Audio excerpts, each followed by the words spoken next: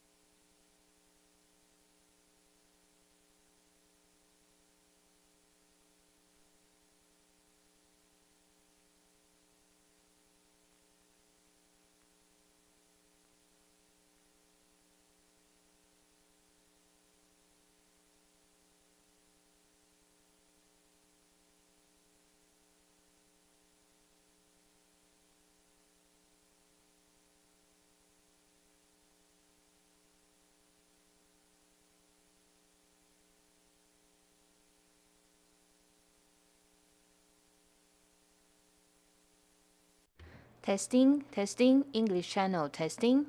This is the English channel testing, volume testing. This is the English channel, volume testing, English channel, volume testing.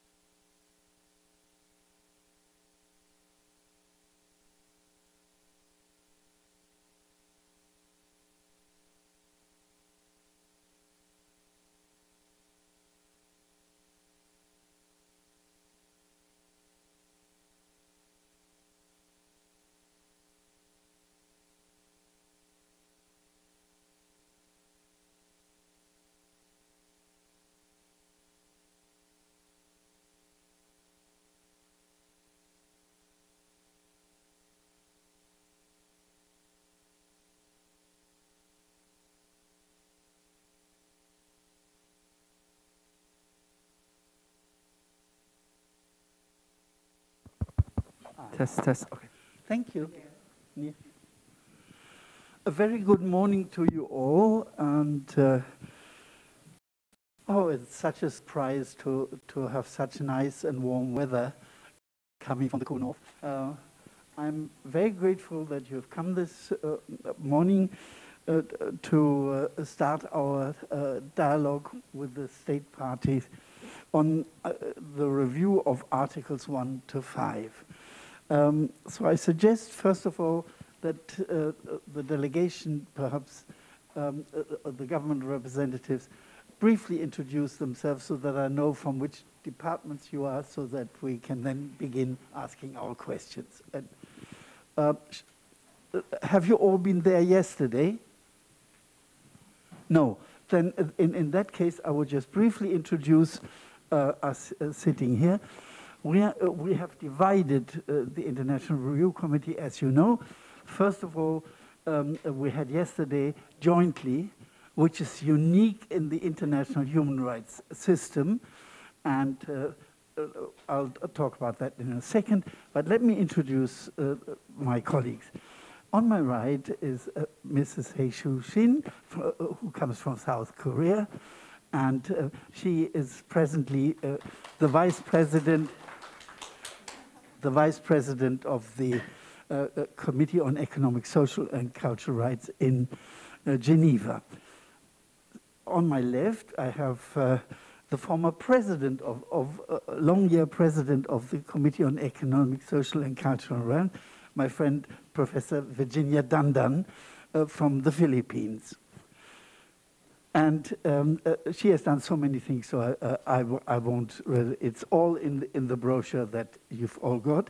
And on my extreme left, joining the International Review Committee for the first time, Professor Rosalind Noonan from New Zealand. So, and myself, I come from Germany, as you can hear from my accent. So I really look forward to a constructive dialogue. And perhaps you could introduce the speakers of this morning to us. Thank you very much for coming, and I look forward to a really constructive dialogue. Please.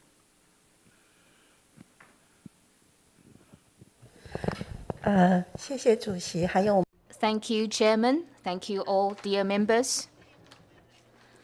Today, we have many representatives of government agencies here, and some of the agencies have more than one representative. So allow me to present to you how many government agencies are present here.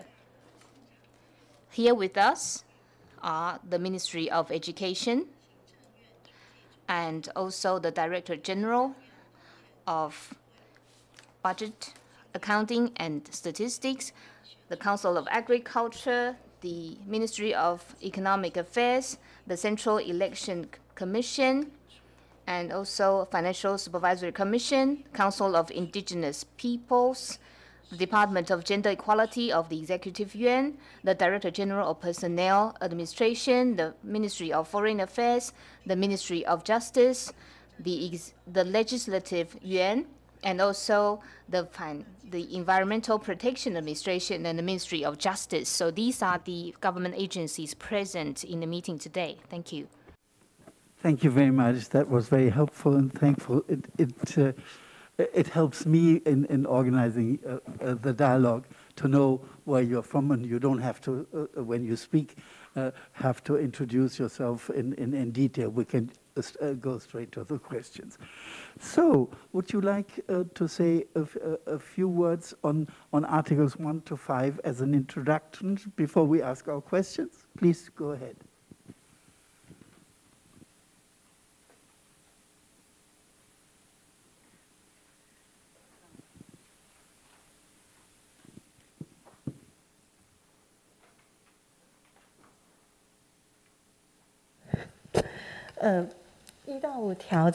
Right, Articles 1 to 5. Here present in the room are representatives from different government agencies. We also presented our answers in the documents. So I hope that perhaps each of the agency here can give their responses later on. Well, thank you very much. Let me say at the outside, on behalf of the committee, that we really appreciate the amount of work that has gone into the preparation of this meeting. As you may remember, we had to postpone our session 3 times, which is quite unique because normally the whole thing would have been done in one government report, one list of issues, one response of the government, and then the dialogue. And we had to have 2 because more than 2 years elapsed, and so many things change in the time, particularly in the human rights sphere, that a second list of issues had come up, and we had to deal with that. And therefore, in the dialogue, we can rely on all the written documents that we have received. The same goes for the non-governmental organizations, which we're going to see later. And the same goes for the first report that we got, response to the government and responses to the list of issues from the National Human Rights Commission, which is a very, very interesting issue. I don't know, I look at my colleagues. Should we perhaps deal with the issue of the National Human Rights Commission in the dialogue with the government first?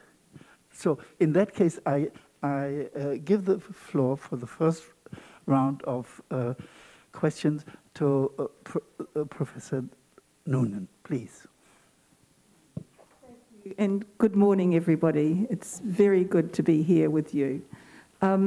My first question, which is a general one to the government agencies, would be to ask what engagement, if any, have you had with the National Human Rights Commission since its inception about 18 months ago? Have you been involved in discussions, consultations about significant human rights issues that they've raised with you? Have they discussed the possibility of developing with you in-depth human rights capacity development within your agencies?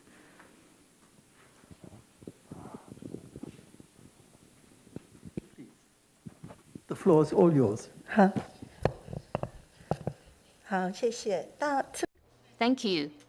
So perhaps I can ask the Ministry of Justice to respond to the question first.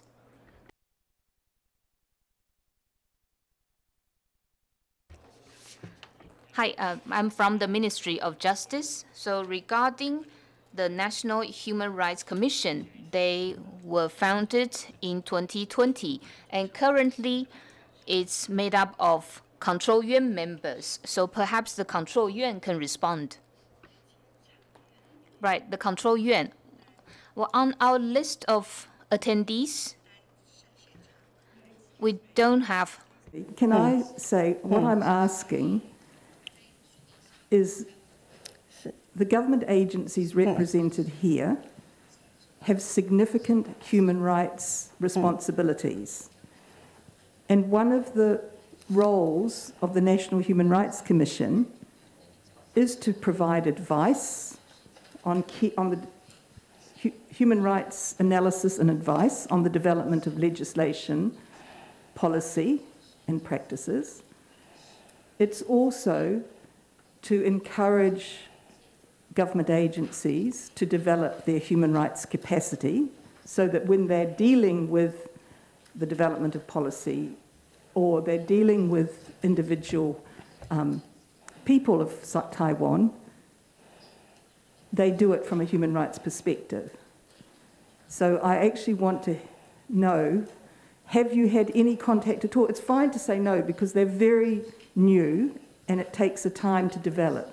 But I'm interested in the agencies that are here, what contact, engagement, if any, have you had with the National Human Rights Commission? Thank you. I give the floor back to the delegation. 好，所以 Right. So please just respond whether you have any interactions with the Commission. So this is a question to all the agencies here. If you have any interactions or engagements with the NHRC, then please say so. So Ministry of Justice. Good morning. I'm a prosecutor from the Ministry of Justice. So allow me to give you an overview. Basically, the NHRC was just established, so it's still quite young, and it's responsible for the protection of human rights. I think currently the Commission is still gathering information from government agencies, and the Commission is also receiving complaints from certain people. So if there are any issues related to the Ministry of Justice, then we'll deal with such issues. So, for example, certain petitions, some petitions are related to us. So if the Commission gives us information and gives us advice, then we'll deal with the issue. So we interact with the Commission very frequently, and if we have to deal with specific cases, sometimes it's difficult to come up with a very detailed list because, of course, we have to protect human rights. And if the Commission gets cases or information that are related to us, then we'll deal with it. So this is how we engage with the Commission. So I'm not allowed to give you very specific details of the cases that we've been dealing with, but I can give you an overview and tell you that we work very closely with the Commission. So this is as far as I understand your question. Thank you. I'll give the floor to Jinya Tanda.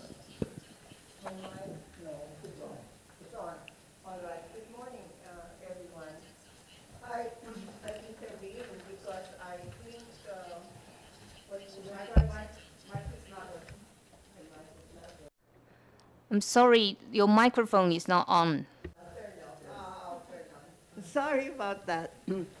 Anyway, I wanted to intervene on this point because we have so many articles to go on. We cannot consume too much time on single articles like this. So I don't know if you agree, Mr. Chairperson, but just so we can proceed, maybe we can look at our second list of issues, please. I would like to refer to this because this is, as a matter of fact, these are the most current issues that we have. Yeah, sorry to interrupt you.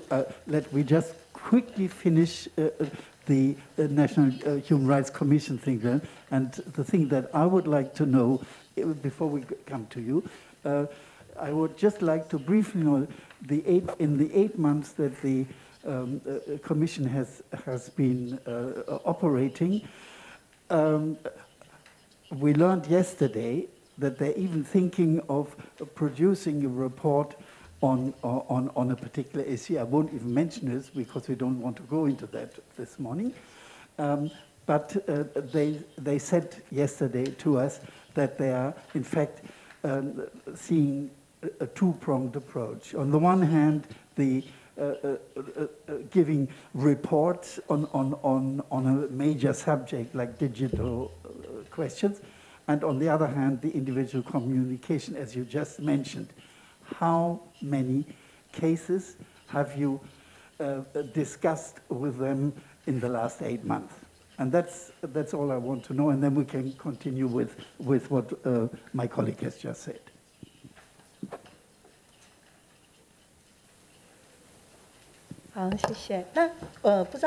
Thank you. So is there any representative who can answer this question? I think I'll go first. I'm the Deputy Minister from the Minister of Welfare, Health and Welfare. Well, since the establishment of the commission, we had several encounters with them because this year we're going to review CPC and CRPD. So after we propose the national reports, the control yuan will present their report as well. So they will raise a lot of questions. And also, because the commission was just established, and then it is receiving complaints from all the covenants for CRC and CRPD. For this kind of complaint mechanism, we're thinking about how the different agencies can collaborate. And we had gone through some communication with the commission. And also, the chairman mentioned that we'll be asking specific subjects like digital violence and so on. And then also, there are some subjects on systematic sexual abuse, so that we will be collaborating with the commission. In the past, the commission wanted to go to for example, the resettlement institutions to know are there any human rights related issues. In that regard, we are collaborating with the control yuan. So what I wanted to say is that different agencies in the government are going to have a lot of opportunities to work with the commission. So we are having very good interaction with the commission. And we are still doing a lot of investigations, and we'll wait for them to propose their specific advice to us. So that's a response from the Ministry of Health and Welfare. Thank you. Example of a developing relationship, which is what Yeah. the Paris Principles require. So thank you for that. Okay, thank you very much. I think that we should conclude here because you can expect the next time when we meet in 2 or 3 years, 4 years, who knows, you can expect a lot of detailed questions, whether the Commission is swamped with individual communications or how the reaction in the public has been, and what is the implication procedure. These things will come up next time, but thank you for giving the report. And I now hand over to you, Virginia. I apologize to interrupt you, but we needed to finish this. So would you please start on the traditional approach of the Articles 1 to 5, because that is the main object this morning. Thank you. All right. Thank you, Chair. Now, I go back, if you would like to refer to the document titled Replies from the Republic of China, issues to be taken up with the third report, and the date is 2022, just so you know which document I'm referring to. If we are all on the same page, I would like to ask for further clarification. In particular, under Article 2.1, the issue is number 2, which asks to about the National Human Rights Action Plan, in particular. And then there are principles in the response to this question that we posed. The reply was focused only on the International Covenant on the National Human Rights Plan was focused only on the principles found in the ICCPR, the International Covenant on Civil and Political Rights. That's why this question was asked, why? And it is very disappointing, really, to have this very brief and nonchalant answer, if I may say. I really would request if you will kindly reply to this question, which is very basic. Should I go on with the rest, or we'll go one by one? I'll go on with the other articles. No. Okay, no, I'm fine. That's a very clear question. I would like a concrete reply. I would really want a concrete reply because it is showing a favored attention to civil and political rights principles at the expense of economic, social, and cultural rights principles. I'm not even talking about the articles, but the human rights principles that are very basic, and they are, after all, the contents of the Universal Declaration on Human Rights. Thank you. Yes, please, if you'd like to add to that question, please. Chaoan, I would like to add some other aspects to this question, because my question is also about the National Human Rights Action Plan. According to the government's second replies, the National Action Plan was supposed to be adopted at the end of 2021. So I guess it was adopted, hopefully, yes. And the top priority issues were 8, which was selected with the proposals by government agencies, civil society experts, etc. Because we asked why the economic, social, and cultural rights issues are not included in these top 8 top priority issues. And then you said that these are selected after the proposals were taken. So my question is, can you be more specific of this process? Who are involved in suggesting the topics, etc.? Is it interministerial plus outsiders, or, because the drafting of National Action Plan is very important. And how broad was the consultation? All sectors of the society participated, because the priorities would depend on who participated in the consultation. In case of my country, there is an interministerial committee which makes this National Action Plan on Human Rights.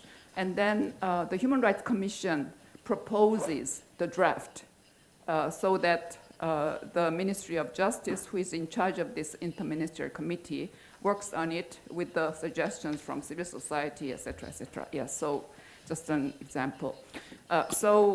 Who are involved in the consultation? That is my first part.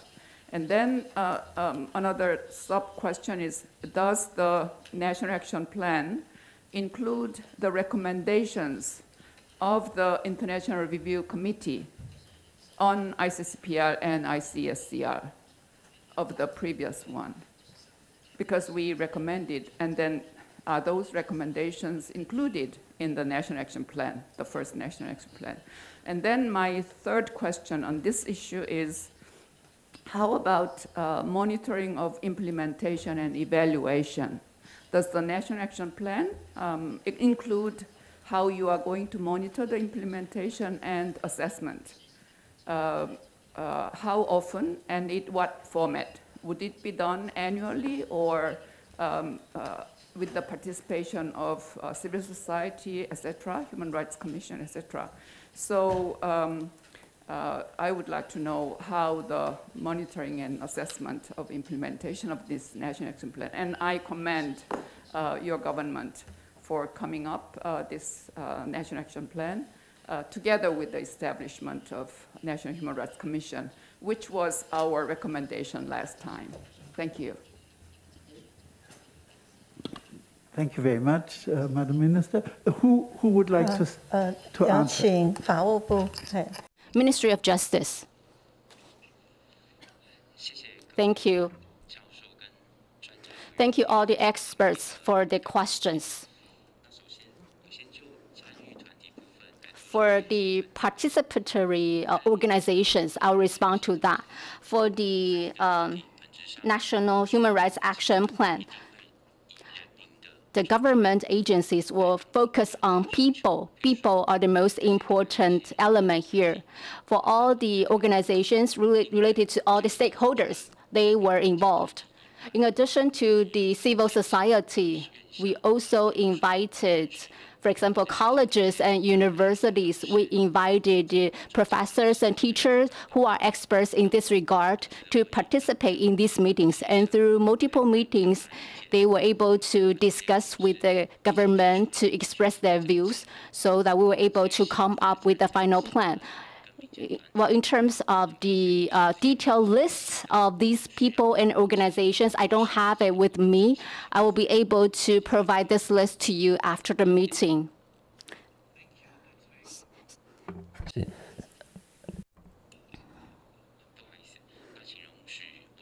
And allow me to continue. Secondly,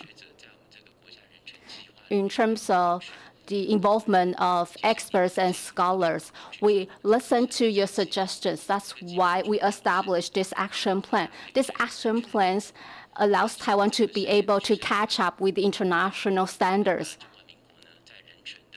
Well, for ROC Taiwan, in terms of the progress of human rights, we are doing our best. For all these suggestions that you proposed, we always take very active action to fulfill, to be able to follow your suggestions. But many times, for example, this kind of action plan is very new. There's a lot of room for improvement. So we need to learn from other countries' experiences like Korea so that we're able to improve our action.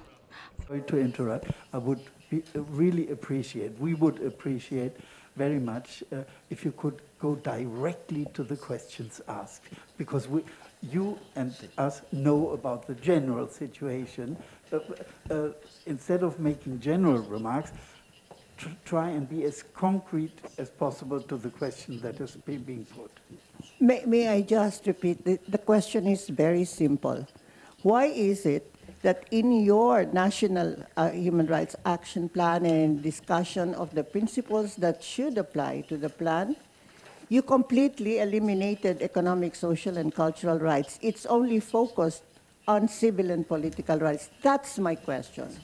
And if I might add, while you arrange the answer, when you look at international human rights, you will find that since the Vienna World Conference on Human Rights in 1993, the indivisibility and interrelationship and the equality of both sets of rights are there, and that we're sitting here together with the civil and political rights and come up with a joint concluding observations from us bears witness to that.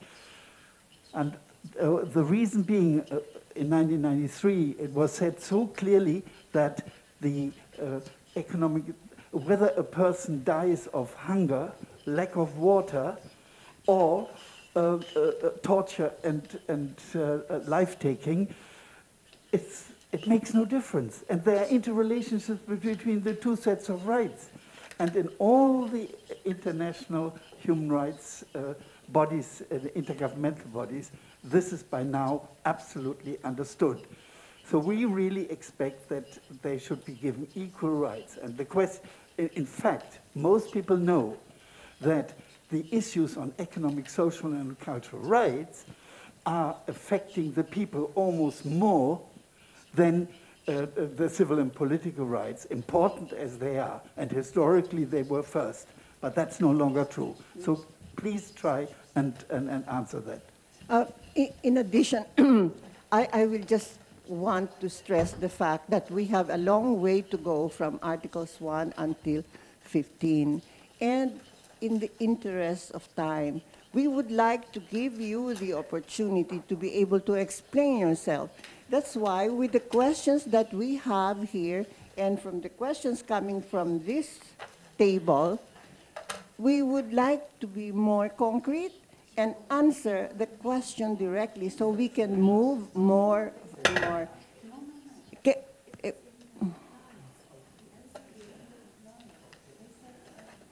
What is it then?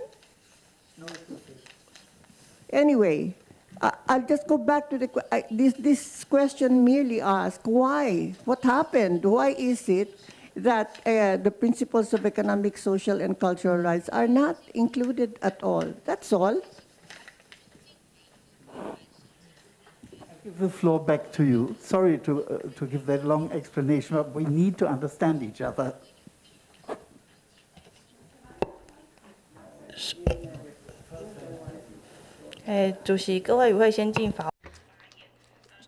Chairman, I'm from the Ministry of Justice.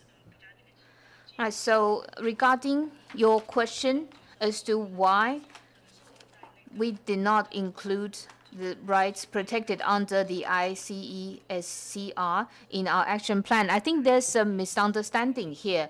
We have 8 issues, but many of the rights under the ICESCR are actually included in some of the 8 issues. Thank you. Yes, you say that, but you have to look inside all the issues that you mentioned before you find what you yourself, this is your term, subtopic. Why is it a subtopic? That's the question. Okay, I give the floor back to you.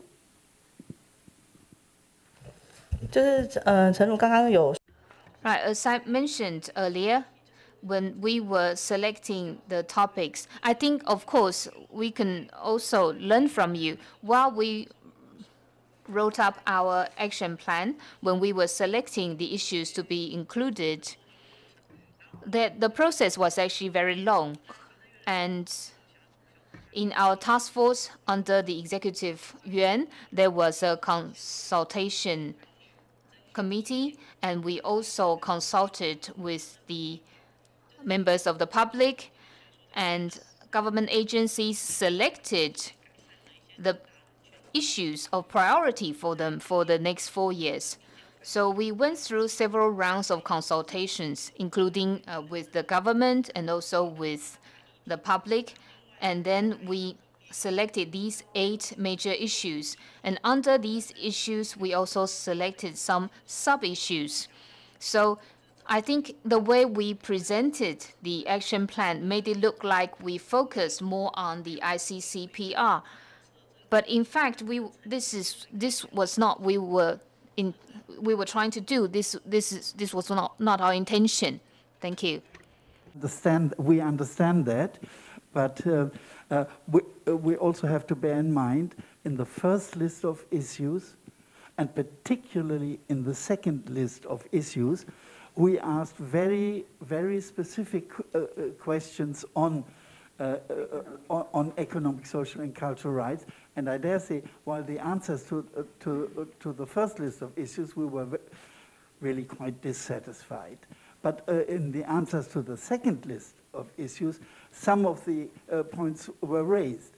But could you perhaps say what you plan to do in this regard, bearing in mind the equality of economic, social, and cultural rights and civil and political rights, to relegate economic, social,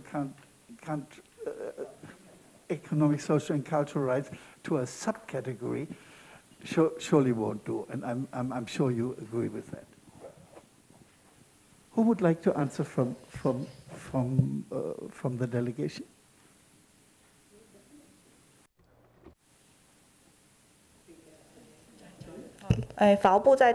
This is from the Ministry of Justice. So regarding the action plan, on the 5th of May, the Executive Yuan actually approved the action plan, but unfortunately, we did not yet have time to give you the comprehensive action plan in English. So once we finish the translation, we'll give you the entire action plan for reference. And among the 8 issues, we also focus on equality and non-discrimination. So we also focus on women, the disabled, the LGBTI, indigenous peoples, the senior citizens, and also prison inmates. So the issue is called equality and non-discrimination, but under that category, we are actually focusing on many groups that are more vulnerable. Thank you. Yes, Jesus. Thank you. I completely understood when you provided your replies to our second list of issues, why you chose those 8 top priority issues, because that's why I asked what kind of consultation process you had, because you said that that is from the proposals from the people, yeah? And I think it depends on the situation of Taiwan, what kind of issues you think the most important to be included in your first National Action Plan for Human Rights. So I think that you are advised to include as many groups of people so that their interests and their issues should be included as top priorities. And then I asked the specific question whether you included in your National Action Plan our previous recommendations regarding ICESCR and ICESCR, you know, because if you respect these international human rights obligations, then in your National Action Plan, you should also include not only from our 2 review committees, but also from CEDAW review committee, CRC and CRPD, yeah, to be included in your National Action Plan, and then to be monitored on its implementation. So I think the first National Action Plan is a kind of experimental, yeah, because it's your first time, but very important. So everybody should be involved, and then people should be aware of the importance, and then if you put more importance on it, and then be sincere, and then in really eager to implement, that will affect the whole country. Yeah, so that is why I asked my question, how are you going to monitor and assess of your implementation? Is it going to be annual? Yeah, and then in your assessments also, you should be consulted what people from civil society or experts assess of your implementation. So that was the key of my questions. You know. So maybe you can answer whether our previous recommendations are included in your National Action Plan or not, and then what is your plan to monitor the implementation and assessment? Okay, and before you answer, I'd like to give the floor to Rosalind Noonan to add something on that issue. I wanted to first of all check that I'd heard correctly that the National Action Plan, the first National Action Plan, was adopted by the Executive Yuan on the 5th of May. So that's now ready to go.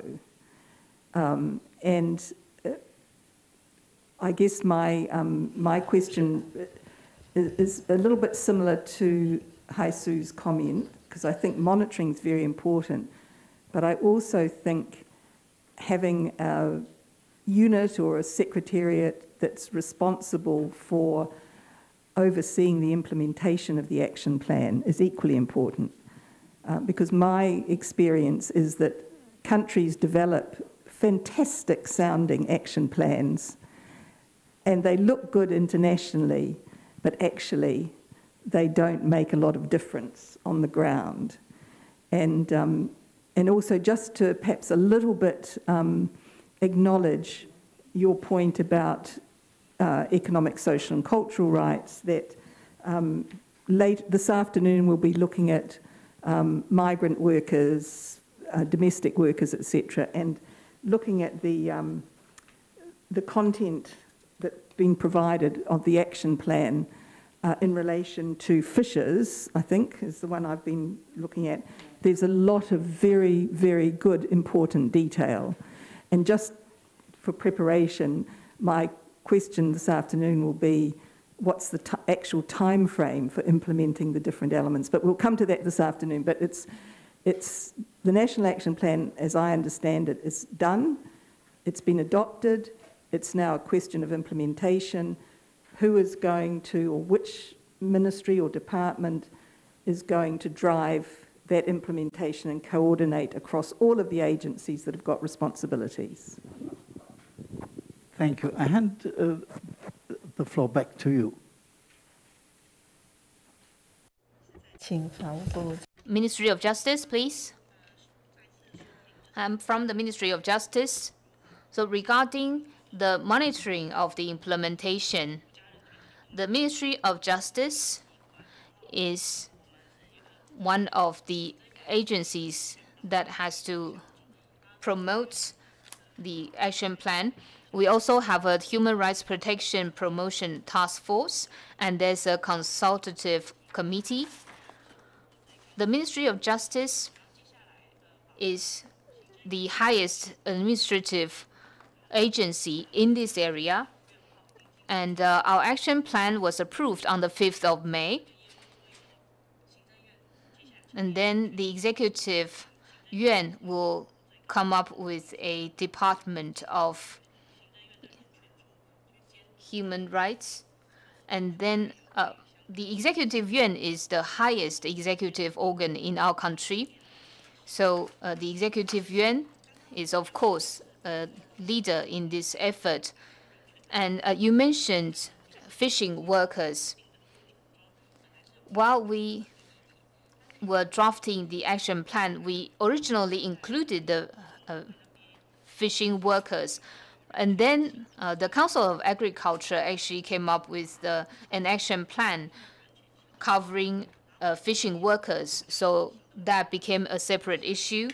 And in the action plan, we only reserved the equality and non-discrimination of migrant workers in our action plan.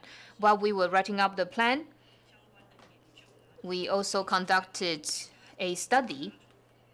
And in the study, they listed CRC, CRPD, CEDAW, and also the concluding observations and recommendations of the committee. So we looked at some of the common issues raised by different experts. When we were writing up action plan, we did take into consideration the CORs of different committees. Okay, please, you have the floor, Virginia.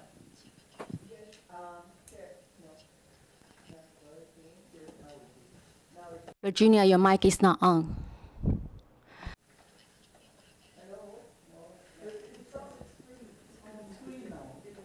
But it's there. Thank you. Just to say, Mr. Chairperson, that I think we have dealt with this one single question that I have asked, and I'm sorry it took so long. In the interest of time, maybe we can move forward, and then we will just later on put our thoughts together when we are in private session. Thank you. Well, look, we're waiting for the answers to the questions that were put. So that is, leave that to me, okay? Well, they already explained. Look, please, just wait. Yes, please, you have the floor again. Sorry, I'm going to take up some more time. As a prosecutor, I need to voice for the government. As for the arrangement of the main topics and subtopics, I think that is a mistake from our side. But the reason we have that layout, this is because, you know, human rights have already been internalized in our system. In the past, in terms of the right to work for people in the transportation department, the Ministry of Transportation responded to their complaints. So actually, that is to say, we have internalized human rights concept in our system. In terms of protection of women, there has been a Sexual Harassment Prevention Act, which will be implemented in June this year. This is Stalker Prevention Act. So in terms of the protection of women, in terms of protection of the rights to work, as well as the people's rights to living, this kind of ideas have been internalized in the system already. So I want to say that we made a mistake in terms of the arrangement of the topics, and then we will for sure improve in the future. Was the answer I was hoping to hear. And now we can continue with Article 2.1. Who wishes to start on that? No? You, Jesus?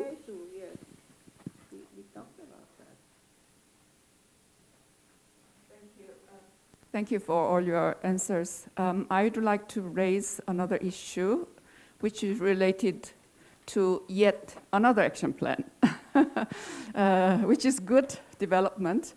Taiwan National Action Plan on Business and Human Rights. Yes. Adopted on December 10, 2020, which I read from the report, which is a welcome development. I welcome it, I commend it. My questions are, it is now 1.5 years after adoption of this National Action Plan on Business and Human Rights. So can you give us examples of maybe 1, 2, or 3 achievements so far after you adopted this National Action Plan on Business and Human Rights? And despite of this National Action Plan on Business and Human Rights, the actual management of business activities is done by regulations concerning the management of corporate foreign investments. So there is a regulations governing the management of corporate foreign investments. So what is the relationship between the regulation? Because I think regulation is the law, right? And then action plan is just action plan. So how is National Action Plan affect the operation of the regulation, or etc., or vice versa? And how can the victims get redress? Because I think that any violation by business activities, it is very important for the victims to get redress. Where can the victims seek compensation for any violations throughout the supply chains by the business enterprises in the national territory, as well as committed extraterritorially? Has there been any case filed to the national courts regarding human rights violations committed by Taiwanese business corporations abroad? For example, the famous case of massive water pollution in 2016 in central Vietnam by Formosa Hatien Steel Corporation. At the time, the High Commissioner issued a statement, High Commissioner's office issued a statement about this pollution in Vietnam, and then the Vietnamese, many victims because of the polluted water, they still couldn't get compensation from Vietnam, of course, but not to this Taiwan courts. So those are my questions regarding business and human rights. And I would like to emphasize that there is a need to differentiate the recent enthusiasm by the business sector in so-called ESG, environmental, social, and governance. Yeah, there is a strong enthusiasm,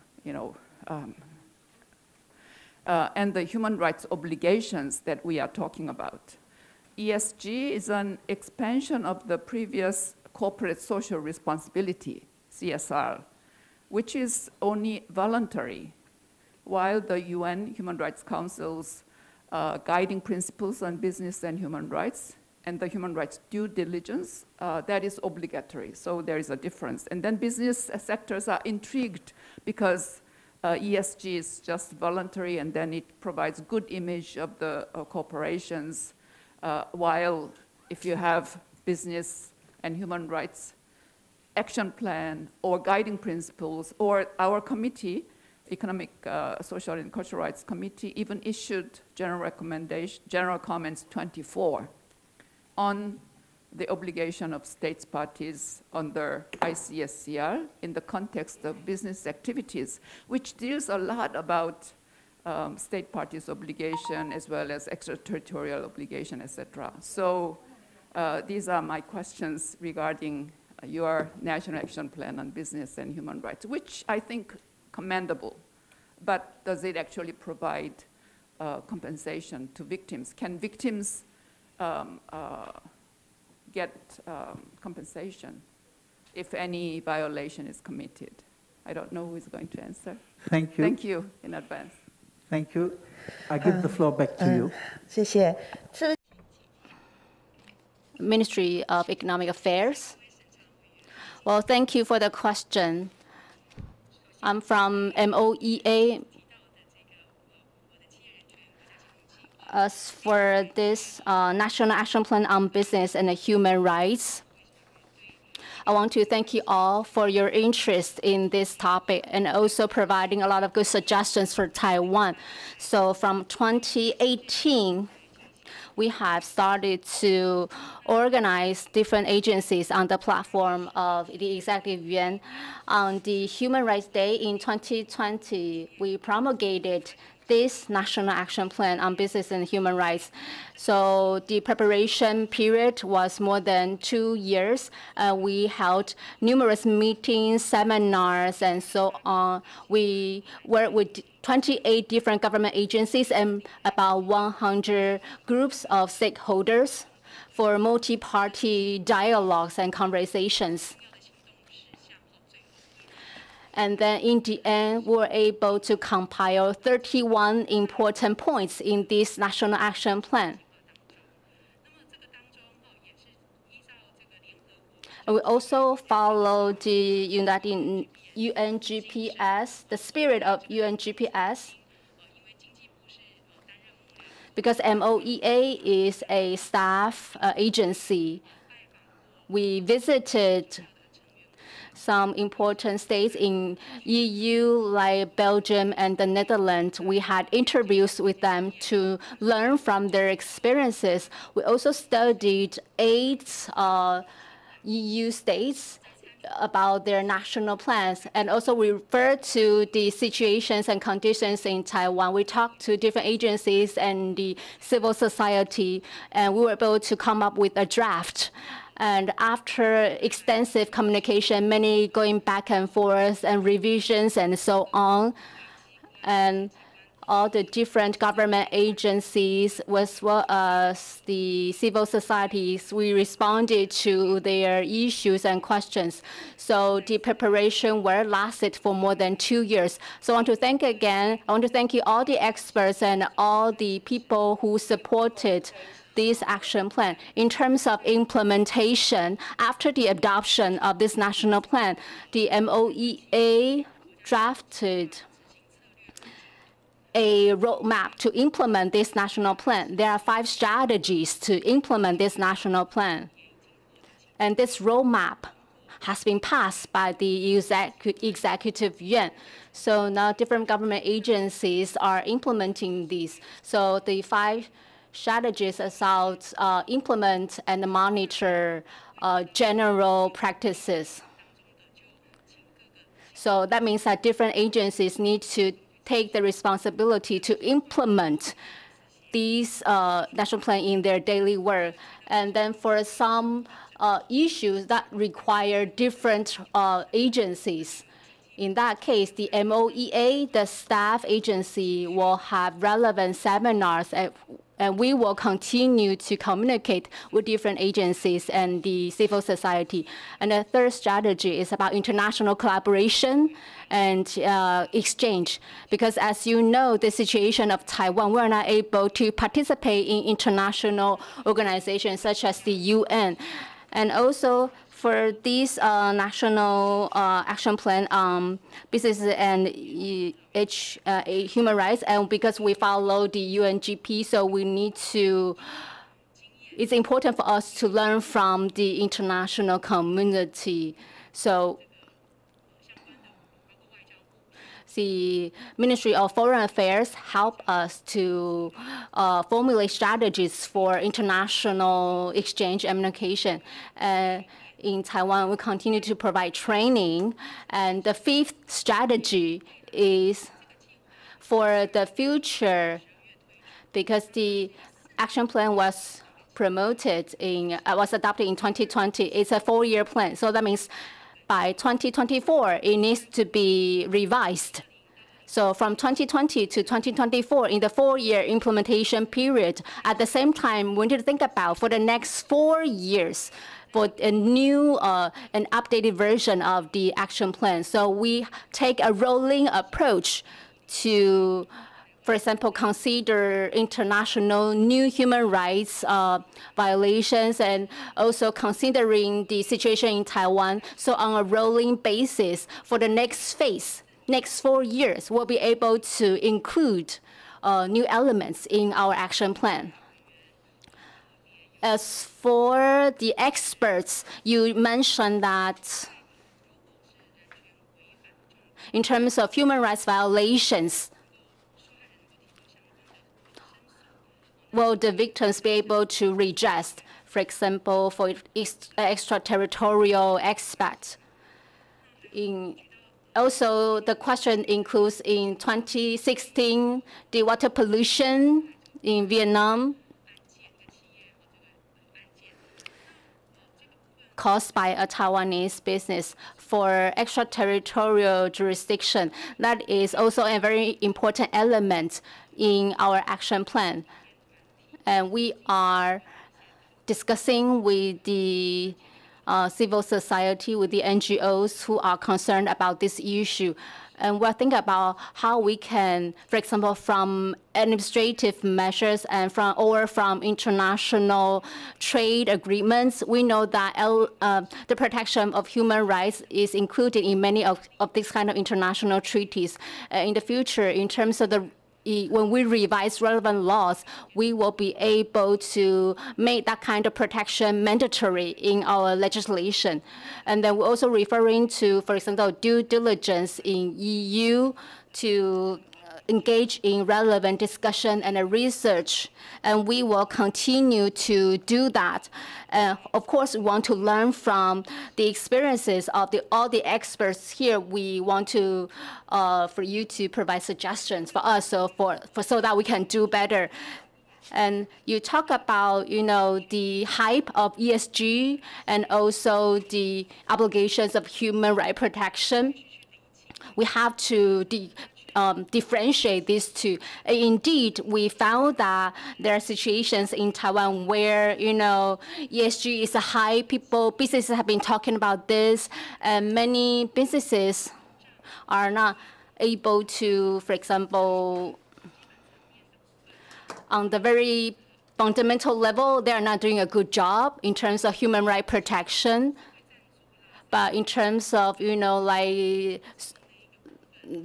do a lot of things like ESG washing. So in terms of, we want to, we are talking with the businesses for them to know that they need to uphold the UN GBS to support the protection of human rights.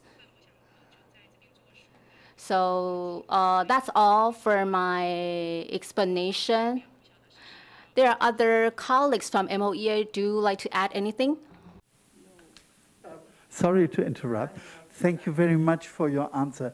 We have so many issues to cover that I think you've given a very good overview. Unless somebody has something very important, very brief to add to that, because we have so many other things on Article 2, 2, and 3 of the Covenant. Is that, sorry? No, I think I'm quite satisfied with the answer. Just take into account our committee's general comment, number 24, which has a lot to do with the business and human rights. Yeah. And if I might add, just as a footnote to what my dear colleague just said, I'm an international lawyer, and I always cringe when I hear the word responsibility. We are talking primarily, but not entirely, primarily about obligations. And responsibility and obligation is not the same. Responsibility sounds like obligation, but obligation being what you must do, responsibility what you can do. So could you please bear that in mind? I don't want a big discussion on it, but that's what we expect. We have a covenant where there are strict obligations, and in relation to business and human rights, that's the big thing. The reason why the special rapporteur or the United Nations chose the word responsibility, it was a compromise to get business and human rights off the ground at all. And Western states, particularly the rich states, try to evade the issue of obligations. So please bear that in mind. We are mostly interested in the obligation side. And just for you to consider the case of South Korea, Germany, and Madagascar, land grabbing. We will come to that under Article 11. But there, when the state of Madagascar was before the committee in Geneva, and people said, why have you been bought by those investing states to do something which deeply violates and your obligations under the covenant to protect, and at the same time, two other states who were not before the committee at that time, Germany and South Korea, were deeply involved. So business and human rights is affected by globalization. I won't go into detail, but bear in mind that these third states obligations come in, and the committee then, all three states that were in their next periodic report were asked the same questions to show the interrelated on that. So these are complex issues, but please, in your future work, make sure that you mention the obligation side more than the responsibility side. But of course, from international human rights, it's not just about the law. It's also about the politics and the sociology of international relations. So both of them are important, but don't just go down the track of responsibility. Sorry, that was a bit long, but I think we need to understand each other, the language that we're using. Okay, thank you. That said, let us briefly continue, and I think, Jesus, if you could ask questions on Article 2, 2, and 3, as we agreed beforehand. Article 2.2 is on non-discrimination. Yeah, I hope you all know. So according to Article 2.2, discrimination on any ground is prohibited, right? And then there is a list: race, sex, ethnicity, religion, or any other status. Yeah, so nobody should be discriminated. However, and nowadays we have separate laws. In Taiwan, you have separate laws on sex discrimination, disability discrimination, etc., etc. It is impossible that you adopt separate laws on every group in the society. Yeah. So now it is the practice in many countries that they come up with a comprehensive anti-discrimination legislation, which covers everything as a chapeau legislation. Yeah. So my question is, has there been any discussion in Taiwan that you would need a comprehensive anti-discrimination legislation? Yeah. So that would be my question. And then my second question, a small question, is I think it's controversial, not only in Taiwan, but in many other countries. But nowadays, we cannot classify people into just male and female. Yeah. I met a intersex person, Taiwanese, yeah, last time. I met intersex person from Australia, Switzerland, etc. Yeah, I met several of them. And then they need some categorization, classification, rather than male and female, because they can be any, and then they can be none, right? Have you considered categorization of people in your passport or whatever, male, female, and other? I know that Taiwan is the first country in Asia that allowed same-sex marriage, which was very courageous and bold, you know? Yeah. We couldn't do that in Korea, not at all at this time. And that was proudly said, I think, by the Justice Ministry or in the opening ceremony. Yeah, Taiwan was the first country. So maybe Taiwan can be the first Asian country to have this categorization of people, not into binary, but maybe male, female, and other, or the third category. So in order to include intersex persons or transgender persons. Has there been any discussion? So that would be my question regarding Article 2.2. Yeah, okay, so I will leave. That's quite a big tell. And if I could just add one addition to that question on non-discrimination. It's a wonderful step taken, but what about true non-discrimination, which would involve adoption rights for, say, trans persons or single-sex married people? Because there's a lot of controversies, not just in Taiwan, all over the world over this, and there are a lot of discussion. What is the position that you are taking in that respect? I'm sure you agree with that. Okay, I'll hand the floor to you. Thank you. Ministry of the Interior, please. Sorry, could you always just raise your hand so that I know who's speaking? Thank you.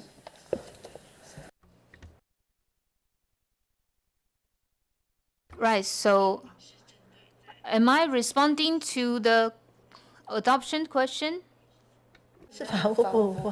Oh, sorry, it should be the Ministry of Justice. Ministry of Justice, please. 谢谢各位委员的提问哦。首先，就反歧视法部分呢，我们早在2019年就已经采取各位专家委员的建议，我们已经有一个研究法案跟建议送给了研究单位。那在这个研究单位，他也提出了相关的一些建议。And that the government agency actually gave us some suggestions. Back in 2019, we already conducted study. So we now have received the recommendations, and we also followed your suggestions.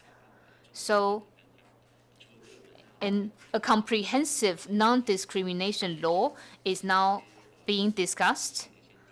And we are also looking at specific types of discrimination. We also look at the remedies for people who are being discriminated against. So between 2022 and 2023, the law review will be completed and it will be sent to the legislature for approval. So this is what we have done so far for a comprehensive non-discrimination law. And what about adoption, the adoption issue? Should you respond to? Right, so adoption rights of same-sex couples, this is also a key issue for us. But as I'm not personally involved, so I cannot give you very detailed information. So I'll get the information, I'll give you the information later. Right. So regarding ID cards, the biological sex, or the category, the classification. Hi, this is a representative from the Department of Gender Equality under the Executive Yuan. So you mentioned the classification system, whether we should add a third category. In fact, the Executive Yuan has already conducted a study, and this study was completed in January this year. And our recommendation is for our government to add a third category. So what we are going to do is that we'll invite government agencies to review the feasibility of this proposal and also see whether certain regulations have to be changed accordingly. So we are currently still in the information gathering phase, and then we'll conduct an overview evaluation before we make a final decision. Thank you. The Ministry of Justice, can you please gather information regarding adoption rights of the same-sex couples and then give the information to the review committee? Sure. Thank you. I hope you realize that we're very pressed for time when we look at this week. We would need any information to be included in our concluding observations. We would need to have it by Wednesday lunchtime. Anything that comes later will go into it will be lost. So not lost, but can't be treated here. So thank you for offering to do that. Just a very small point there before I hand it over to my colleagues. I would like to know from you, internationally there is a dispute whether a comprehensive non-discrimination law, as asked by Jesus, is necessary, or whether they can just be done by adding here a little bit in this statute and that statute and criminal law, which has the effect of belittling the problems. The international human rights community is of the opinion only a comprehensive law can actually do it. If you could briefly comment on that as well.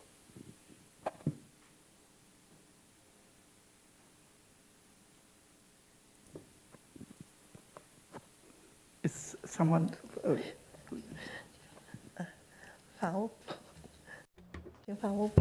The Ministry of Justice, please. Thank you for your question. As I mentioned earlier, in Taiwan, in our government, we are already very aware of human rights issues. So before we take any step, we in fact look at everything from the point of view of human rights protection. So in our agencies, we each have our remit, have our responsible areas, and we have already internalized the concept of human rights. So human rights are part of what we do. So do we need a comprehensive non-discrimination law? So I'm only speaking from my personal point of view. I'm not speaking on behalf of the Ministry of Justice. I think if we have a basic law, so perhaps we can include the content of the covenants, and then we also think about what our country needs. Perhaps we can have a basic law like that. And if any other regulations are incompatible with our basic law or incompatible with the covenants, then we also have to think about what is the best for our country. So this is my personal view. Thank you. Thank you for also giving your personal views, because that is usually another description of desirable steps to be taken, not now, but in the future. But I took note of that, and maybe in the next general report on human rights development, something could be said on that. But the the comprehensive statute idea is something that is really not unimportant. Please also refer to general comment number 20 on non-discrimination, where we spend a lot of time, not just on other status, but on the key issues of equality rights and non-discrimination, particularly of marginalized and disadvantaged groups of society. And in your opening statement, Madam Minister, you already said disabled and older persons and rights of the child, etc., etc. So, because non-discrimination is a cross-cutting theme that goes through, and in the practice of the human rights treaties, the non-discrimination lies very often at the root, even of the specific rights that, as we are discussing it. It sort of is the framework within which the particular rights are. So later on, when we talk about health or about labor conditions of work, labor conditions of work, Article 2 always gives us the obligation as aspects of the things like that. And if you could bear that in mind, would be very good. And also, you see, we have such a constructive dialogue here, which is very, very good. Any ideas that you have, you can bring to us, and you can also answer certain things by asking us to make recommendations that you think will help your work in your department in Taiwan's situation. Okay? Because we have such good relations that it might be helpful. Okay, thank you. Sue, I give back to you because you are our main speaker on this issue. Article 3. Are we going to Article 3? Yes. 1 to 5, exactly. Thank you very much for your answers so far. I was impressed by the steps you are taking into the right direction, and then you have a lot of preparations, to get people's ideas and involvement. So I think that's very good. My next question is on Article 3, which talks about the equal right between men and women's enjoyment of economic, social, and cultural rights. I think there's still a lot of confusion because of the terminology, equality and equity and gender.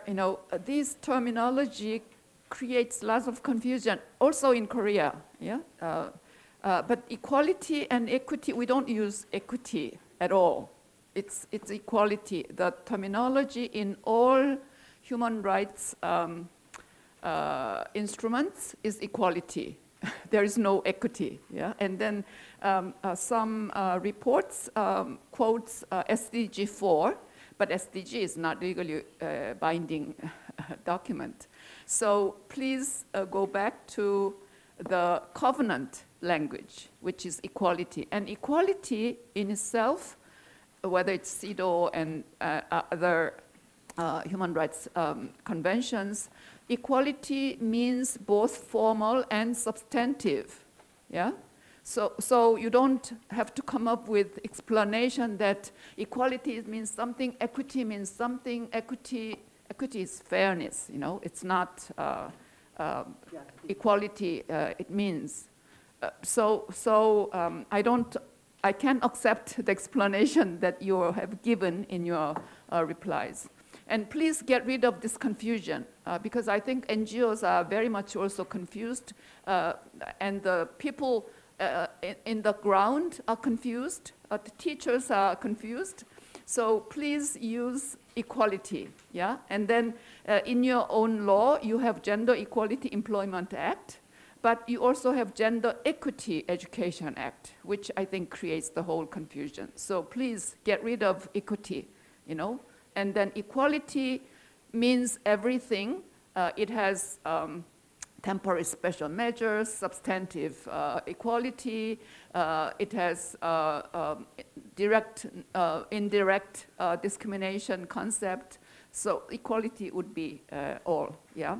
And so having said that, my question regarding Article 3 is, what is the situation in Taiwan? Because I don't get it from the report. Because I think the fundamental issue regarding equality of women is gender stereotyping. Yeah? And then in your report, I read that women, in order for women to balance work and family, is this issue also men? Are men supposed to struggle to balance work and family? If it's only women's issue, then it is a problem. Because as long as it is woman's responsibility to bear child care responsibility, to care for the elderly, to care for the sick, to care for the disabled in your family, women will never be equal. So I think it is very important to get rid of gender stereotype.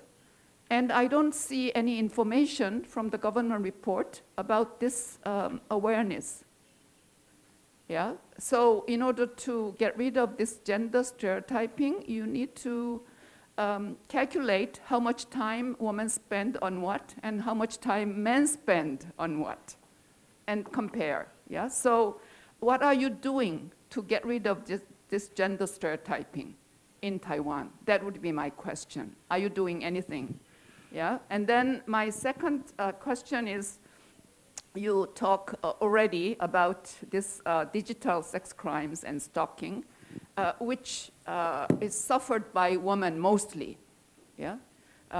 Which is, the side effect is tremendous. People commit suicide because of this internet image that's floating and then threatening. And I think you are already aware. So my question is, do you have any specific law or measures? You said you are thinking of this law on stalking, if you have not already adopted, yeah? That's digital sex crimes and stalking. Because our own Ministry of Gender Equality and Family in Korea support people, women, to get rid of this, the image that is on smartphones, you know, they get support because they require money, yeah. So that's on this is, and my final question on this cluster, on this Article 3 is, if I heard correctly, there is a draft Gender Equality Act, which some NGOs are afraid that it might be in conflict with the existing Gender Equality Employment Act or Gender Equity Education Act. And then it's not open. The people do not know how the draft is, in what format. So are you willing to make it open to the public so that people can have their views,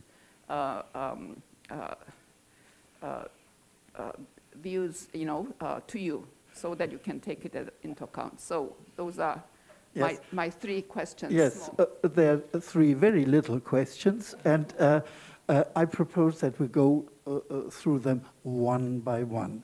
We have quite a bit of time. We have over an hour and a half left to discuss these issues. So we don't have to rush through. We will do it one by one. So if you just give in one sentence the first question again.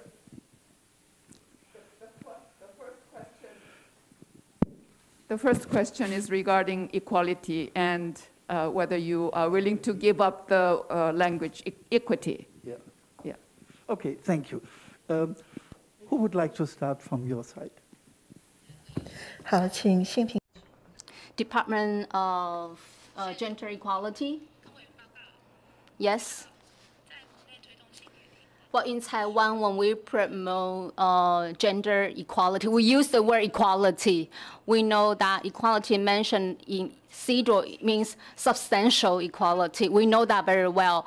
And the expert mentioned that in Taiwan's legislation, sometimes equity is used. But I know in Gender Equity Education Act, in the translation of that act, during their discussion, they have their view on the word equity. But in Taiwan, generally speaking, when we promote gender equality, we always use the word equality. So that's all for my part. Thank you. Ministry of Education, anyone wants to respond? I'm from the Ministry of Education.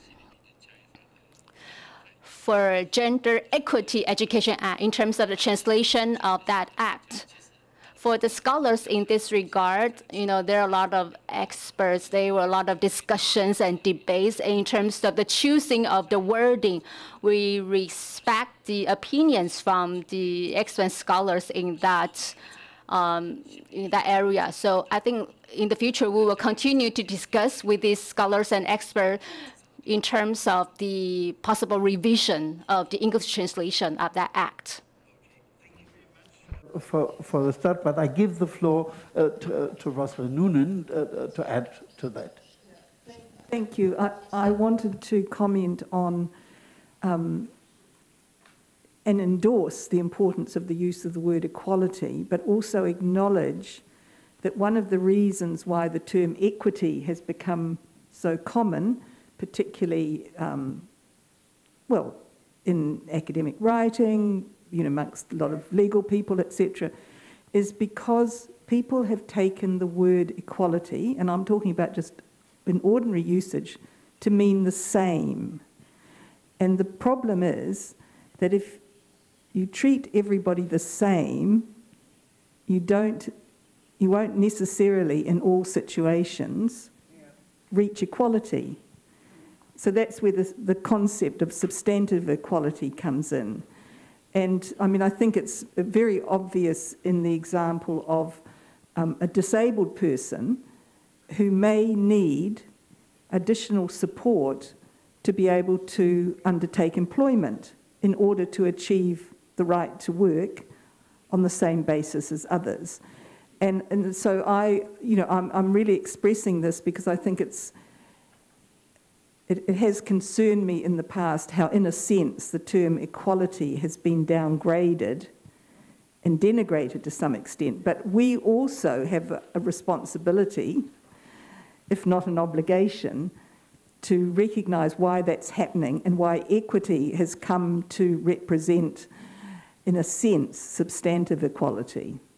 So I think it's good to reclaim equality, but I think it's also important to acknowledge that it's partly a product of the legal community, the academics around the world, and trying to make clear that equality doesn't mean always treating everybody exactly the same. Yeah, but I think here in Taiwan, the Chinese character doesn't matter because it's all Pyeongdeung, yeah? It's only English translation. For Latin America, it's really a problem because there is a different term, equality and equity, in Spanish. But for you, Taiwanese, no problem, yeah? It's just an English translation. So I hope that in your English language next time, Equality Act, not Equity Education Act, yeah, Education Equality Act. Yeah? So that would be my request. Yeah. Yes. If I might add, it's obvious that the Ministry of Justice will probably be adamant on equality, and the people from education realizing the political effects of the issues, like the political science term equity. In law, equity in the common law world has a very specific notion, namely fairness. And but fairness is very, very good. It's like it's a subcategory of proportionality or reasonableness, whereas, and as Rosalind just pointed out, it is it's not that you have to choose one and ignore the other. They fulfill different functions, which has to be made clear.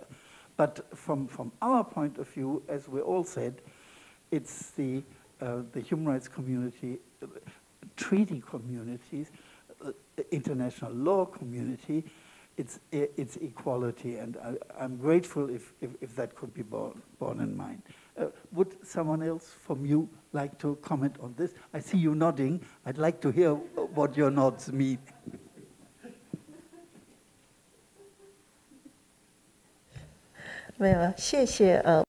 Thank you for your comments.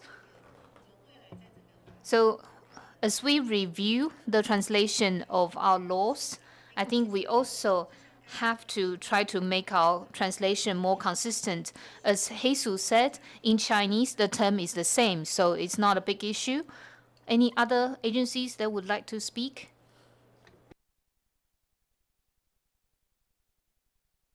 Right. What I would like to say is that, in fact, what our law says is that we also have to eliminate discrimination. We also have to achieve substantive equality.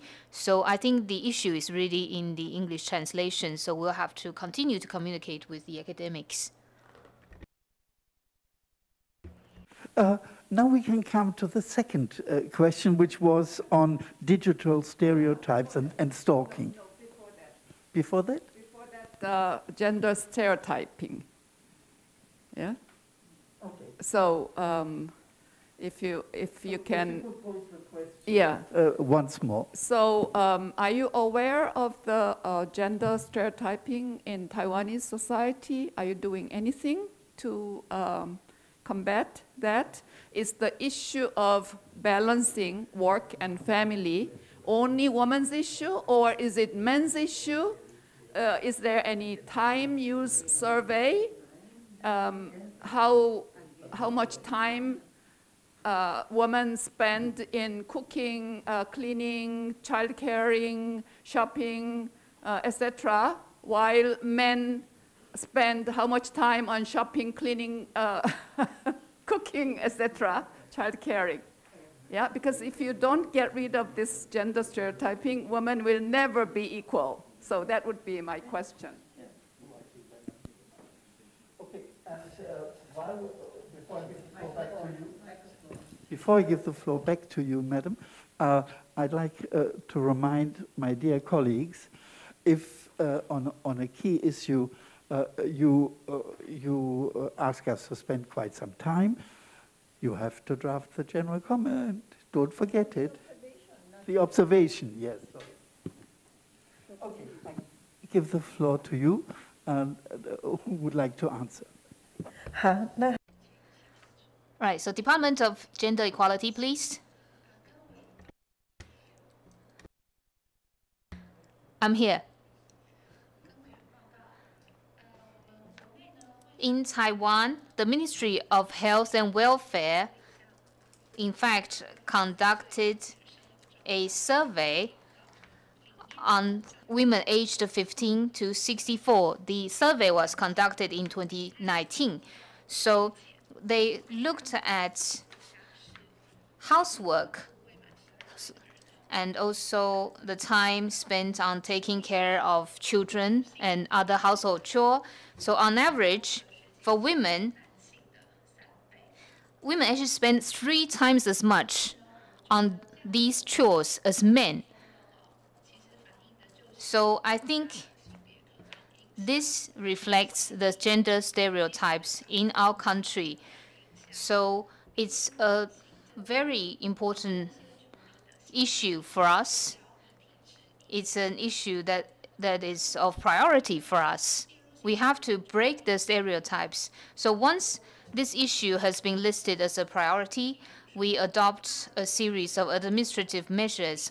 So for example, in our evaluation of government agencies, whether central or local governments, we want government agencies to raise awareness among government employees and also the general public.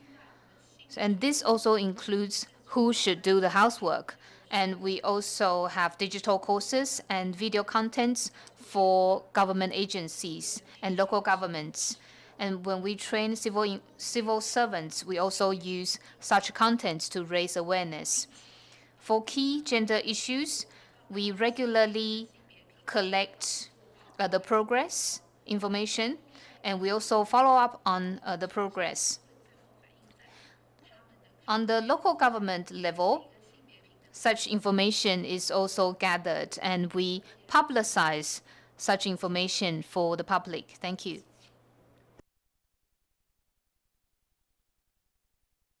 Would you like to take out under this question the remaining issues? Can I just ask? Interesting. Iba, Yeah. Can I just ask a question? So thank you very much for that response, and it's great to see the Women's Ministry taking those initiatives.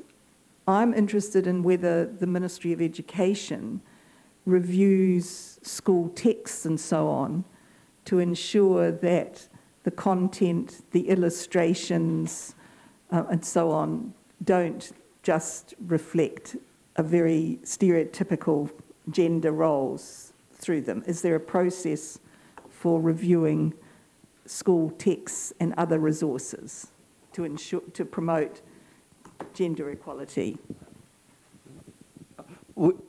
If we could get a relatively brief answer to that, because we are coming back to that when we discuss tomorrow morning Article 13, okay? But if you could just briefly respond to that as well, and to the question that was put by Jesus.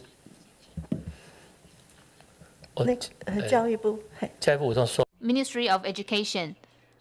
So all school textbooks need to be reviewed by the National Academy of Economic Research. And while we review textbooks, we actually have a panel of experts who are gender equality experts. And if they see contents or pictures that convey gender stereotypes, then the panel will point this out, and the publishers will have to adjust the content. Thank you. And now I give the floor back to you to precisely... I just ask to the Department of Gender Equality, thank you for your answer. It's not enough to just raise awareness. Yeah, of course, that is very important to raise people's awareness. But also important is how you organize the workplace arrangement, because otherwise, it falls only on women. And usually women are taking part-time jobs to balance work and family, and it's not men. And how you provide, for example, paternity leave or parental leave, and whether the workplaces have a meeting after the work is over in the evening, where lots of informal information is circulated. It's all the environment of workplace, how this is organized so that women can fully participate in work, as well as the family responsibilities shared by men. So everything should happen at the same time. So it is, of course, very important to raise awareness. But anyway, I hope that Department of Gender Equality is contemplating all this and trying to come up. But it is so obvious that we realize that women are doing 3 times much than what men are doing in terms of the family role. So thank you very much.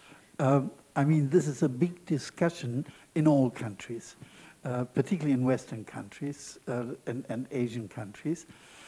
And while things are changing for the better, I remember that the man is representing the family, the traditional thing, and the women are in charge of the household and looking after the children and doing everything, and that's just taken for granted. And while the men are being paid and therefore have power, the women do not get paid for their work at home and things like that.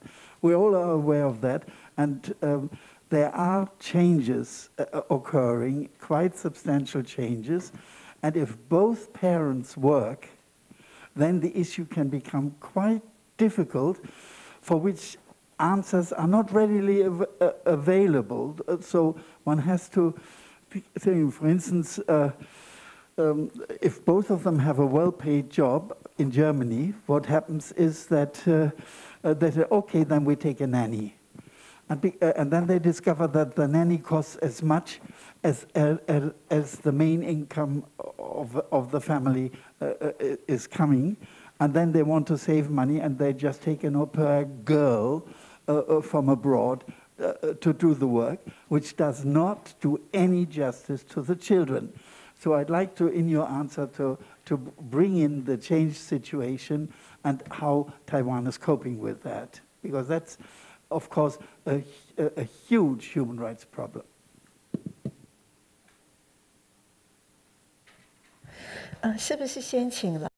Perhaps the Ministry of Labor can respond to the question.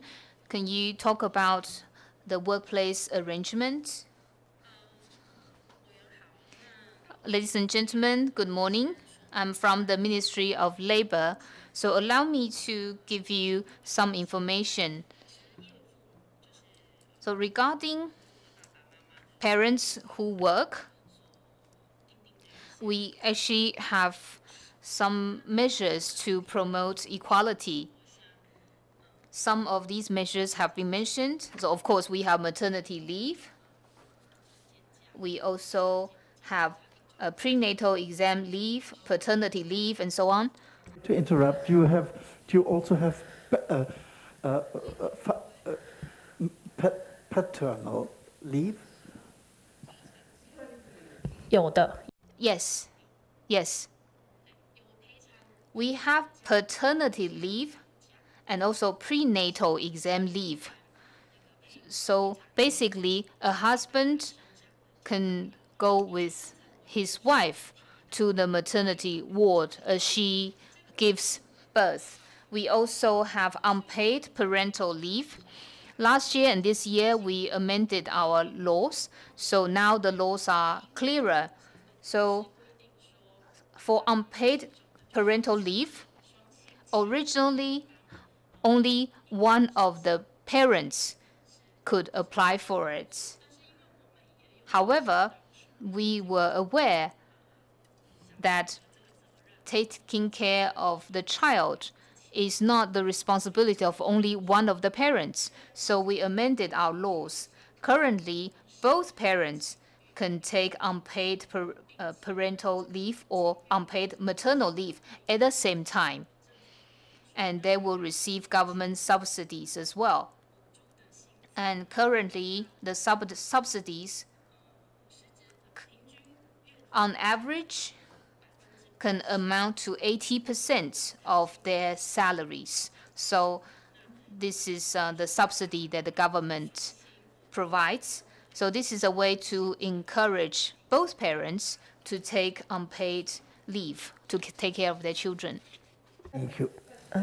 If I could just say, let's not delve into it too much, because this afternoon at 2 o'clock, we have Article 6 to 9, and it really belongs to Article 6 and 9, and that we come back to the issues that we are having this morning, Article 2, 2, and 3. Yeah, but of course, they're interrelated. I'll get back to that after then, in the afternoon, yeah. Point, which is really as much for my colleagues as for you, which is that one of the things that I think perpetuates gender inequality, particularly in relation to household, childcare, care of the sick and the elderly, is that we refer to people working, and then as if all the other things that are doing, which is work, are not work.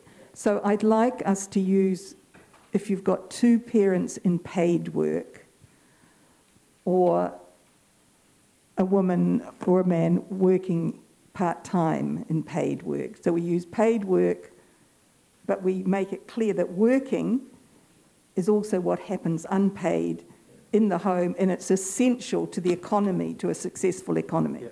Thank you very much. That is a lovely opening statement for this afternoon's session on Article 6 tonight. We'll come back to that.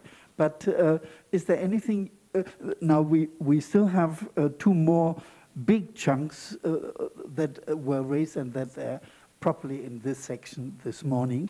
The one on digital stereotyping, stalking, and things like that. I don't think we need to repeat the question. Yeah. Yes. Do you want to say something briefly, very briefly? Yes. So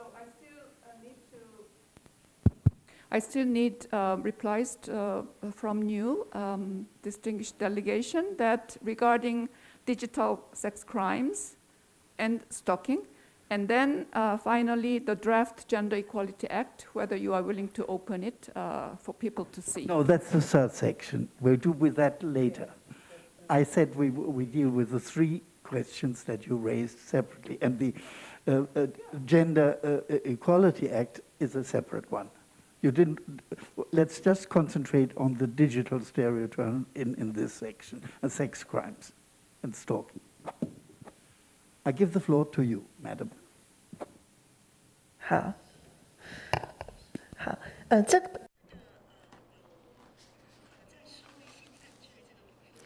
，In terms of digital sex crime, we are now amending some laws, and some laws have been going through a review process in the legislative. I will ask the Ministry of Justice and the Ministry of Health and Welfare will be talking about their respective laws.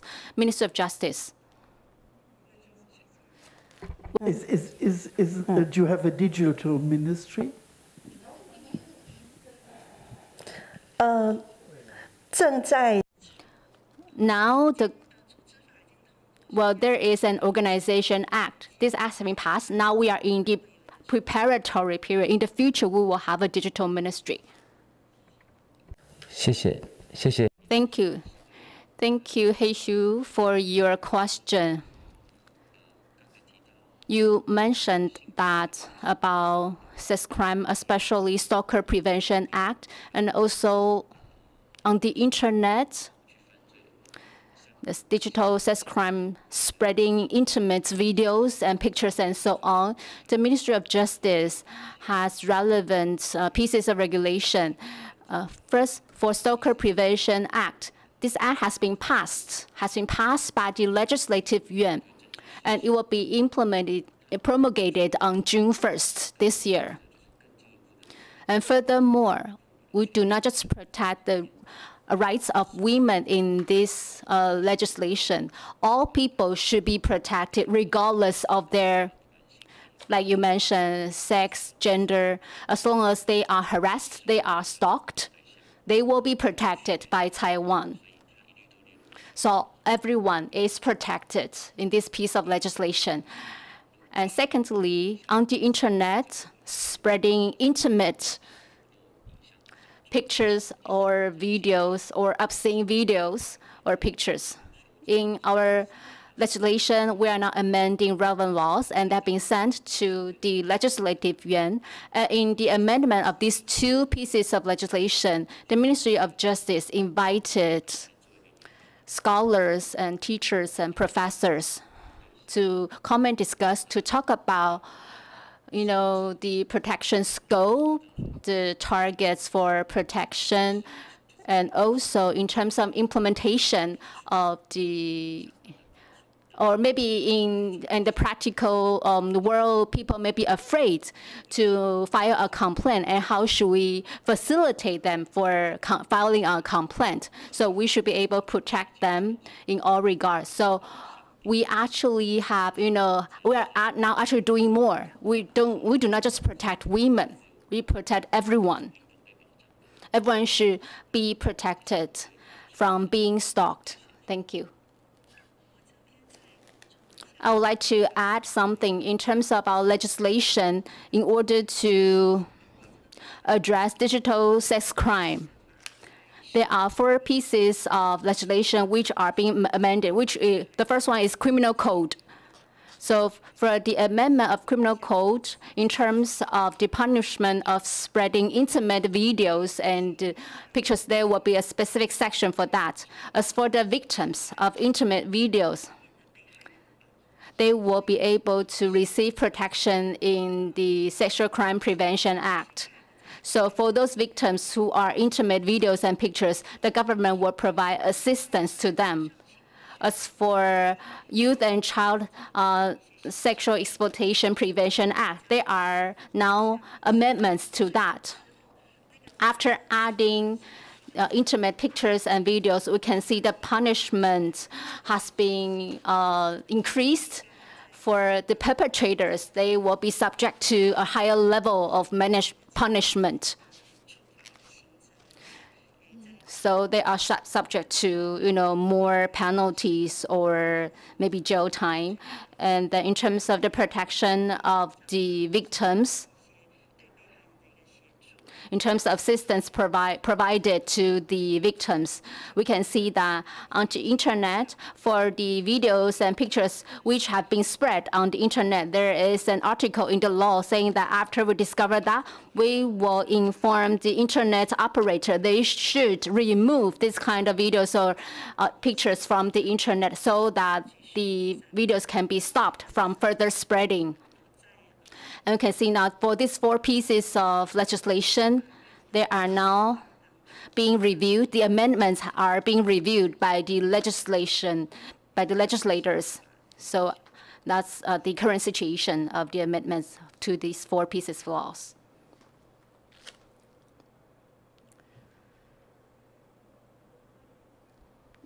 These 4 pieces of legislations passed, amendment, each time different? For the, but soon, I hope.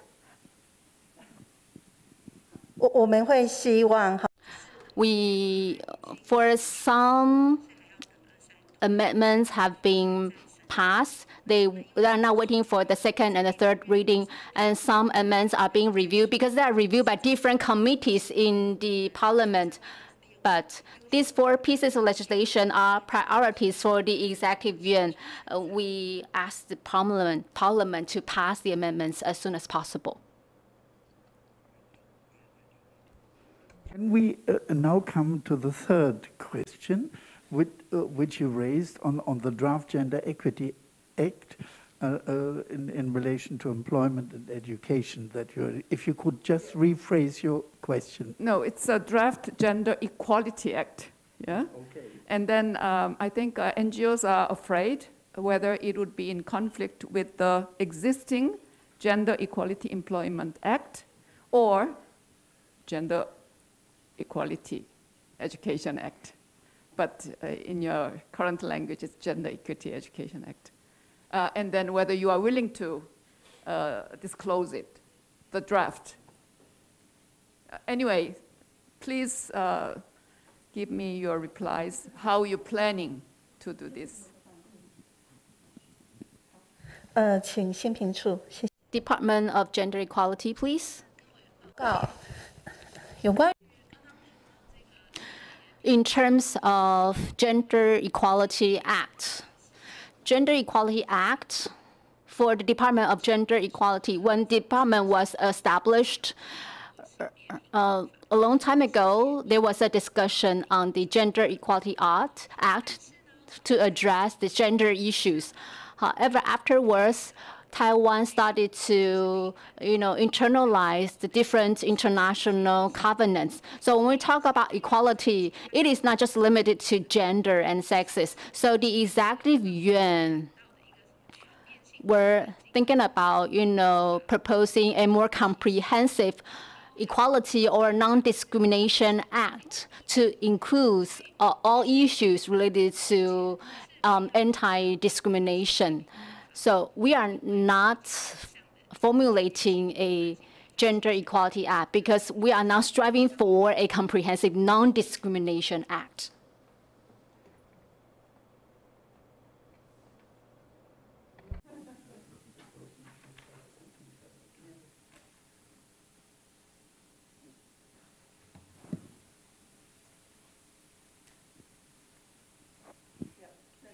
finished on that. Any other questions in this first section? We preempted even a little bit something that is only coming this afternoon on Article 6 to 9. And from my memory of 15 years on the Committee on Economic, Social and Cultural Rights, we often had these difficulties. What to bring in the umbrella in part 1 and 2, and what to bring in the specific rights in part 3. So in the first things, we kept it the way it is, because that's what was the intention of the drafters of the social covenant. And that's a real big difference to the civil and political rights covenant, that we think there are some issues that are so important and they're so cross-cutting, they need to be stressed. We saw it on the questions that we discussed earlier. But there are also other questions on Article 2.1. Virginia, do you want to add something to that?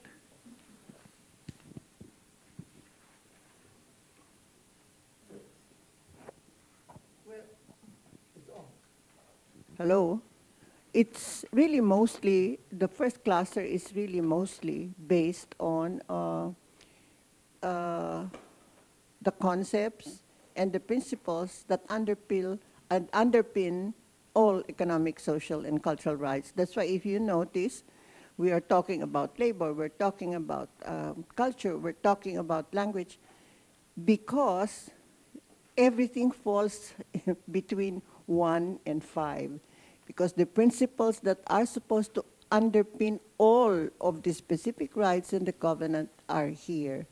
That's why sometimes we tend to stay too long on this part, and then all of a sudden we rush through the specific articles. It has always been some kind of a paradox how we look at human rights, because when we're talking about principles that underpin the rights, we can go on and on and on. So I think we're done for the moment for the first cluster, and we're now prepared to what?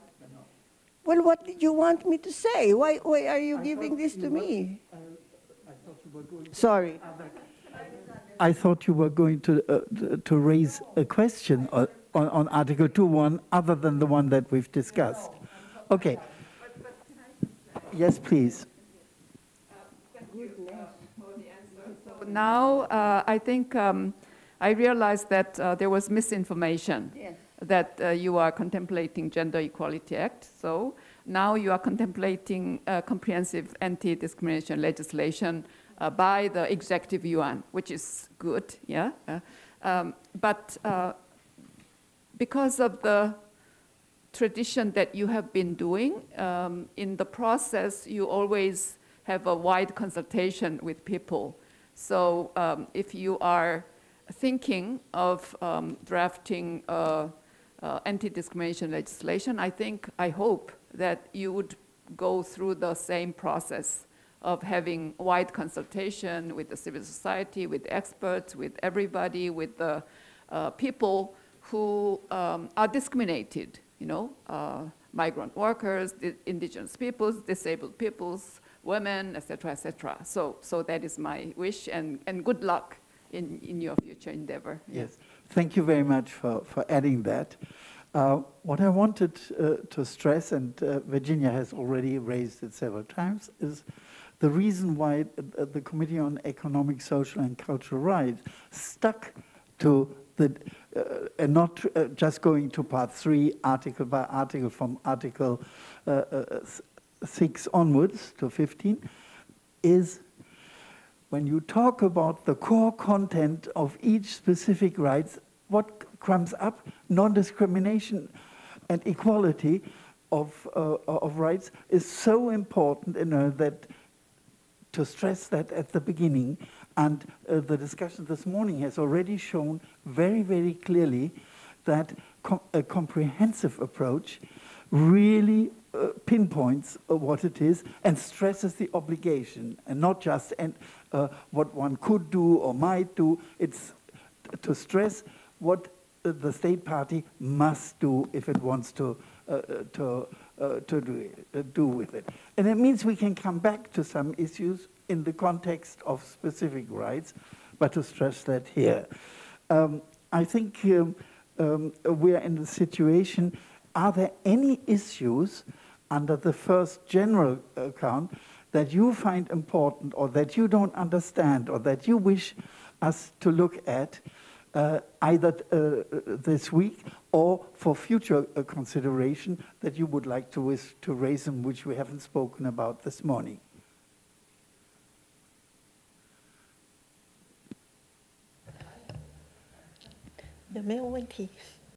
No questions, thank you. Yes, please.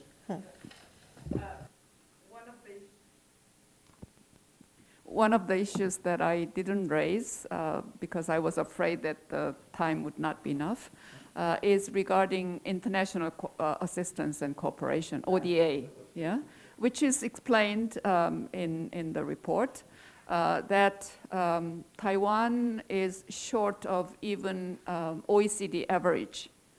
So I hope you are trying, but can you explain what the steps would be ahead in terms of increasing your ODA, and whether when you give the ODA to any developing countries, whether there is any human rights impact assessment? Yes, thank you. I was waiting for those questions. The floor, madam. Ministry of Foreign Affairs, please.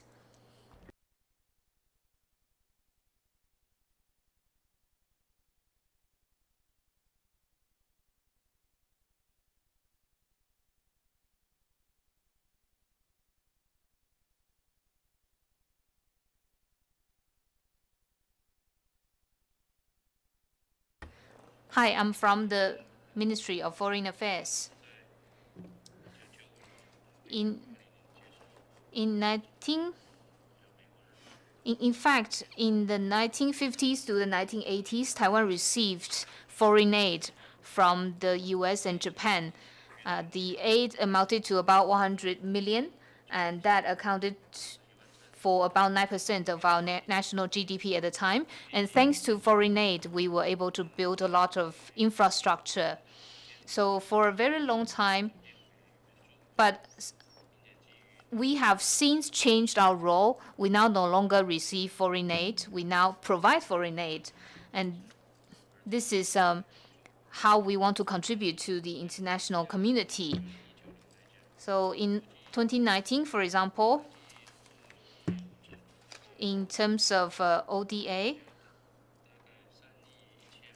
our budget is about 318 million US dollars, about 0.051% of our GDP. And we also provided about 1 million US dollars to NGOs. We also provided donations in kind.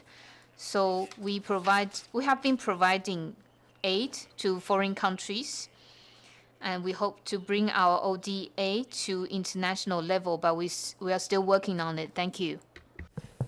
Thank you. Would you like to ask a follow-up?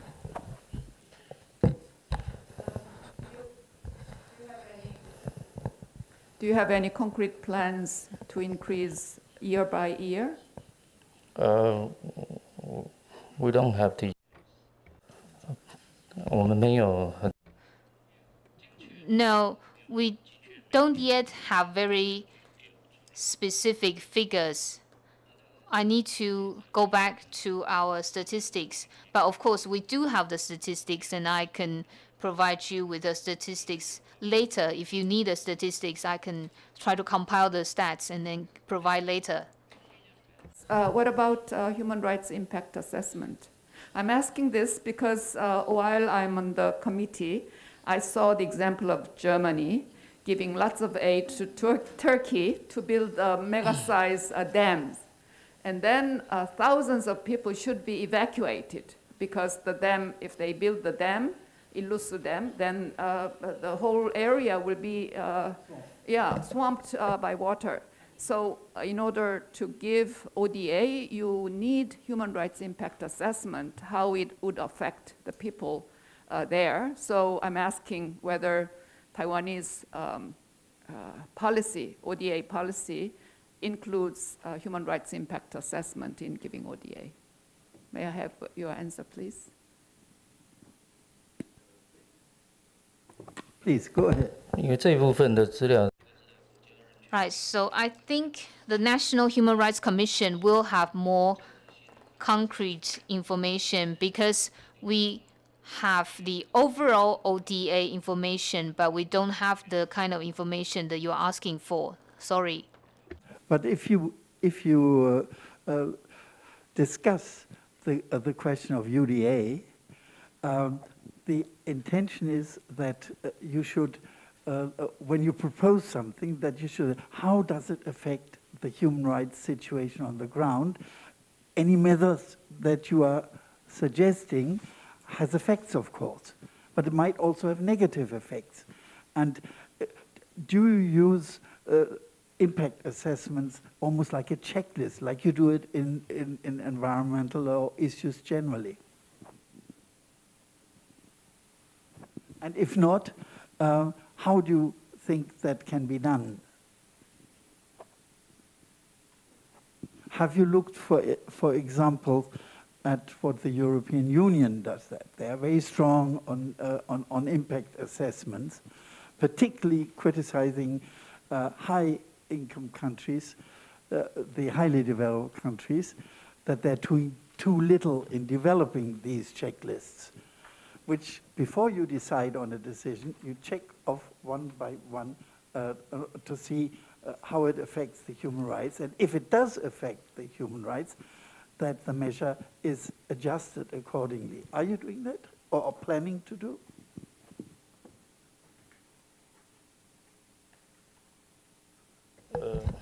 All right. 我这边补充一下，因为 Right.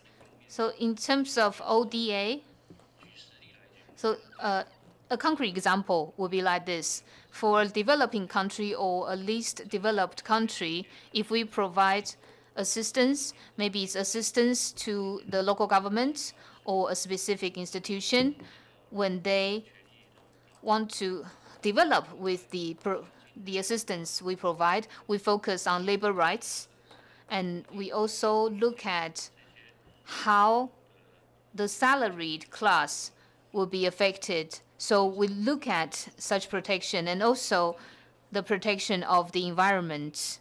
We look at whether these areas are being protected. And we also ask the recipients to focus on these issues. And we also have to look at whether certain criteria are being met before we actually provide the funding. So these are, in fact, requirements that we see internationally. Okay, so as I assume that you are actually doing that already and having maybe under different names, impact assessments or checklists to avoid being surprised that something that you thought was a good idea actually violates the human rights of things that are.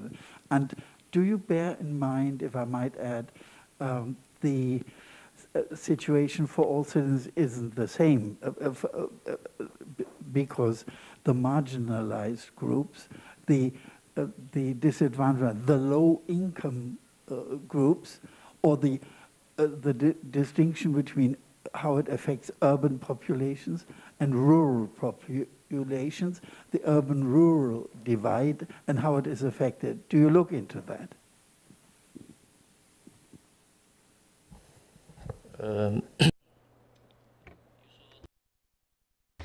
So regarding assistance to Taiwanese businesses in foreign countries, so for countries that receive assistance, when projects are being carried out, if the recipients of the assistance violate labor rights, for example, if they do not meet criteria of human rights protection. For example, protect women being laid off right there.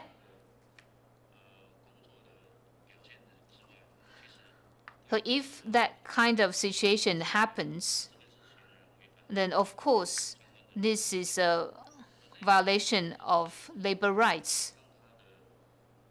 So if there are situations like this, then of course the employers have to pay attention to the protection of people's rights. So we also send people on the ground to look at the situation. Let's say if the workplace, the environment is not up to standard, then we do not provide the funding.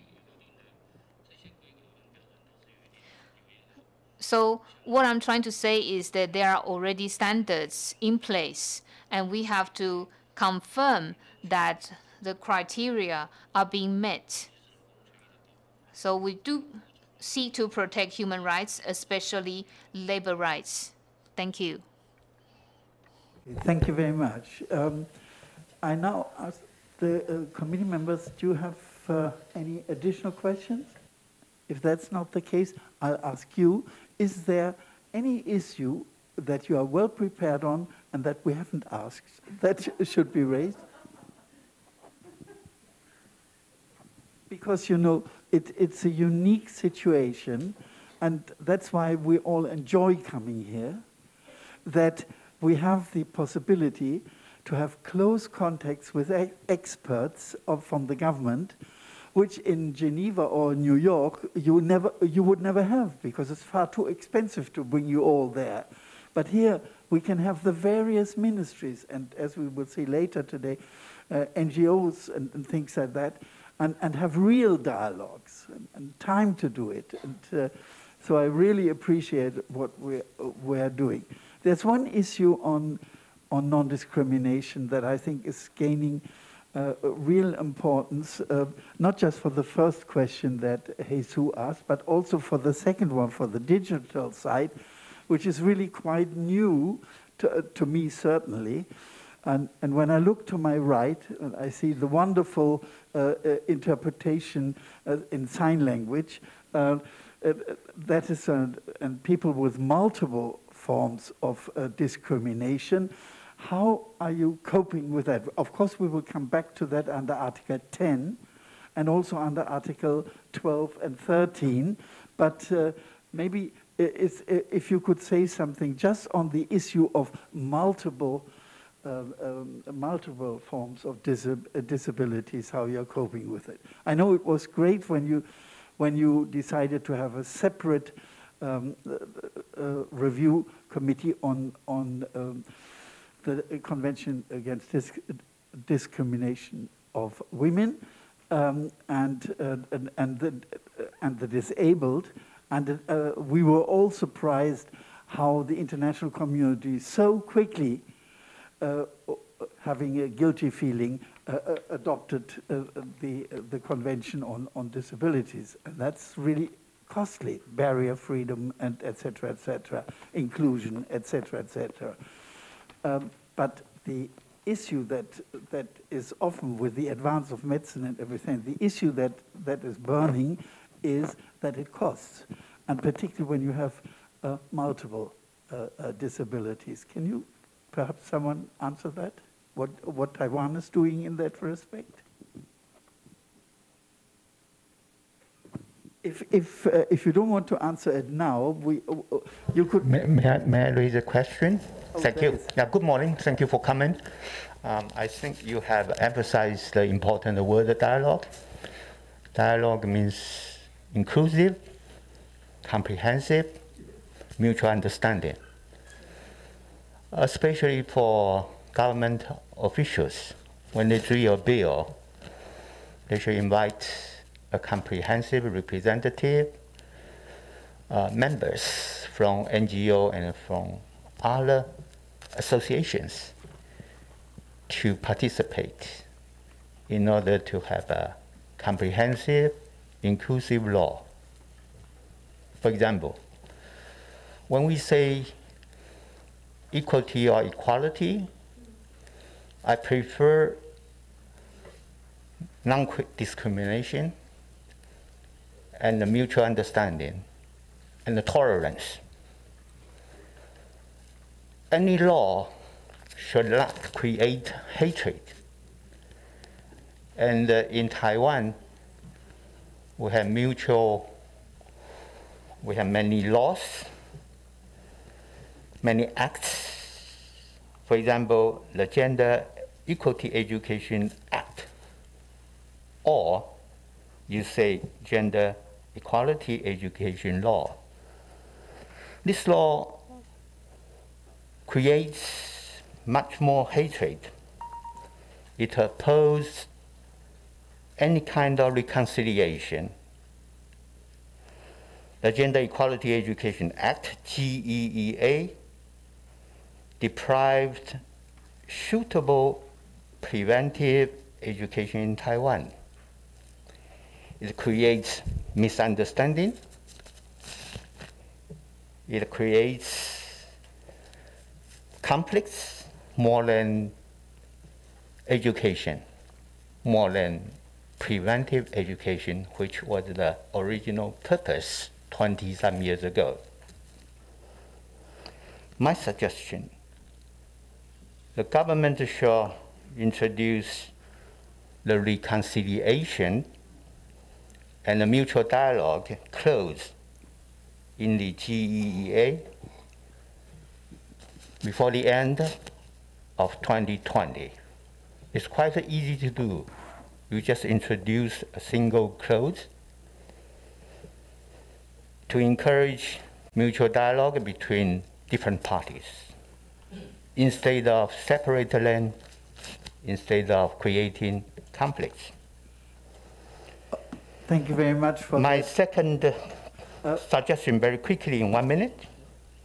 The government should publish the related statistics of last 20 years, the result of this GEA Act. The GEA Commission members lack qualified representativity, no legal knowledge, person under investigated by the GEA Commission is trapped by immense fear. Some teachers died. Some teachers even committed suicides. So the government has the responsibility and the obligation to publish the related statistics of the last 20 years and create an integral non-discrimination law instead of different various and conflictual laws, acts. Thank you. Okay, I didn't interrupt you because I was under the impression that you are from one of the government departments. Sorry, I'm a professor. I give advice to government. Thank you. But I realized that very quickly, and I might have cut you off immediately because this is just a dialogue between the government and the committee, and we have an NGO gathering immediately after this one. It should have been done. But I think at this stage, while we're at the end of the thing, it was all right for it to be raised. But I don't want to discuss it here because we'll do that in the next section. Indeed, thanks. Okay, but thank you very much for the points that you raised. They are highly relevant, and I saw government representatives making quick notes on that. Madam Chair, we would theoretically have another 3/4 of an hour, but I don't think we need to use that. We have asked, I looked at my colleagues, we have asked the key points which we raised in the list of issues and what we consider to be the most important one. So I consider it as a human right to coffee or tea that we will finish a little earlier before we go with a fresh mind into the NGO session, okay? Madam Chair, I'd like to thank you very, very much for your input this morning, and I think we've had a very fruitful discussion which went beyond exchange of statements, but in fact really addition and to allow follow-up questions and things that to come. Okay. So I adjourn the meeting now, and the committee will go into private session. Okay.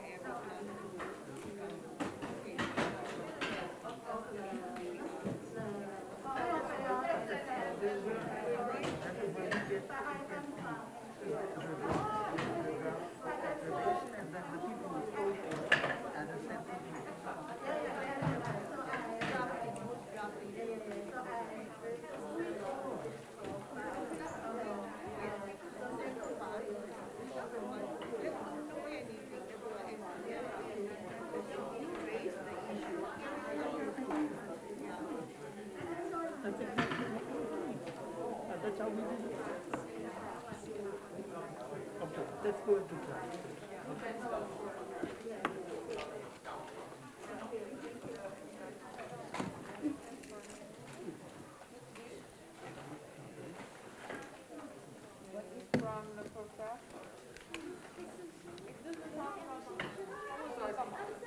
The next session is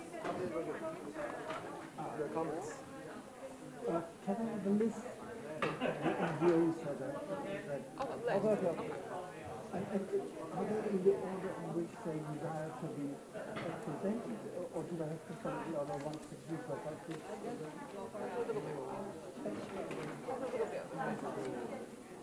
What is this? This is the next session, the updated version English comments.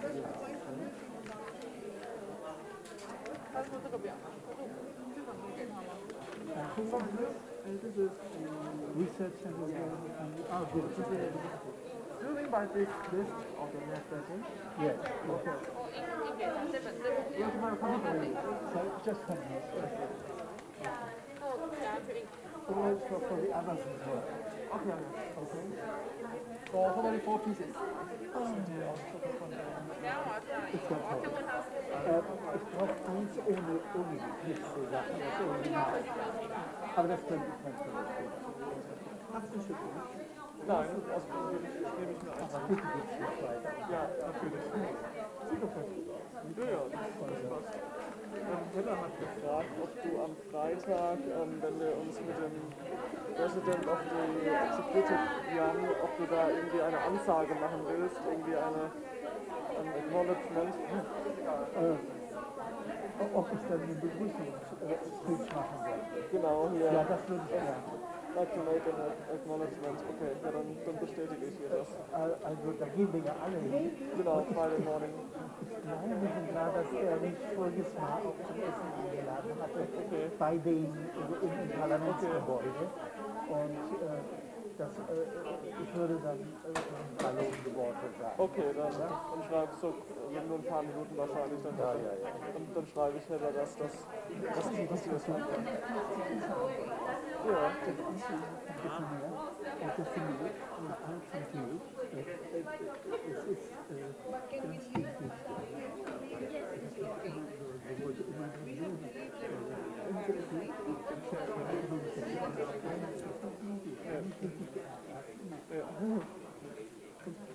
Ich wusste ja, dass wir ganz viel Zeit haben.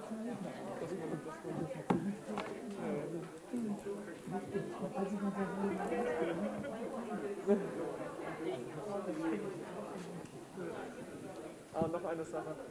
Inke hat gefragt, ob wir zusammen alle Mittagessen wollen. Ja. Dann können wir nämlich auch noch besprechen. Hedda hatte noch mal gefragt wegen dem Museum.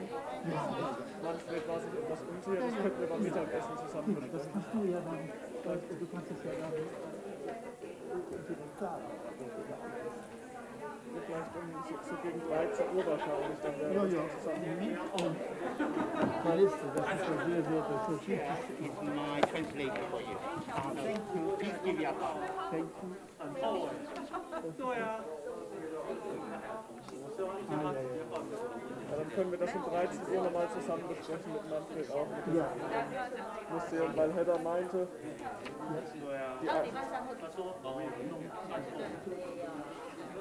die einzige Möglichkeit, nämlich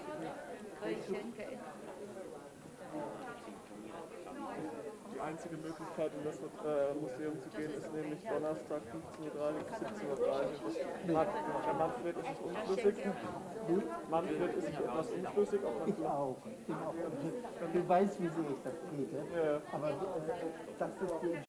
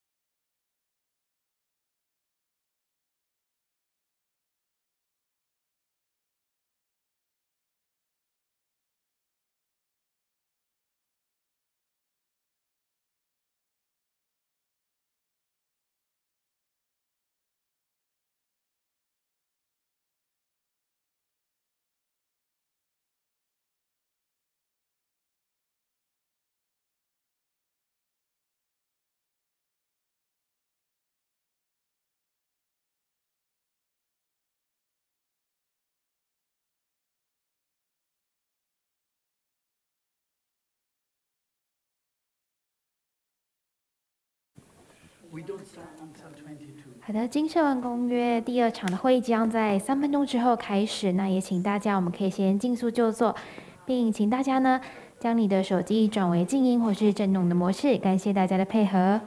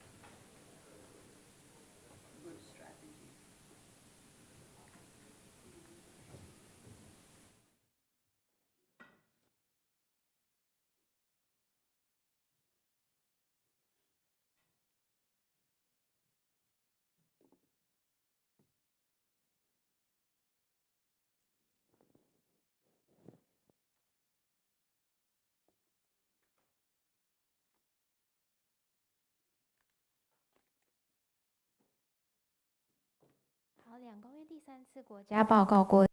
Ladies and gentlemen, our second session is about to begin. We're going to review ICESCR Articles 6 to 9. The NGOs present here in the session, please follow the order as listed on the document. If you are speaking on behalf of yourself and also other organizations, you will be allocated slightly more time, and we'll ring the bell to remind you that your time is up. Also, please be reminded that the Taiwan Parents Protect Women and Children Association will be speaking today. So you will be allocated 4 minutes today. Also, please be reminded that you should identify yourselves before you speak. And also, please speak at a moderate pace to facilitate simultaneous interpretation. Our session begins now. See, this is really helpful. Virginia. This is what basically so that I know exactly what's coming up. Yeah, I have. You have that too? You give me that too? But no, not yet. Well, at lunchtime or Okay. afterwards. Yeah, yeah.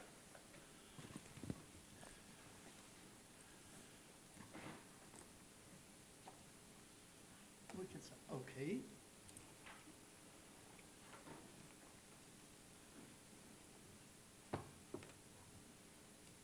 We can now begin. Okay. Okay, a very good morning to you. I welcome this dialogue that the committee is having with the civil society organizations that have come here today. And I count, I don't think all are there. I was given a list that there are 9 organizations that are going to speak. Just before I read that out, I'd like to introduce our committee to you. If you weren't there yesterday, were you all there yesterday?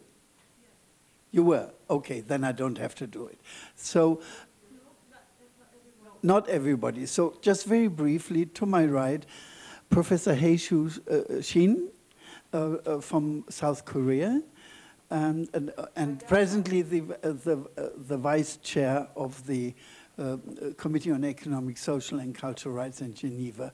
And To my left, first of all, Professor Virginia Dandan, and she was for 6 to 8 years a chairperson of the Committee on Economic, Social and Cultural Rights. She was also working on the Human Rights Council in various functions, particularly on solidarity. And to my extreme left, and new on the committee, is Professor Rosalind Noonan from New Zealand. Former chairperson. Oh, yes. You all know me. I'm Iber Riedel, and I come from Germany. And I'm a professor of international law, European law, and comparative public law, emeritus. But I still work and I still supervise doctoral students, postdoctoral students, and masters in their master thesis in various programs at the University of Mannheim. And I was on the Committee on Economic, Social and Cultural Rights for 15 years, part of the time under the chairmanship of Virginia Dandan, and we're still greatest friends. I was just going to say that Ms. Noonan was the former chairperson of the National Human Rights Commission of New Zealand. Yes, that's really important. And just one word, you count 4, but we normally are 5 persons because, unfortunately, because of the COVID things and for health reasons, Milun Kotari, who is a specialist on Article 11, cannot be with us. He sends regards to the committee and to all of you, and his input was such that Rosalind Noonan very kindly agreed to take his part as well. Okay. So that said, I'll just read out who's going to speak. We're going to have first the Taiwan International Medical Alliance, secondly the Taiwan Access for All Association, then the Environmental Rights Foundation, then Covenants Watch, and then Research Center for the Department of Financial and Economic Law, the national from the National Chung Cheng University. I hope I pronounced it correctly, or halfway recognizable. Then the ROC, Association of HIV/AIDS and Child Care. Then the Taiwan Association of Gender and Sexuality Rights Protection. And then the Taiwan Parents Protect Women and Children Association. And lastly, Taiwan Mother-Child Alliance. We have until 11:30, and I may give 1 or 2 minutes longer, but it cuts into the organization time, so we can't. So we have the strict rules, of which you are far more aware than I am, and I know it's asking a terrible thing of you that are experts in those areas, and we couldn't do our work without your wonderful input. But strict rules on which we have to do. First comes the sign that you only have 1 minute left, and then comes the bell that says that your time is up, and then you must immediately end the sentence. And I will be quite strict on that. That's the unlovely part of being a chair, of cutting people off when I would like to listen to them. Normally we could spend the whole day on the issues that your organization is dealing with. We just haven't got the time. Having said this, try and remember that you can be very sure. Pick out the most important issue that you want the committee to deal with.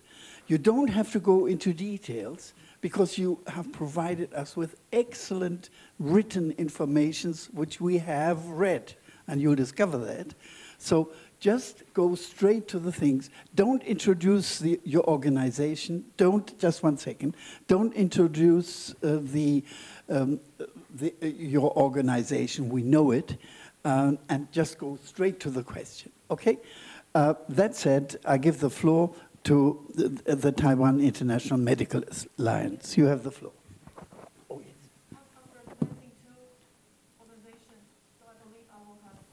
Sorry, I can't hear you. I'm representing two organizations. Number one, TIMA, Taiwan International Medical Alliance, and number 4, Covenant Watch. So I believe I will have 4 minutes, right? Yes, Okay. Meaning that we don't have to give Covenant Watch separate Sure. on number 4. Thank Sure. you, that's Okay. fine, that's fine. You have the floor. Okay, I'll give my comments in Mandarin in order for the government agency to. Okay, 各位委员好，我是公约实行监督联盟。 Hello, everyone. I'm Huang Yibi from Covenant Watch. First of all, experts raised questions for the National Action Plan, National Human Rights Action Plan. Well, in the formation of this action plan, I have to say that civil society was not consulted at all. In the beginning, government used the internet to inquire civil society as to what topic should be included in the action plan. However, afterwards, there was no effort to seek consultation from the civil society. So in the process, it was actually led by experts and scholars. So before the announcement of the pre-final edition, and civil society was invited. So for the first version of this action plan was far away from the expectation of the civil society. So the content of the action plan have to be revised. And actually, the announcement date of the action plan was delayed for a year, even though afterwards there were several consultations with the civil society. However, due to various reasons, our opinions were not accepted. So it proves that the experts reminded the government in 2013 to uphold the principle of transparency and inclusiveness. This is not actually accepted by the government.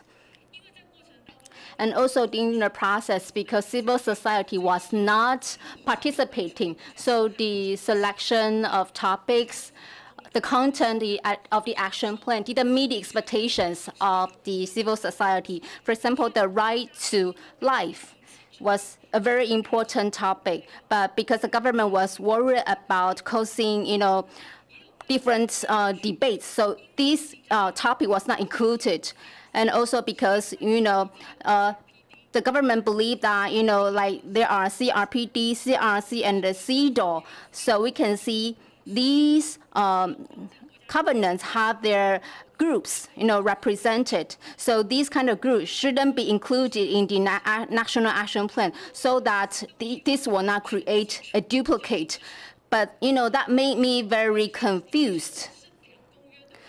So NAP was the fruit of the suggestion of the 2 review committees. That's why NAP is only based on these 2 covenants, not other human rights covenants. So in that case, this kind of covenants are only to protect for example, indigenous peoples, non-nationals, and male adults, not other groups of people.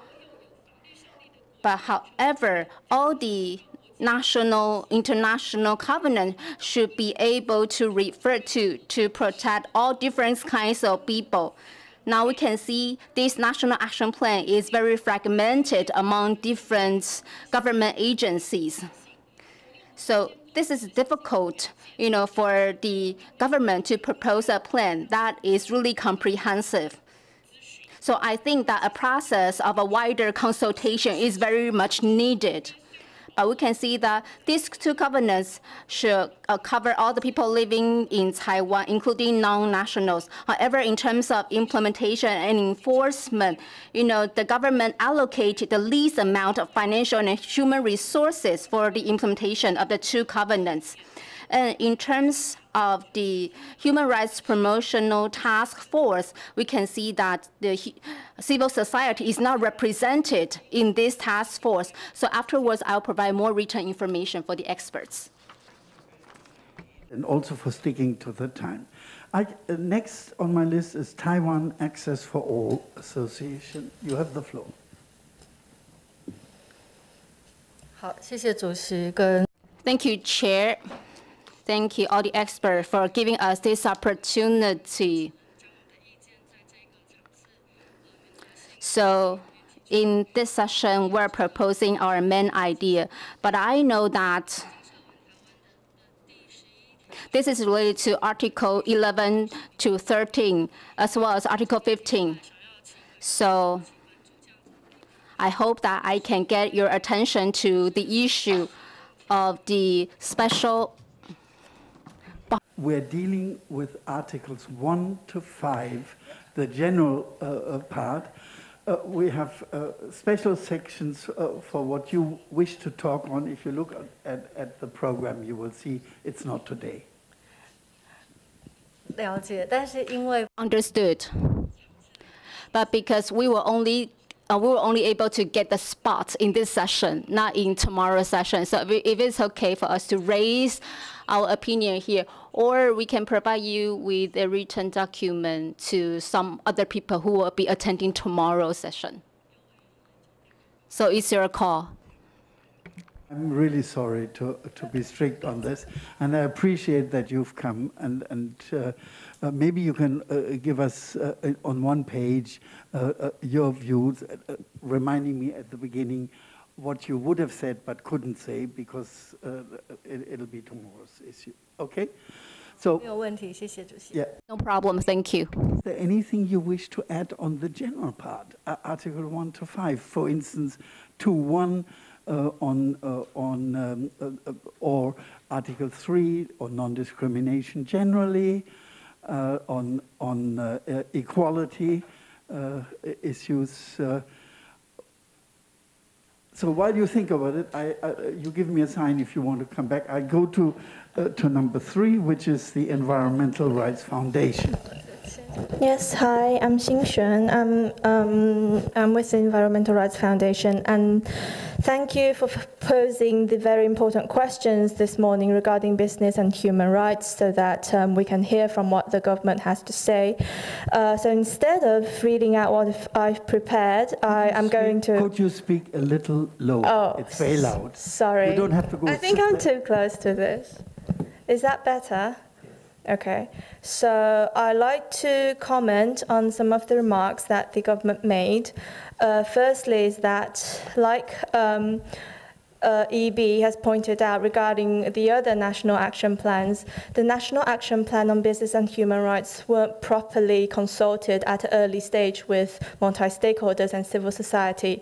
And I recognize that we cannot go back and correct that wrong. However, since we know already that in 2024 there's going to be a NAP 2.0. We hope that they can involve and include civil society immediately. At the moment, we are still kept in the dark. We don't know their next steps. And because there are no concrete actions and timeline within the first NAP, so we're unclear what's going to happen, what's happening right now. So my suggestion would be to involve us immediately. And for instance, we really care about due diligence being involved, being included in the NAP. We would like to bring that to the government as well.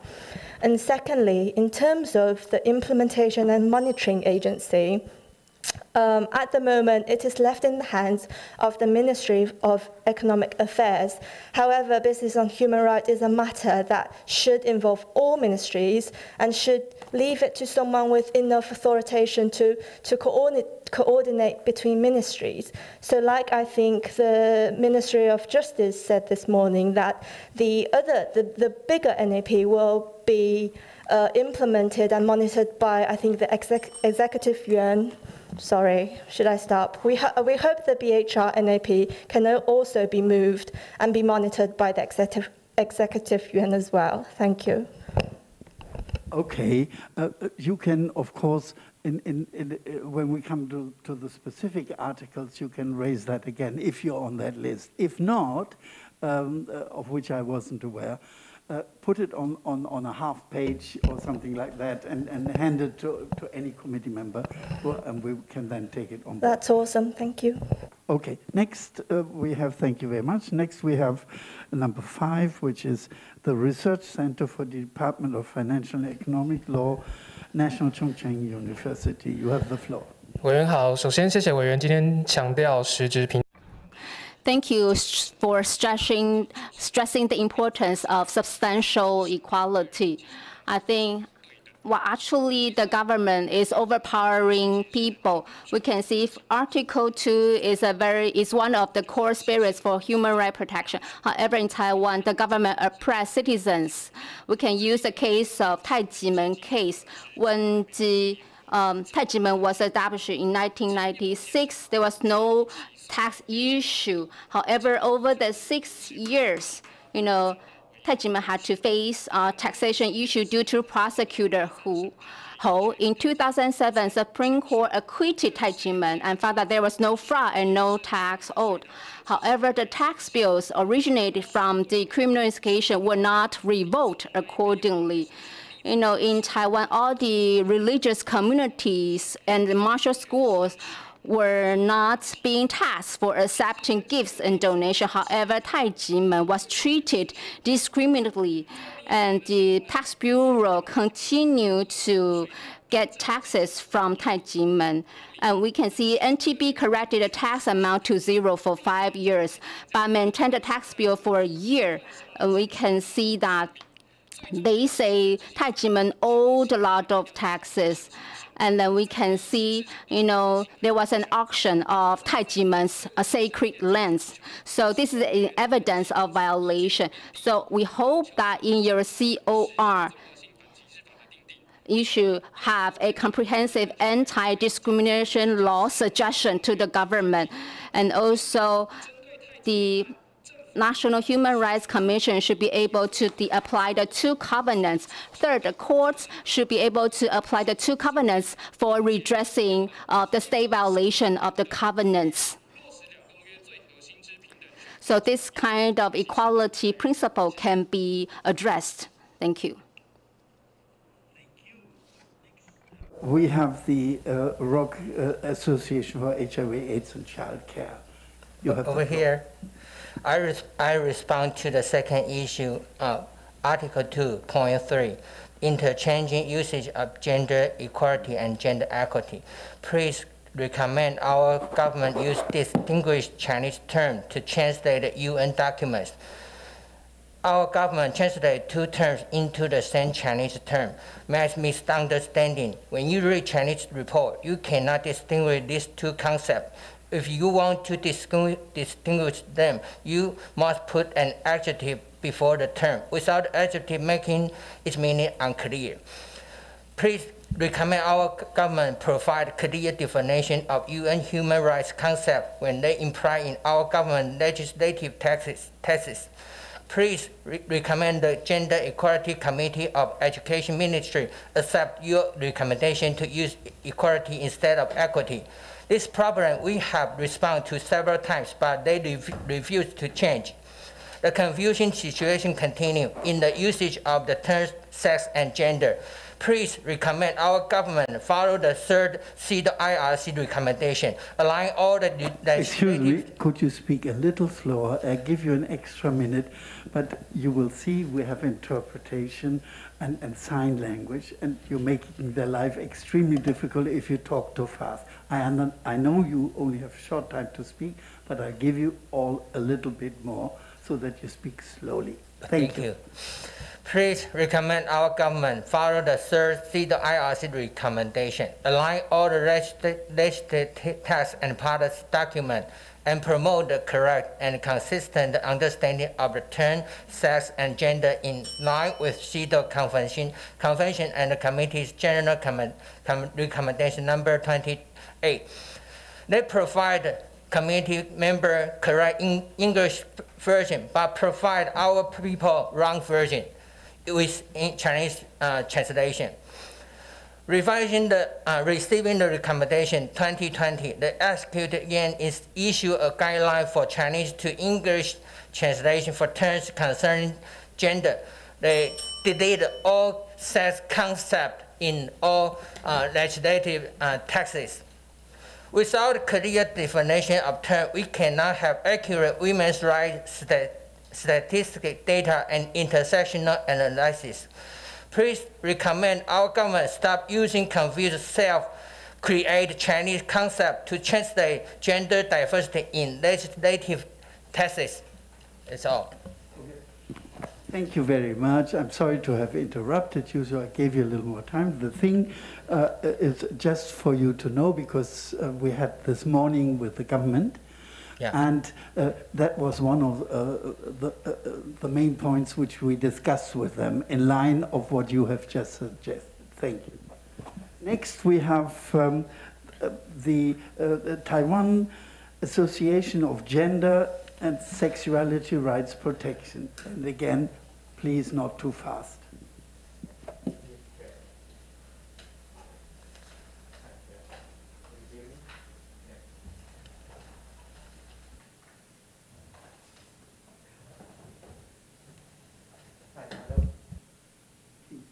You can hear. Okay, thank you indeed. Once again, thank you for coming. Thank you for your support. Thank you for your kind advice to our government. The GEC I mentioned is a very special law act. And in the whole government, I can see only one word: non-discrimination. Non-discrimination. Without discrimination, I cannot understand the meaning of equality or equality. After French Revolution, we say freedom, equality, and fraternity. Three ideas and ideals, three necessary pragmatism in our life. But I think we shall recommend Taiwanese government to replace the word equality or equity by the official word non-discrimination. That's my suggestion. I wish my government can do it before the end of 2022 with your kind support and recommendation. The law are so complicated that even our judges cannot understand the law, which is a quite serious problem to interpret equality, equity, or non-discrimination. Thank you indeed. I wish that I have time to dialogue with you more after this session. Well, thank you very much for your contribution. The committee will take it into account very careful. There's always a danger that if you climb up the ladder of abstraction, then rather than non-discrimination being just a heading for more specific rights, I think there is a general understanding in the treaty bodies, in the UN sector, and also in academia, to opt, when you talk of treaty obligations and not treaty equity questions, which comes from the realm of international relations and from the realm of sociology and various other fields. The function of the human rights protection, as we said this morning to the government as well, is to concentrate on the not what states can do, responsibility, but what they must do. And the term non-discrimination is a heading for quite a number of things. Things might get lost in the process if we don't, if we use it now in a different meaning. So the committee had decided before that we are going to use equality throughout and not equity or any other term. So, but that ties in with what you said. In a government, the official word is non-discrimination. Yes. There is no equality because it's a very confusing idea. Thank you. Well, you remember that the Article 2.1 took a lot of debate in the travaux préparatoires coming to it. It's a compromise solution to get the whole covenant accepted. So while it is, technically you are correct, but in the practice of the UN, I speak for myself, it has been that under the heading non-discrimination, we deal primarily with the term equality and not equity, particularly linking Article 2.2 and 3 on these issues. Okay. Thank you. Talk to you later. Yes. Yes, of course, you can always reach me during the lunch times or afterwards. Yes, thank you. Next on my speaking list is the Taiwan Parents Protect Women and Children Association. Okay, you have the floor.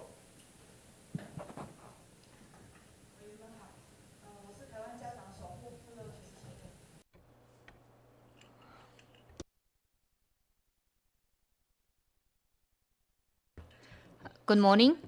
I come from the Taiwan Parents Protect Women and Children Association. I want to ask you a question first. So yesterday morning, I remember there was an incident in the meeting. So can I have 2 extra minutes so that I can have 4 minutes? I can have 4 minutes, right? Okay. Thank you.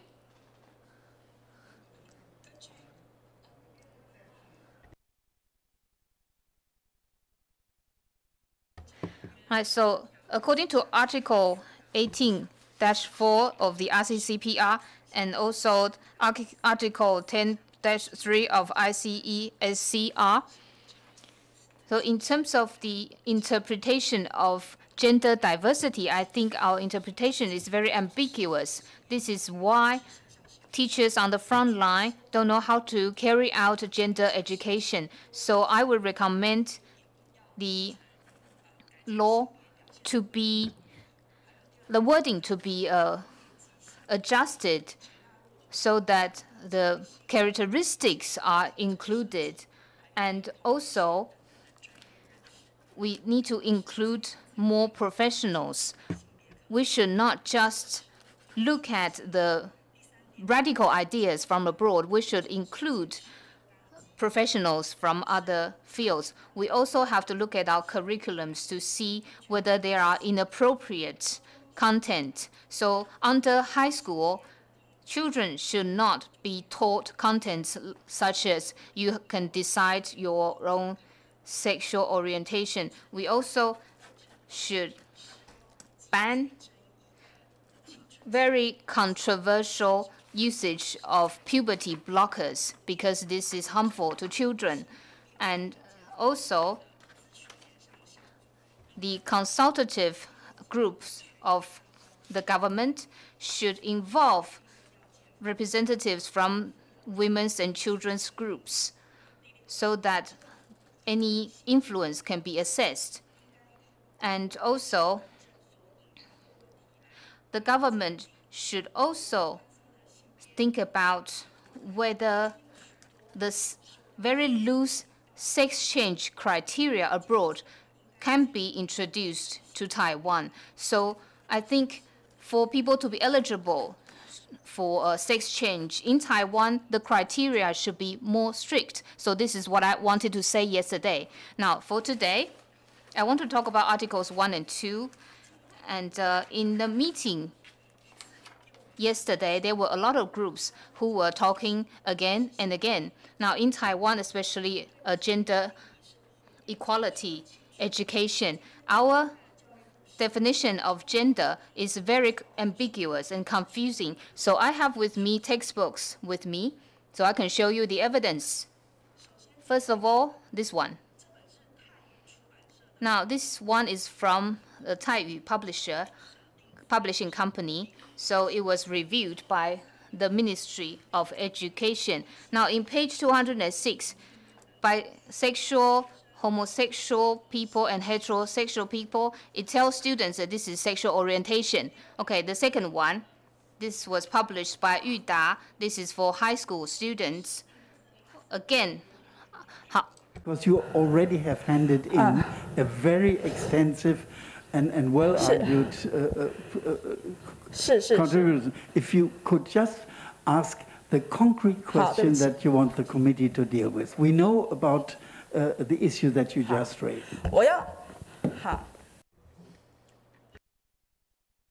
So what I want to say is that our textbooks, so regarding bisexual people and homosexual people, the wording is different. So gender diversity and diverse gender or sex, they are different. So it's all very confusing. Now sex and gender are also being mixed up. So in the end, boys in schools, they show girls how to use tampons. So how do you deal with this kind of education? Now we also launched a referendum because a lot of teachers are being oppressed by this kind of curriculum. So we have to speak up for children. Thank you. Thank you. And of course, as you realize, and we are not discussing it now, there's a lot of issues that we could discuss on either side, for or against. We're not doing it now, but we're aware of the problem that you're raising. Thank you. And last on my list is the Taiwan Mothers Shield Alliance, and then I come back to the chair for additional comments or questions. Okay, please. Morning. Yes, I just want to clarify some definitions. Like here, I hold a diagram here. The lack of the clear definition of the term is the root of the problem that we are talking about, not just translation. The Chinese term, can you see? 性别. 性别 means different things, sex and gender. The term 多元 means multi, and 多元性别 means multi-sexes and multi-genders. So that's a confusion. Here, the executive yuan provided the guideline for the translations of the terms. Okay. And it translated the term 性别 as gender only, and the term sex is disappeared in this guideline. It's gone. And it did not provide the translations from English to Chinese neither. It also has caused confusions and laws and policies. Well,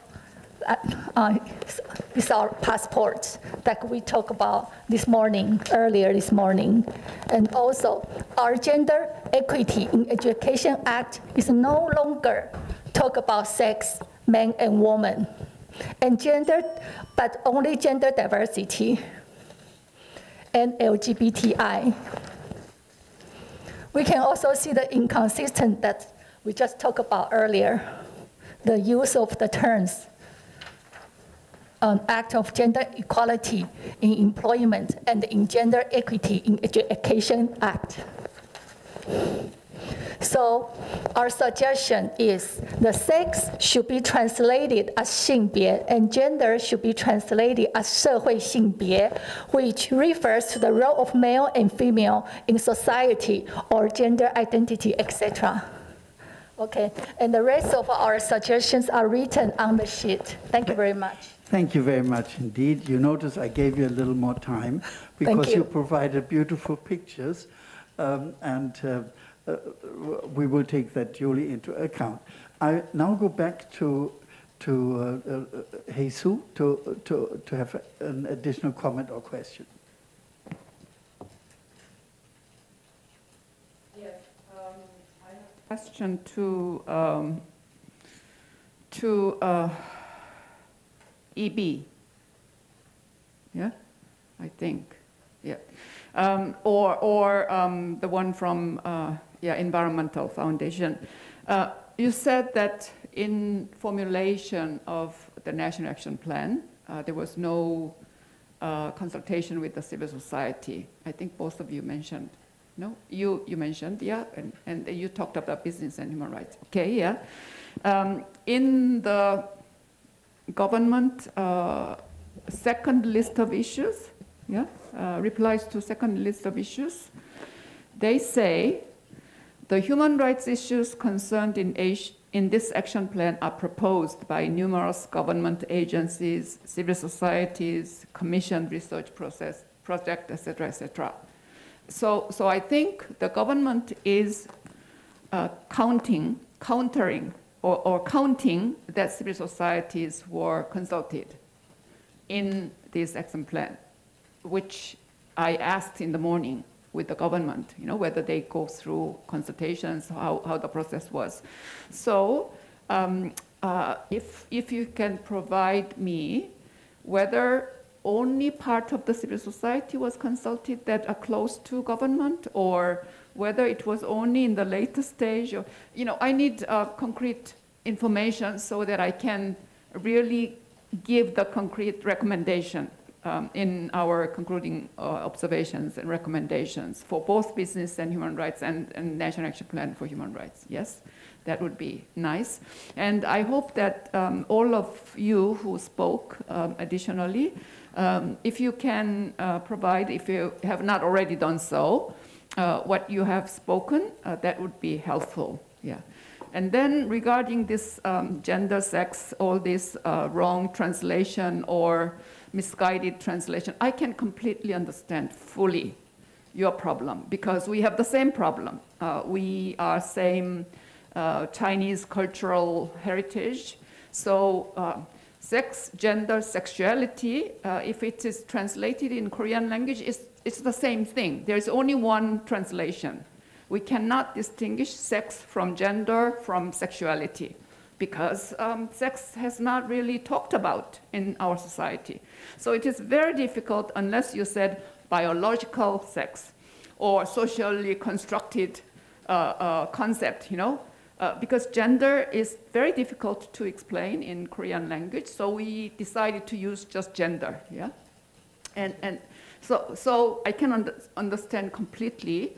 But it is difficult for the committee to come up with any specific recommendation, because this is already confusion. So maybe the best way is government should consult the various sectors and then solve this problem, yeah, in a more general sense for now. But I will think about how it is best formulated so that the government. But there is clear need that the government should really resolve this issue, because a lot of things is caused by the wrong translation and interpretation. Yeah. Thank you for that comment, because we had exactly the same debate with the government departments this morning, and in the written documentation which we got, it's a real problem. I thought, well, it's just an interpreter's problem. No. It's a conceptual thing and a cultural thing, which one finds very difficult if one isn't a member of that particular cultural group, so or cultural denomination.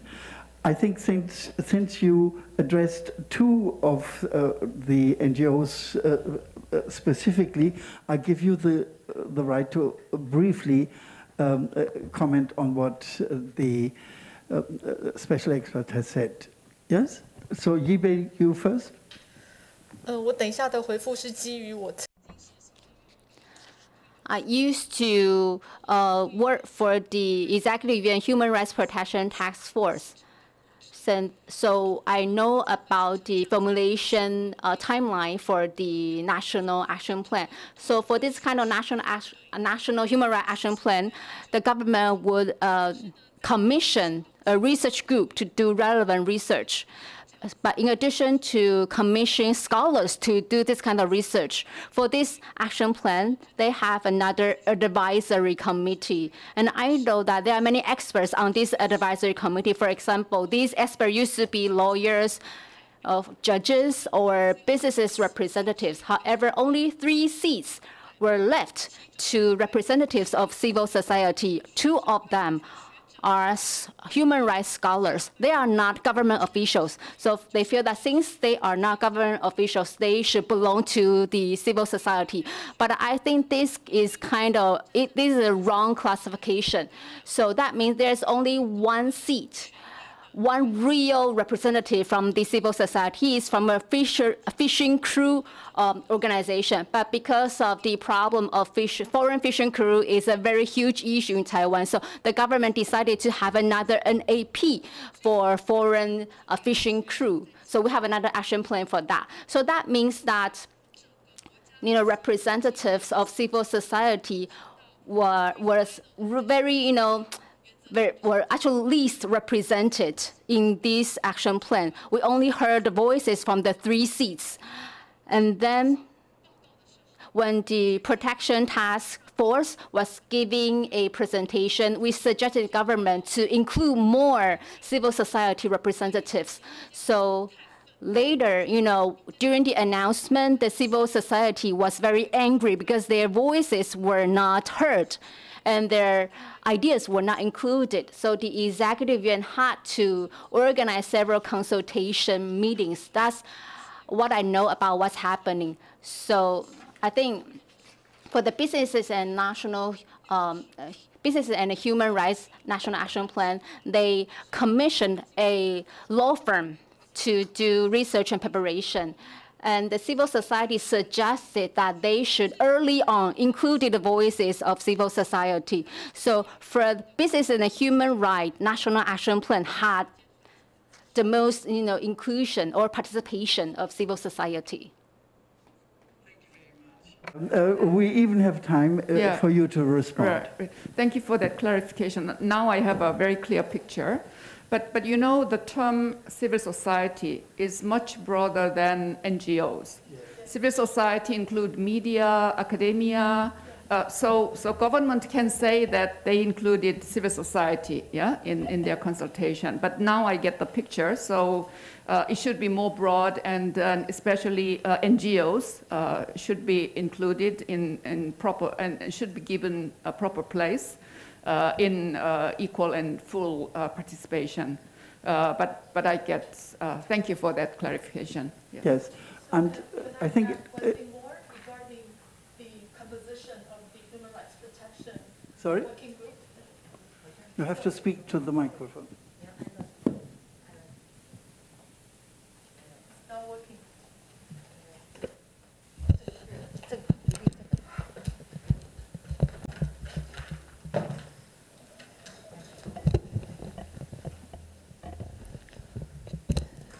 I think there's a very unique feature about the composition of the Human Rights Protection and Promotion Working Group in the Executive Yuan, which is responsible to monitor the enforcement of the 2 covenants. But unlike the other task forces that monitor the implementation of CRPD and CRC, in these 2 conventions, those 2 task forces, they, according to the regulation, there must be a certain percentage of seats that have to be given to the representative of the frontline NGOs that working in this field, for example, for disability groups or self-advocates. But now, for the time being, the composition of the Human Rights Protection Working Group in the Executive Yuan is entirely represented by academics. Okay. Thank you for that addition. I think there was somebody else, another group that was addressed. Was it you? It was you. Yeah, I think Please. it was me. I'm with the Environmental Rights Foundation. I'd like to respond to a question. So I'd like to add on what EB's already given you a really great picture. But since the adoption of the NAP on business and human rights in 2020 till now, so it's been a year and a half or so, but the civil society hasn't been officially and formally consulted with, and in particular, because we're talking about businesses abuse, so I think it's really important that we involve affected and vulnerable communities, for instance, the indigenous peoples, but that has not happened. So we're really worried what's the NAP 2.0 going to look like, because it doesn't seem to be going our way at the moment. And I'm sorry, I think I have something else to say, but I suddenly forgot. Okay, that's, you know, that's a typical problem of esprit d'escalier. You have the idea a little later, and then you say, ah, and indicate it to me. Yeah, that just came back to me, and thanks to EB's reminder. So it's the monitoring mechanism, because I believe that the UN working group suggested a multi-stakeholder monitoring group that hasn't been set up, and information transparency. So there is no official website whatsoever or a contact point where stakeholders can go and say, hey, we really need to know what has been done in the past 1 year, what's going to be what you're going to do in the upcoming, say, 6 months. Like, we don't have that platform, we don't have that info, and I think we really need that. Okay, thank you. A very, very good contribution. If I could just add what we discussed this morning with the government, and they were quite open-minded on this. The question of environment and human rights impact assessments, because that's our focus is the obligations that flow as binding obligations from the two covenants and the other special covenants, are how that affects the planned strategy or program of action or action plan or whatever, because very often it's when something new is started, they don't know what are the negative sides and how by implementing what they think something is very good, and then they suddenly discover but it has negative sides because suddenly people are worse off than they were before. So therefore, I think the human rights community, including NGOs and civil society actors and other stakeholders, as the term used, is have a look before any decision on something new is made, have a human right impact assessment. What would happen to them? And human right impact assessment is a long word. What it really means is having checklists that have to be answered yes, yes, yes, yes, yes, or no, no, no, no, no, no, in relation to the proposal that is under discussion. And I think for your future work, that would be very, very good if you could have a close look at impact assessments and how they are being used, and whether the human rights questions are raised at all in that context. Can I quickly respond to that? I think we're hoping to incorporate the idea of environment and human rights impact assessment within environmental and human rights due diligence. So in order to do your due diligence and report on the due diligence, you have to conduct environmental and human rights impact assessment. I believe EB can speak much broadly to that, but we're hoping that the next NAP on business and human rights can include the term specifically into the NAP and set a timeline and designate authorities to implement that, because that's not what we're seeing right now. Yes, well, I have to clarify. Here we have again translation and terminology and ideology differences. When you talk of due diligence, it sounds harmless. It came into the business and human rights dialogue from the special rapporteur, who the United Nations rapporteur on this. Forget his name. Ruggi's same. It's his terminology, and it tries to reach over the issue of obligation, avoiding obligations, which is something that you must do, and that's our focus, that you must do. And if you use due diligence, it really means borrowed from private law, it really means a duty of care. But duty of care, he didn't use that term. Why? Because the duty is something that you must do. And that's the entire thing. It's the same with responsibility on the one hand and obligation on the other. Be careful when you use this. If you use the ROC terminology, states can do something, but they don't have to. It's a standard which you can use, but you don't. Don't take it on board, because then he has bought you for something which is less binding than what it should be. So please remember that. So we prefer that you talk in terms of duties, obligations, must-dos, and not can-dos or maybes or somehow. Okay? Can I ask a question? Please, Yebe. Oh, okay. That's why we propose that we should start from states parties' obligation to protect. Yes, so that would lead to due diligence or duty of care. Actually, as a jurist, I prefer the term duty of care.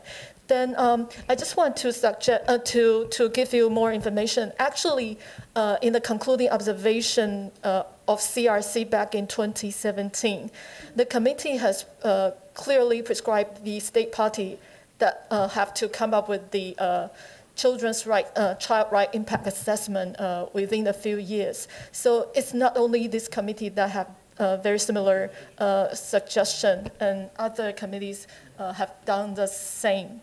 So for the time being, now the Ministry of Health and Welfare is now developing the methodology to do a human rights impact assessment for children. So I think it's a good opportunity if we can broaden the scope to include what is called human rights impact assessment. And I think my personal idea is that there are two major categories of human rights impact assessment that have to be developed. One is for law and regulation, which requires the government to do a human rights impact assessment whenever a new law have to come up. And it's also very important, just as the special rapporteur on the the right to food back in 2011, he suggested in any bilateral or multilateral investment treaty, a state party should include human rights impact assessment before they sign or ratify a investment agreement. So I wish that this committee can include that in your concluding observation. And the other kind of human rights impact assessment is especially for developers. Of course, government can be a major developers in a large-scale development program. But I think the example set by the Danish Institute of Human Rights can be a very good example how to develop a human rights impact assessment for developers. Thank you. Yes, thank you very much indeed. I must slightly explain to you just a little bit why we have this underlying controversy. It's really not a controversy, it's just a different approach that international relationists take and political scientists take. They're legitimate in themselves, and they give some answers. And the lawyers, international lawyers, the law side of it, which really looks on the must do, and how is this concrete case to be decided, this concrete case, you see? So, but the reason why the human rights treaty bodies have been loose on this, but they have actually done it. I speak as a long former member of a treaty body. Why we haven't insisted more is that what the Human Rights Council does with the UPR and other things, like where you have the mixture of, in the UPR, for instance, of these are the things that must be done, these are the things that can be done, and these are the things that we may consider to do. I personally think this is lowering the level of human rights protection, and we should get back to the approach of the treaty bodies, what is in the treaty, namely the duty, but there is a legitimacy in it, because if you take the responsibility approach, at least it prepares and paves the way for future must-dos, okay? So I'm not totally against it, but basically we should never conflict it. And due diligence and responsibility are very nice words. It gets when you go to the ground, how is this individual case to be solved? And then they are not all that helpful in a human rights context. I would be very happy in your future work, and we come to the end of our dialogue of this morning, which I think was really good because we could exchange and come back on it. I'd like to just recommend for in future, we are always very happy for the enormous amount of input we got in response to the government report, the so-called shadow, don't say shadow, say alternative report. Shadow means it's something discrete and is really forbidden, but we'll pass it on anyway. So when you do your alternative reports, it would be nice if you could have a real alternative report that all the NGOs go together and draft one, which is tough work, and it takes at least 2 years to do, to bring it all in, and only leave on some issues where the NGO can't agree with what the majorities do, then you have sort of like separate opinion at the end. But how it can work shows when Brazil came to the Committee on Economic, Social and Cultural Rights way back, when the country was in arrears of its initial report for 17 years. The NGOs, 1,500 NGOs in Brazil got together and produced an alternative report. And we had the permanent representative from Brazil sitting there and writing down the things that result was, after 18 years, it only took them another 1 year to come up with the initial report. So it can work. So do as much as possible what Amnesty International and Human Rights Covenants Watch are doing and others. Decide who is going to chair and coordinate and bring it together, and then go a real alternative report to that. That's just a personal plea, but I'm sure my colleagues see it the same way. Okay? If you could do that. And in your answers that you give individually in your contributions to the report, to the list of issues, and to the dialogue, try in future more have a brief section on facts, and separate from that, recommendations, what you think, draft recommendations, what you think a concluding observation could look like. You might even formulate it as though you were on part of the committee and drafting the concluding observations, okay? That makes our job a lot easier, okay? It doesn't mean that we take it on board, and that's one thing I need to remind you. Much so we enjoy listening to all of what you say. Some of you will be disappointed because you will not be found that your issue on which you feel so strongly don't go into the concluding observations. And that is, we can't bring too many concluding observations. The more observations we do, the more it's a gift to the government to be very loose and just say 2 or 3 sentences on each one. Concentrate on the key issues and help us in that way. But we really appreciate it and look forward to future cooperation with you. Thank you very much. And with this, I suspend the meeting. Some of you I will see in further things this afternoon. For instance, we're having Articles 10 and 11. Sorry, no. Whoops. No, from 14 to 17, we're having Articles 6 to 9. Yes, and the rest we will do on Wednesday. Okay, with that, I close this meeting and thanking you all. So have a good lunchtime and come back later. 好，谢谢大家的参与。 Thank you very much for your participation in this session. We have lunch outside. Please go to the sign-up table to collect your lunch and go to 801A to enjoy your lunch. Our afternoon session will review Articles 6 to 9. The meeting with government agencies will start at 2 p.m. The one with NGOs will start at 5:20 p.m. So please be on time. 专属厕所，那请大家请勿使用。如果有使用需求的话呢，请大家到6楼来做使用。谢谢大家，谢谢。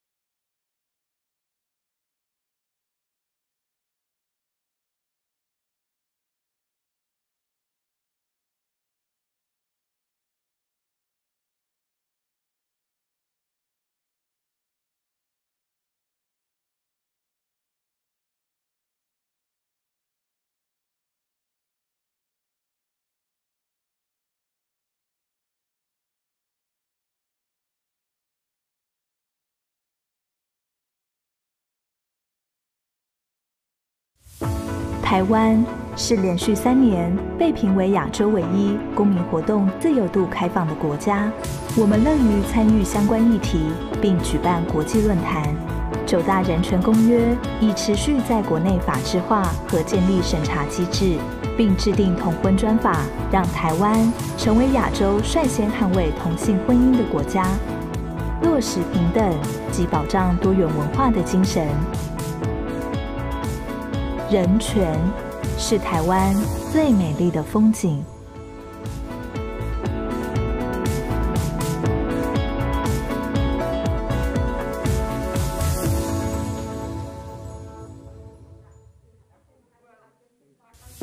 台湾是连续3年被评为亚洲唯一公民活动自由度开放的国家。我们乐于参与相关议题，并举办国际论坛。9大人权公约已持续在国内法制化和建立审查机制，并制定同婚专法，让台湾成为亚洲率先捍卫同性婚姻的国家，落实平等及保障多元文化的精神。人权是台湾最美丽的风景。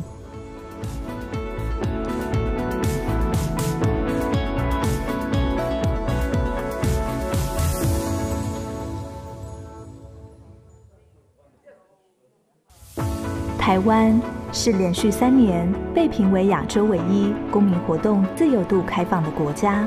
我们乐于参与相关议题，并举办国际论坛。9大人权公约已持续在国内法制化和建立审查机制，并制定同婚专法，让台湾成为亚洲率先捍卫同性婚姻的国家，落实平等及保障多元文化的精神。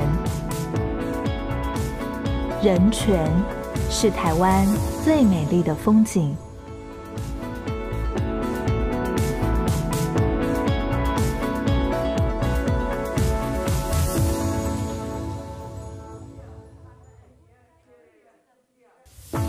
台湾是连续3年被评为亚洲唯一公民活动自由度开放的国家。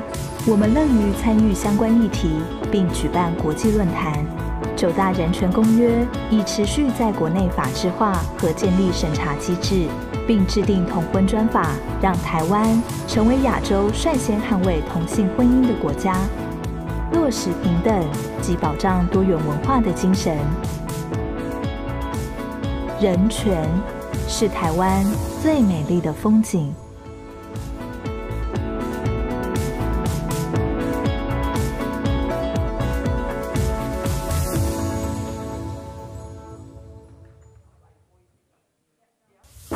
台湾是连续3年被评为亚洲唯一公民活动自由度开放的国家。我们乐于参与相关议题，并举办国际论坛。9大人权公约已持续在国内法制化和建立审查机制，并制定同婚专法，让台湾成为亚洲率先捍卫同性婚姻的国家，落实平等及保障多元文化的精神。人权是台湾最美丽的风景。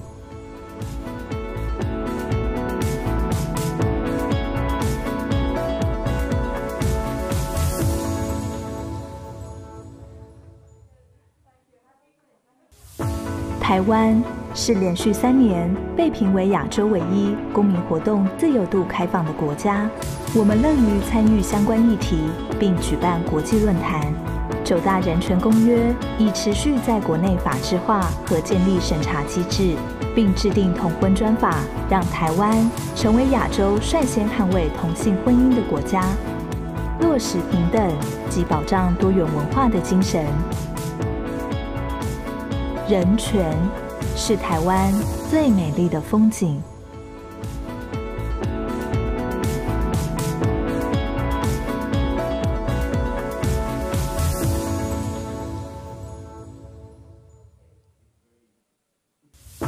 台湾是连续3年被评为亚洲唯一公民活动自由度开放的国家。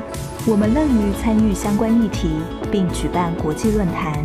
9大人权公约已持续在国内法制化和建立审查机制，并制定同婚专法，让台湾成为亚洲率先捍卫同性婚姻的国家，落实平等及保障多元文化的精神。人权是台湾最美丽的风景。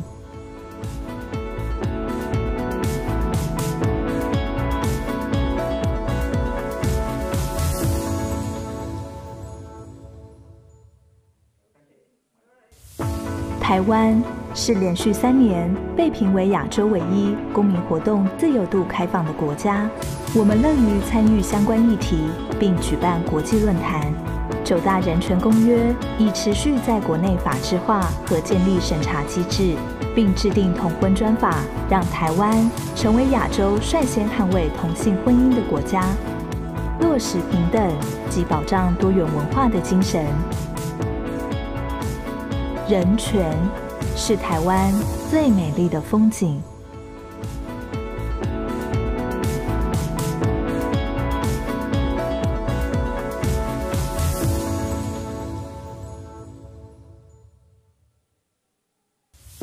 台湾是连续3年被评为亚洲唯一公民活动自由度开放的国家。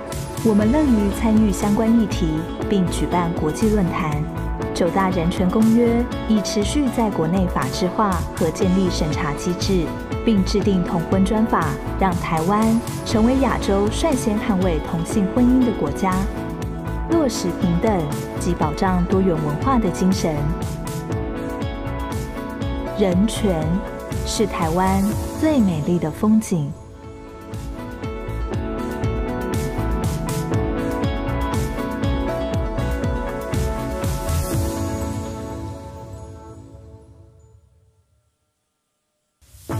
台湾是连续3年被评为亚洲唯一公民活动自由度开放的国家。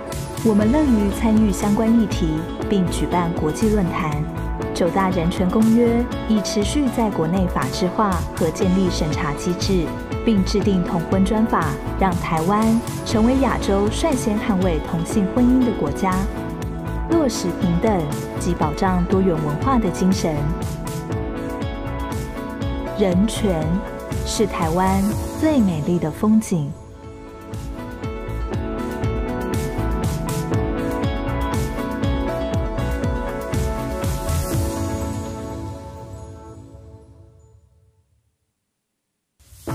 台湾是连续3年被评为亚洲唯一公民活动自由度开放的国家。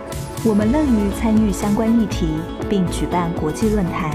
9大人权公约已持续在国内法制化和建立审查机制，并制定同婚专法，让台湾成为亚洲率先捍卫同性婚姻的国家，落实平等及保障多元文化的精神。人权是台湾最美丽的风景。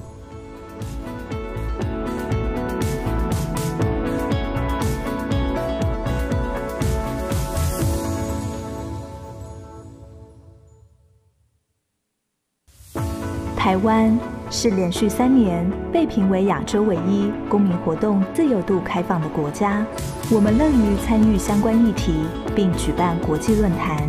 9大人权公约已持续在国内法制化和建立审查机制，并制定同婚专法，让台湾成为亚洲率先捍卫同性婚姻的国家，落实平等及保障多元文化的精神。人权是台湾最美丽的风景。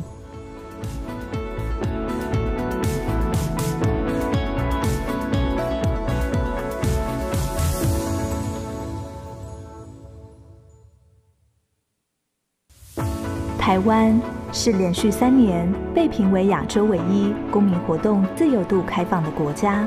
我们乐于参与相关议题，并举办国际论坛。9大人权公约已持续在国内法制化和建立审查机制，并制定同婚专法，让台湾成为亚洲率先捍卫同性婚姻的国家，落实平等及保障多元文化的精神。人权是台湾最美丽的风景。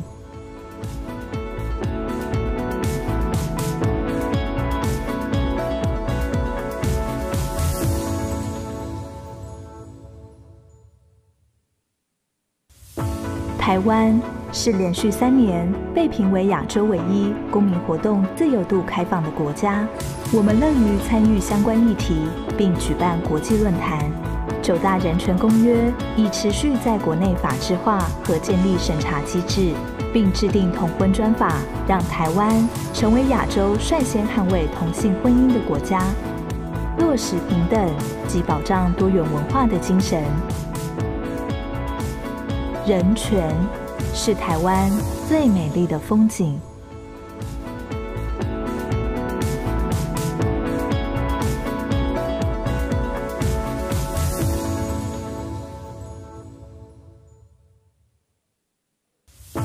台湾是连续3年被评为亚洲唯一公民活动自由度开放的国家。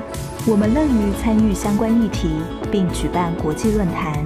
9大人权公约已持续在国内法制化和建立审查机制，并制定同婚专法，让台湾成为亚洲率先捍卫同性婚姻的国家，落实平等及保障多元文化的精神。人权是台湾最美丽的风景。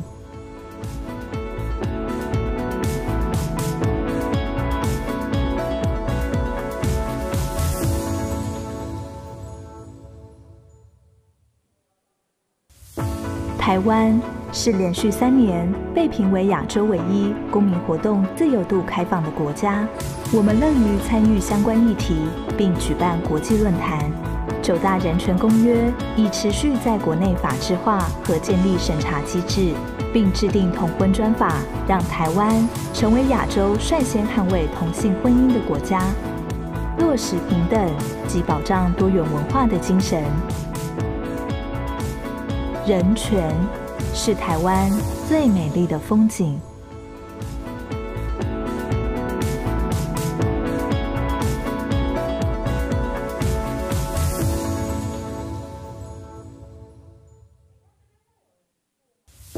台湾是连续3年被评为亚洲唯一公民活动自由度开放的国家。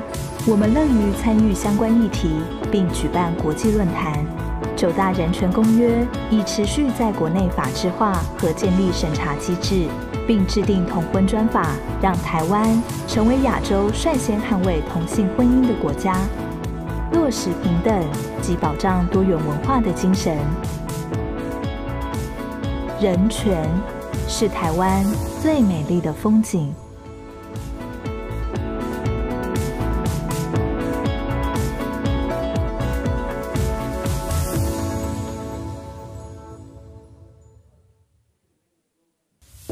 台湾是连续3年被评为亚洲唯一公民活动自由度开放的国家。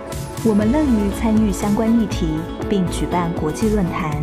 9大人权公约已持续在国内法制化和建立审查机制，并制定同婚专法，让台湾成为亚洲率先捍卫同性婚姻的国家，落实平等及保障多元文化的精神。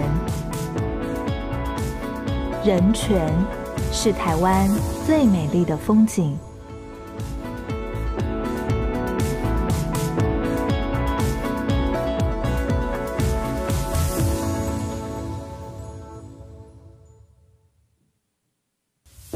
台湾是连续3年被评为亚洲唯一公民活动自由度开放的国家。我们乐于参与相关议题，并举办国际论坛。9大人权公约已持续在国内法制化和建立审查机制，并制定同婚专法，让台湾成为亚洲率先捍卫同性婚姻的国家，落实平等及保障多元文化的精神。人权是台湾最美丽的风景。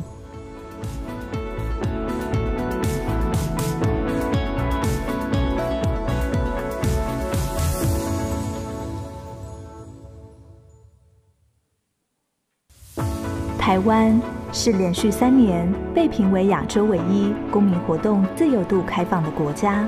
我们乐于参与相关议题，并举办国际论坛。9大人权公约已持续在国内法制化和建立审查机制，并制定同婚专法，让台湾成为亚洲率先捍卫同性婚姻的国家，落实平等及保障多元文化的精神。人权是台湾最美丽的风景。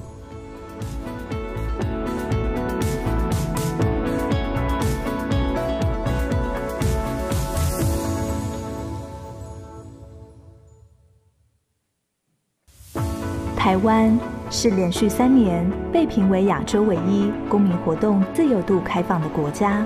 我们乐于参与相关议题，并举办国际论坛。9大人权公约已持续在国内法制化和建立审查机制，并制定同婚专法，让台湾成为亚洲率先捍卫同性婚姻的国家，落实平等及保障多元文化的精神。人权是台湾最美丽的风景。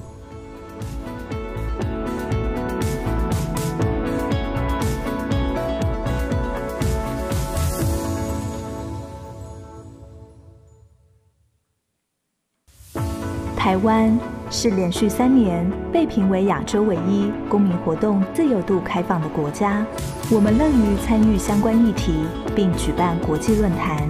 9大人权公约已持续在国内法制化和建立审查机制，并制定同婚专法，让台湾成为亚洲率先捍卫同性婚姻的国家，落实平等及保障多元文化的精神。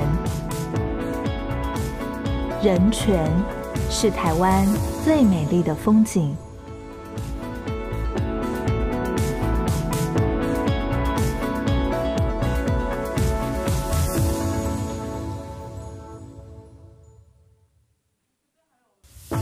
台湾是连续3年被评为亚洲唯一公民活动自由度开放的国家。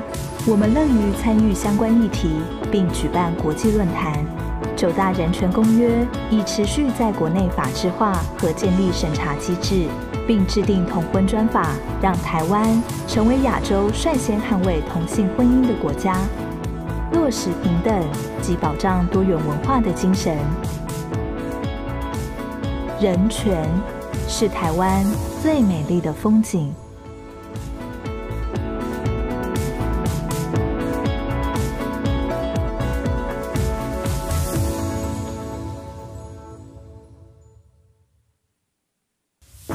台湾是连续3年被评为亚洲唯一公民活动自由度开放的国家。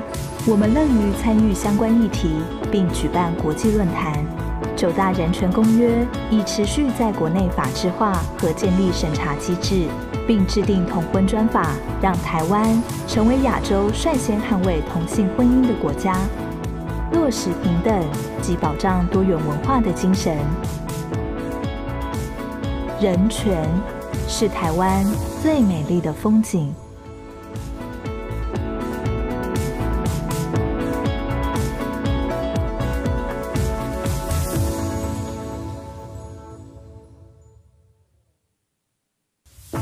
台湾是连续3年被评为亚洲唯一公民活动自由度开放的国家。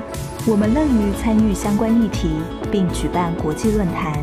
9大人权公约已持续在国内法制化和建立审查机制，并制定同婚专法，让台湾成为亚洲率先捍卫同性婚姻的国家，落实平等及保障多元文化的精神。人权是台湾最美丽的风景。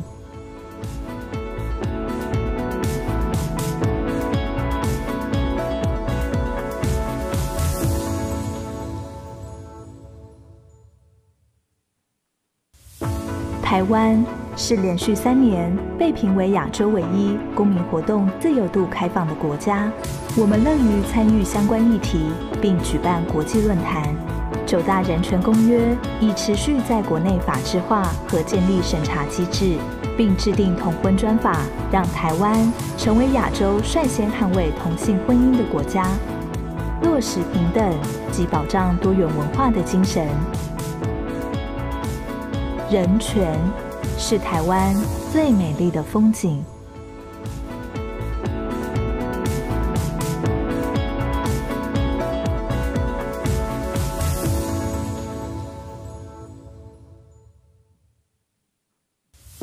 台湾是连续3年被评为亚洲唯一公民活动自由度开放的国家。我们乐于参与相关议题，并举办国际论坛。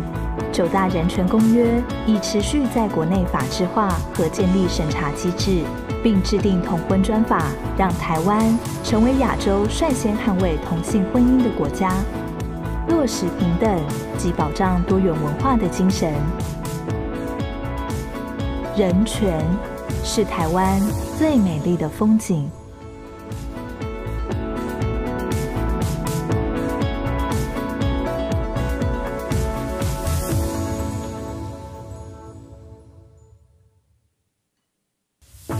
台湾是连续3年被评为亚洲唯一公民活动自由度开放的国家。我们乐于参与相关议题，并举办国际论坛。9大人权公约已持续在国内法制化和建立审查机制，并制定同婚专法，让台湾成为亚洲率先捍卫同性婚姻的国家，落实平等及保障多元文化的精神。人权是台湾最美丽的风景。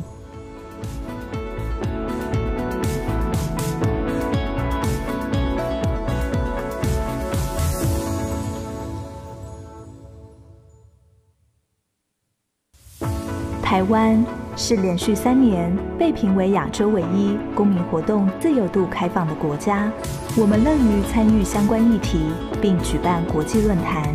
9大人权公约已持续在国内法制化和建立审查机制，并制定同婚专法，让台湾成为亚洲率先捍卫同性婚姻的国家，落实平等及保障多元文化的精神。人权是台湾最美丽的风景。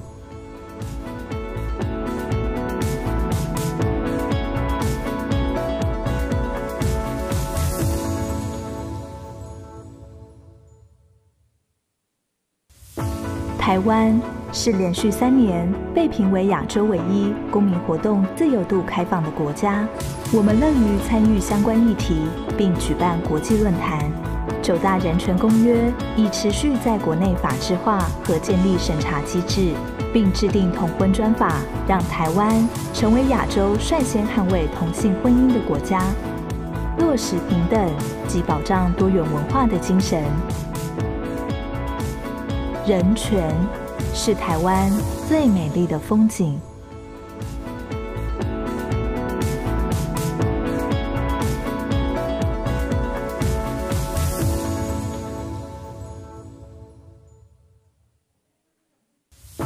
台湾是连续3年被评为亚洲唯一公民活动自由度开放的国家。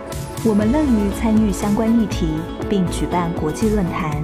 9大人权公约已持续在国内法制化和建立审查机制，并制定同婚专法，让台湾成为亚洲率先捍卫同性婚姻的国家，落实平等及保障多元文化的精神。人权是台湾最美丽的风景。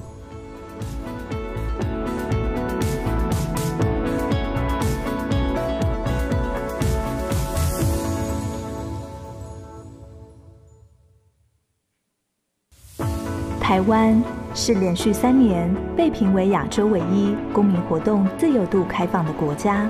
我们乐于参与相关议题，并举办国际论坛。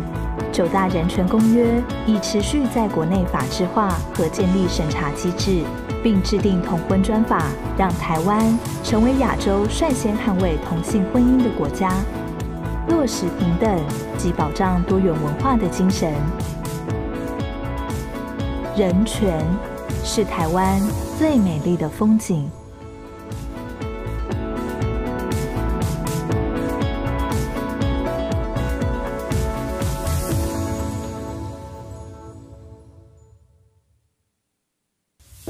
台湾是连续3年被评为亚洲唯一公民活动自由度开放的国家。我们乐于参与相关议题，并举办国际论坛。9大人权公约已持续在国内法制化和建立审查机制，并制定同婚专法，让台湾成为亚洲率先捍卫同性婚姻的国家，落实平等及保障多元文化的精神。人权是台湾最美丽的风景。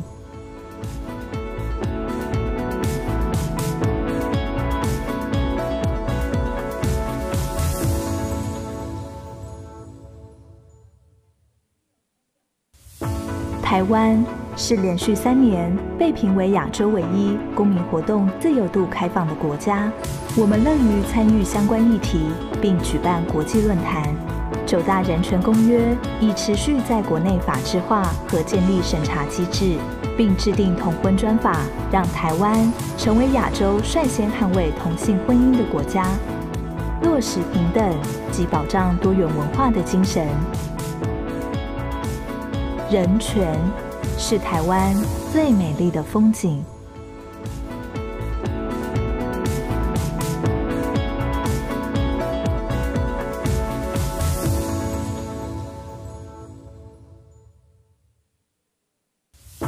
台湾是连续3年被评为亚洲唯一公民活动自由度开放的国家。我们乐于参与相关议题，并举办国际论坛。9大人权公约已持续在国内法制化和建立审查机制，并制定同婚专法，让台湾成为亚洲率先捍卫同性婚姻的国家，落实平等及保障多元文化的精神。人权是台湾最美丽的风景。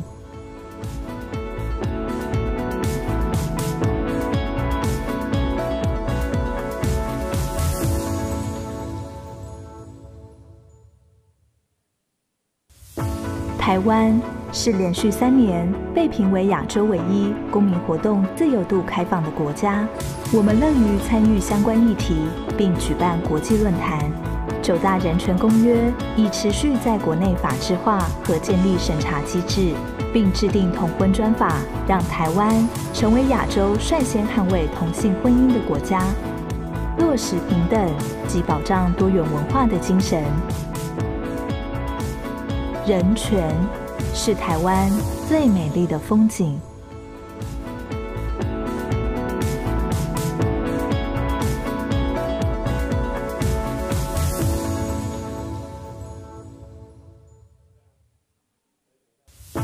台湾是连续3年被评为亚洲唯一公民活动自由度开放的国家。我们乐于参与相关议题，并举办国际论坛。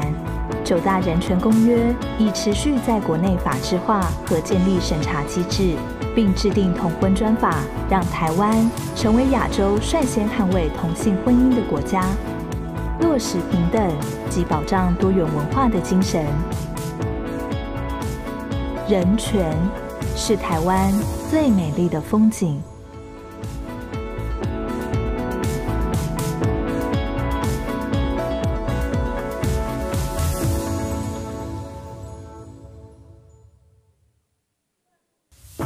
台湾是连续3年被评为亚洲唯一公民活动自由度开放的国家。我们乐于参与相关议题，并举办国际论坛。9大人权公约已持续在国内法制化和建立审查机制，并制定同婚专法，让台湾成为亚洲率先捍卫同性婚姻的国家，落实平等及保障多元文化的精神。人权是台湾最美丽的风景。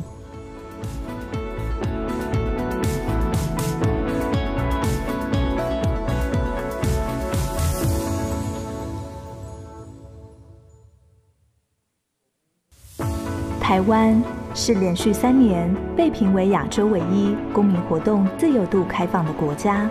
我们乐于参与相关议题，并举办国际论坛。9大人权公约已持续在国内法制化和建立审查机制，并制定同婚专法，让台湾成为亚洲率先捍卫同性婚姻的国家，落实平等及保障多元文化的精神。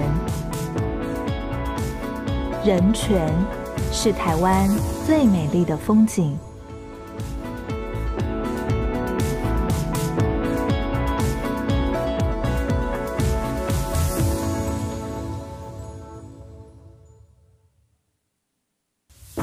台湾是连续3年被评为亚洲唯一公民活动自由度开放的国家。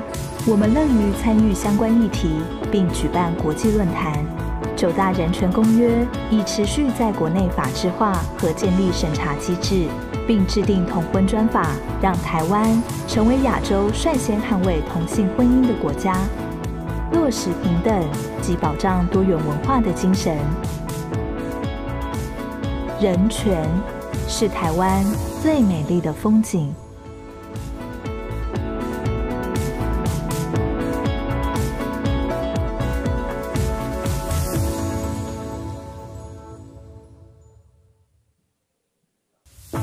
台湾是连续3年被评为亚洲唯一公民活动自由度开放的国家。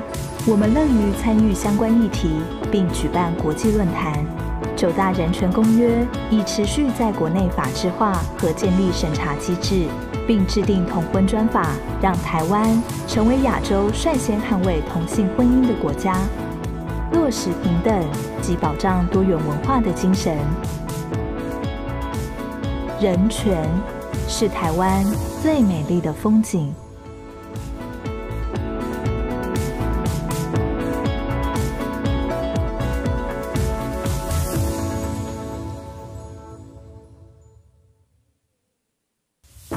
台湾是连续3年被评为亚洲唯一公民活动自由度开放的国家。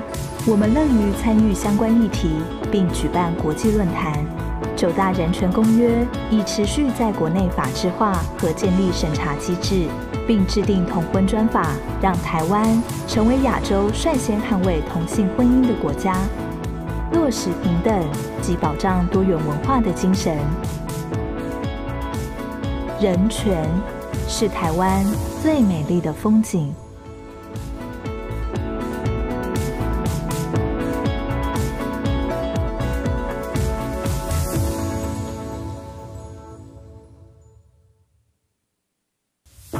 台湾是连续3年被评为亚洲唯一公民活动自由度开放的国家。我们乐于参与相关议题，并举办国际论坛。9大人权公约已持续在国内法制化和建立审查机制，并制定同婚专法，让台湾成为亚洲率先捍卫同性婚姻的国家，落实平等及保障多元文化的精神。人权是台湾最美丽的风景。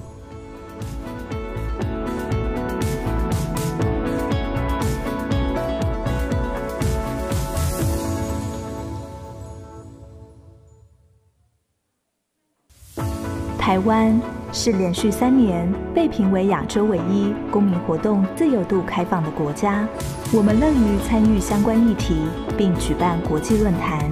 9大人权公约已持续在国内法制化和建立审查机制，并制定同婚专法，让台湾成为亚洲率先捍卫同性婚姻的国家，落实平等及保障多元文化的精神。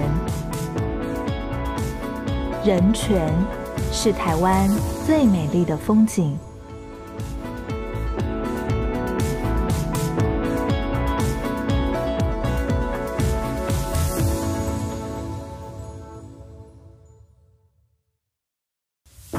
台湾是连续3年被评为亚洲唯一公民活动自由度开放的国家。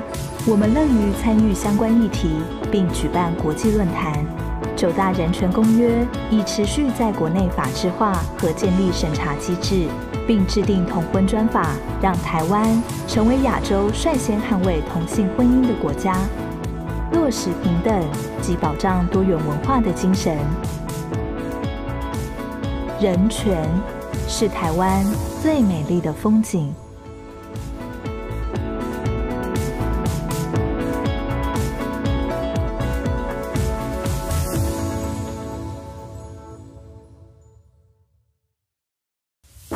台湾是连续3年被评为亚洲唯一公民活动自由度开放的国家。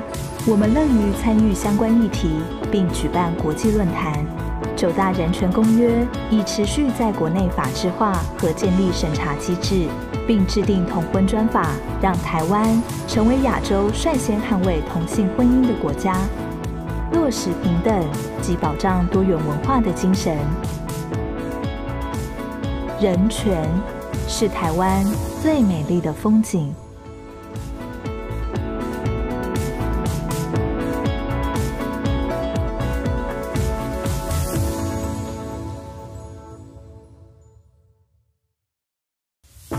台湾是连续3年被评为亚洲唯一公民活动自由度开放的国家。我们乐于参与相关议题，并举办国际论坛。9大人权公约已持续在国内法制化和建立审查机制，并制定同婚专法，让台湾成为亚洲率先捍卫同性婚姻的国家，落实平等及保障多元文化的精神。人权是台湾最美丽的风景。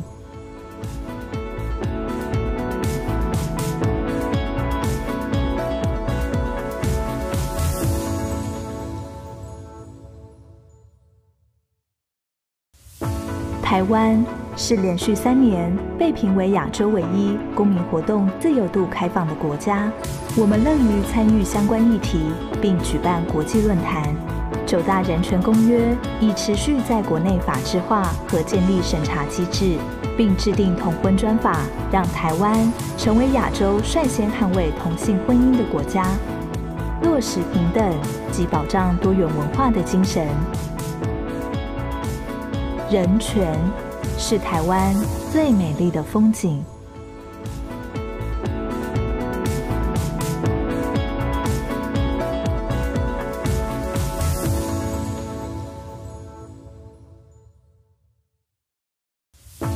台湾是连续3年被评为亚洲唯一公民活动自由度开放的国家。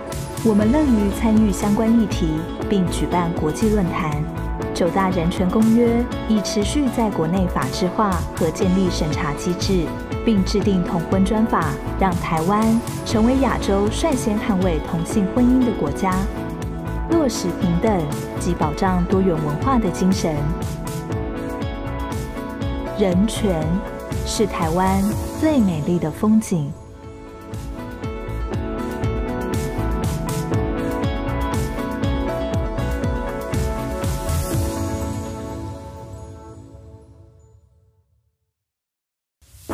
台湾是连续3年被评为亚洲唯一公民活动自由度开放的国家。我们乐于参与相关议题，并举办国际论坛。9大人权公约已持续在国内法制化和建立审查机制，并制定同婚专法，让台湾成为亚洲率先捍卫同性婚姻的国家，落实平等及保障多元文化的精神。人权是台湾最美丽的风景。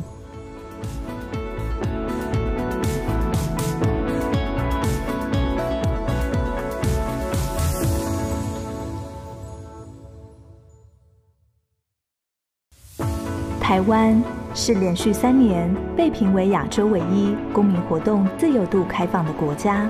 我们乐于参与相关议题，并举办国际论坛。9大人权公约已持续在国内法制化和建立审查机制，并制定同婚专法，让台湾成为亚洲率先捍卫同性婚姻的国家，落实平等及保障多元文化的精神。人权是台湾最美丽的风景。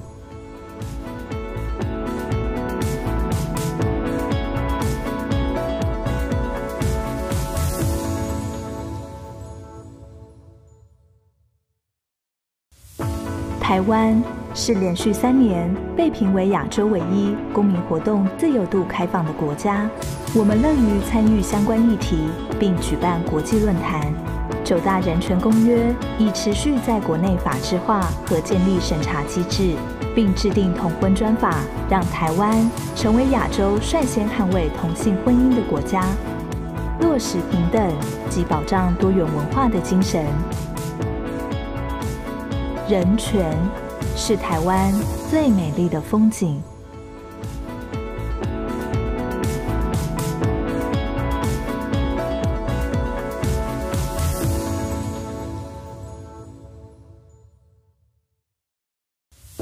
台湾是连续3年被评为亚洲唯一公民活动自由度开放的国家。我们乐于参与相关议题，并举办国际论坛。9大人权公约已持续在国内法制化和建立审查机制，并制定同婚专法，让台湾成为亚洲率先捍卫同性婚姻的国家，落实平等及保障多元文化的精神。人权是台湾最美丽的风景。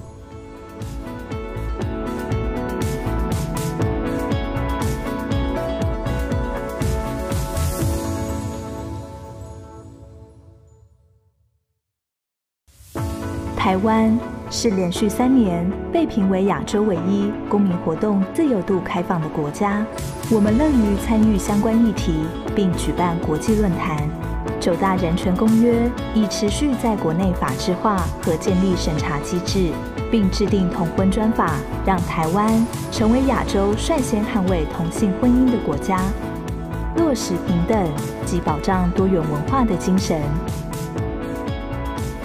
人权是台湾最美丽的风景。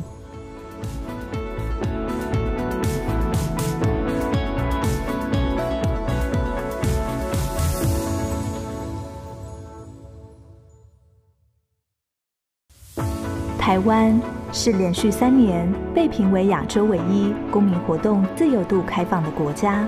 我们乐于参与相关议题，并举办国际论坛。9大人权公约已持续在国内法制化和建立审查机制，并制定同婚专法，让台湾成为亚洲率先捍卫同性婚姻的国家，落实平等及保障多元文化的精神。人权是台湾最美丽的风景。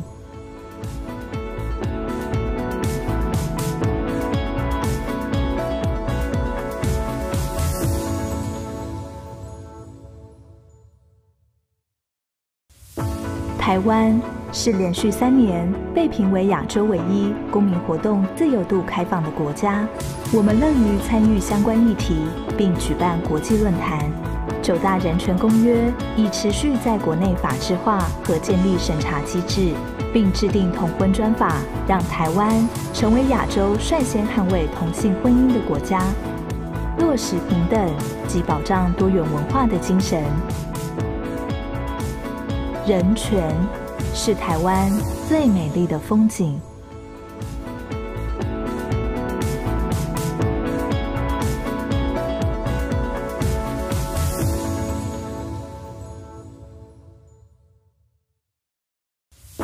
台湾是连续3年被评为亚洲唯一公民活动自由度开放的国家。我们乐于参与相关议题，并举办国际论坛。9大人权公约已持续在国内法制化和建立审查机制，并制定同婚专法，让台湾成为亚洲率先捍卫同性婚姻的国家，落实平等及保障多元文化的精神。人权是台湾最美丽的风景。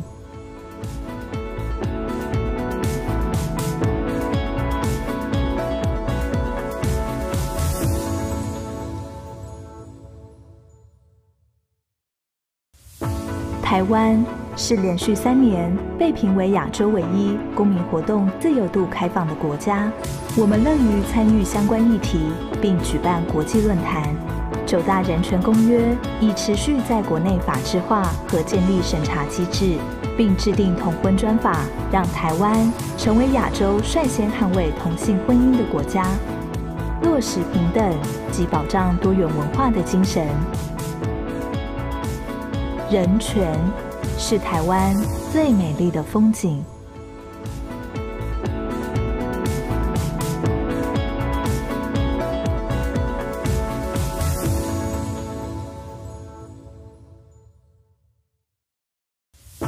台湾是连续3年被评为亚洲唯一公民活动自由度开放的国家。我们乐于参与相关议题，并举办国际论坛。9大人权公约已持续在国内法制化和建立审查机制，并制定同婚专法，让台湾成为亚洲率先捍卫同性婚姻的国家，落实平等及保障多元文化的精神。人权是台湾最美丽的风景。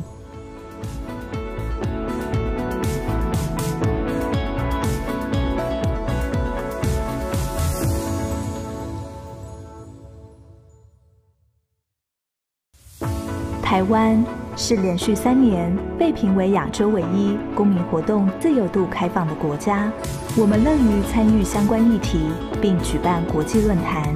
9大人权公约已持续在国内法制化和建立审查机制，并制定同婚专法，让台湾成为亚洲率先捍卫同性婚姻的国家，落实平等及保障多元文化的精神。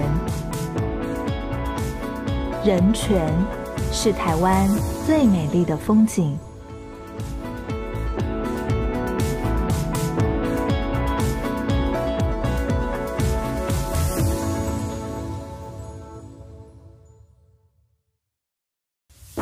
台湾是连续3年被评为亚洲唯一公民活动自由度开放的国家。我们乐于参与相关议题，并举办国际论坛。9大人权公约已持续在国内法制化和建立审查机制，并制定同婚专法，让台湾成为亚洲率先捍卫同性婚姻的国家，落实平等及保障多元文化的精神。人权是台湾最美丽的风景。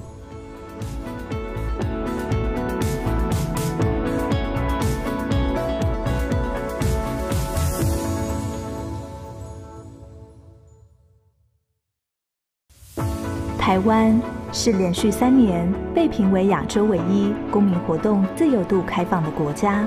我们乐于参与相关议题，并举办国际论坛。9大人权公约已持续在国内法制化和建立审查机制，并制定同婚专法，让台湾成为亚洲率先捍卫同性婚姻的国家，落实平等及保障多元文化的精神。人权是台湾最美丽的风景。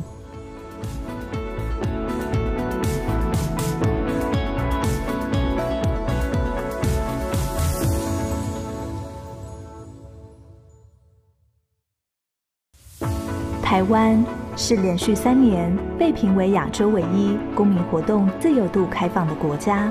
我们乐于参与相关议题，并举办国际论坛。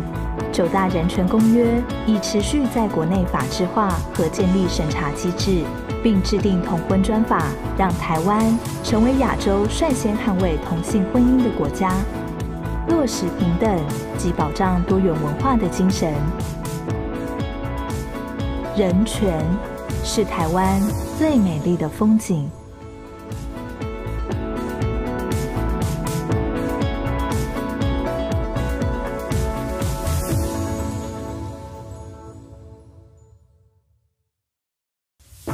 台湾是连续3年被评为亚洲唯一公民活动自由度开放的国家。我们乐于参与相关议题，并举办国际论坛。9大人权公约已持续在国内法制化和建立审查机制，并制定同婚专法，让台湾成为亚洲率先捍卫同性婚姻的国家，落实平等及保障多元文化的精神。人权是台湾最美丽的风景。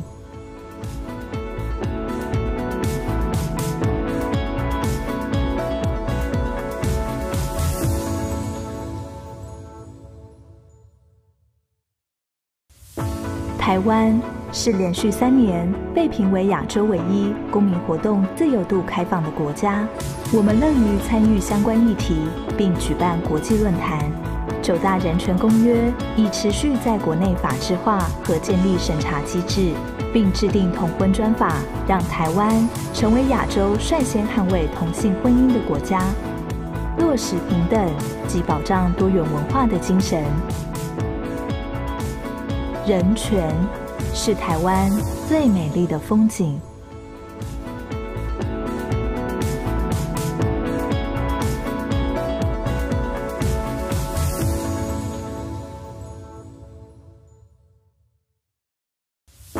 台湾是连续3年被评为亚洲唯一公民活动自由度开放的国家。我们乐于参与相关议题，并举办国际论坛。9大人权公约已持续在国内法制化和建立审查机制，并制定同婚专法，让台湾成为亚洲率先捍卫同性婚姻的国家，落实平等及保障多元文化的精神。人权是台湾最美丽的风景。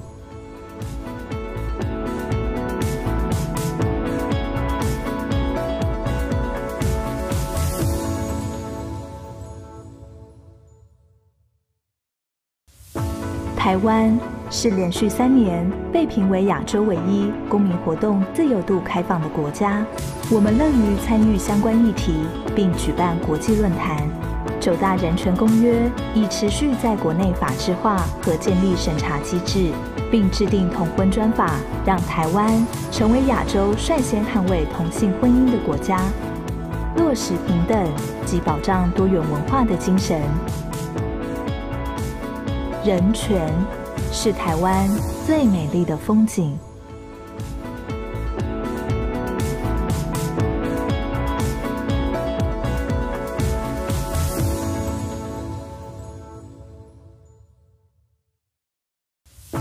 台湾是连续3年被评为亚洲唯一公民活动自由度开放的国家。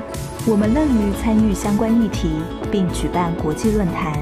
9大人权公约已持续在国内法制化和建立审查机制，并制定同婚专法，让台湾成为亚洲率先捍卫同性婚姻的国家，落实平等及保障多元文化的精神。人权是台湾最美丽的风景。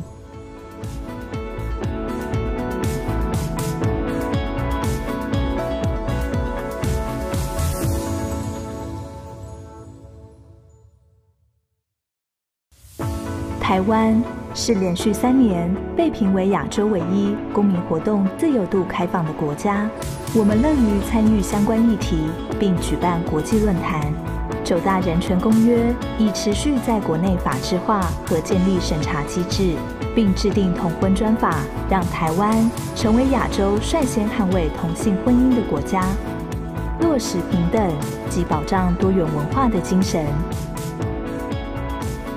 人权是台湾最美丽的风景。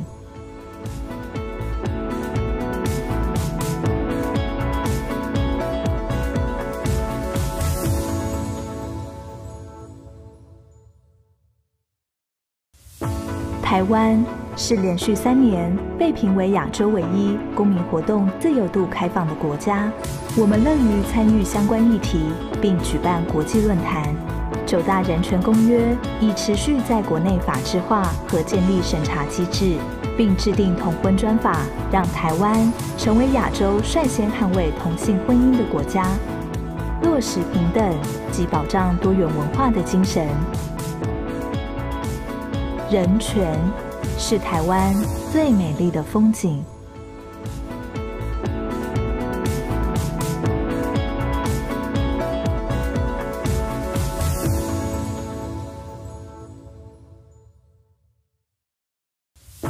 台湾是连续3年被评为亚洲唯一公民活动自由度开放的国家。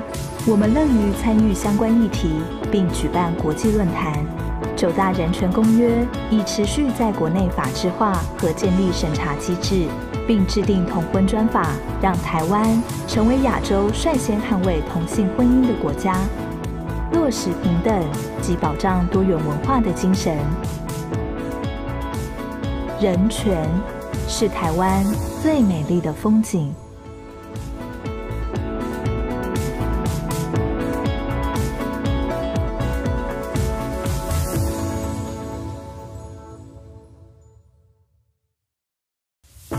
台湾是连续3年被评为亚洲唯一公民活动自由度开放的国家。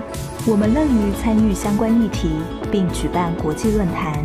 9大人权公约已持续在国内法制化和建立审查机制，并制定同婚专法，让台湾成为亚洲率先捍卫同性婚姻的国家，落实平等及保障多元文化的精神。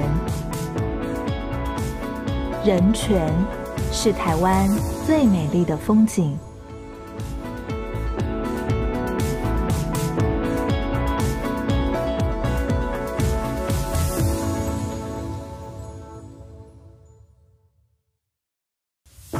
台湾是连续3年被评为亚洲唯一公民活动自由度开放的国家。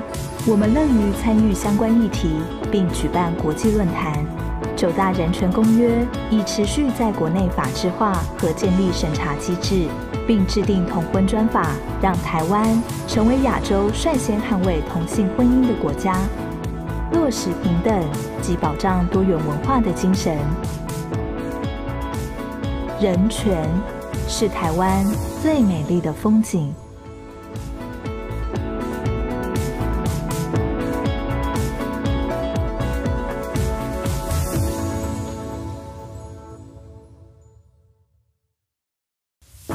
台湾是连续3年被评为亚洲唯一公民活动自由度开放的国家。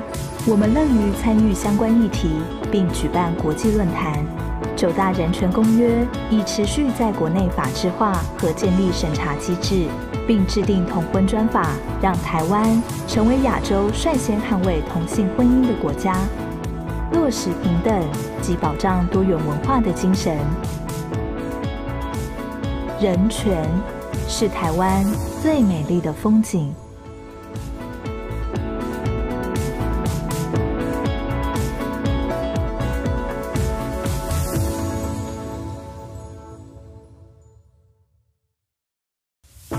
台湾是连续3年被评为亚洲唯一公民活动自由度开放的国家。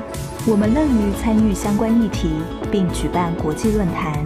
9大人权公约已持续在国内法制化和建立审查机制，并制定同婚专法，让台湾成为亚洲率先捍卫同性婚姻的国家，落实平等及保障多元文化的精神。人权是台湾最美丽的风景。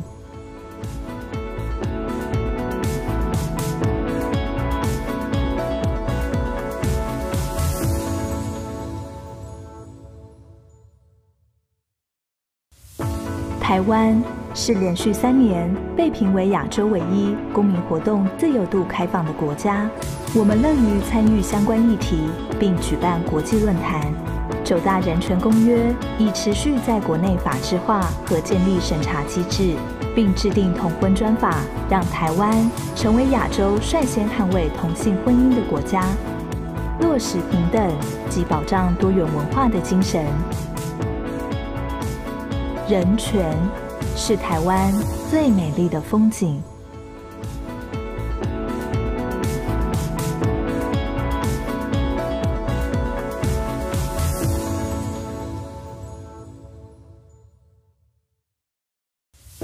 台湾是连续3年被评为亚洲唯一公民活动自由度开放的国家。我们乐于参与相关议题，并举办国际论坛。9大人权公约已持续在国内法制化和建立审查机制，并制定同婚专法，让台湾成为亚洲率先捍卫同性婚姻的国家，落实平等及保障多元文化的精神。人权是台湾最美丽的风景。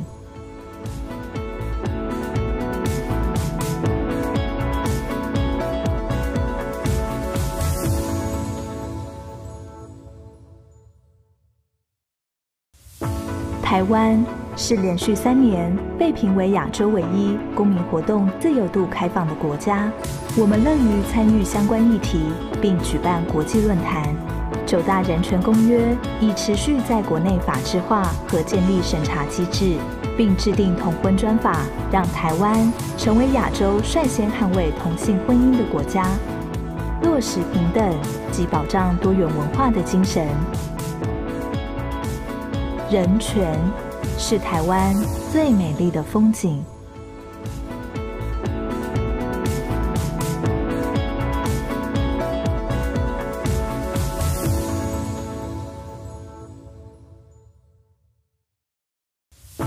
台湾是连续3年被评为亚洲唯一公民活动自由度开放的国家。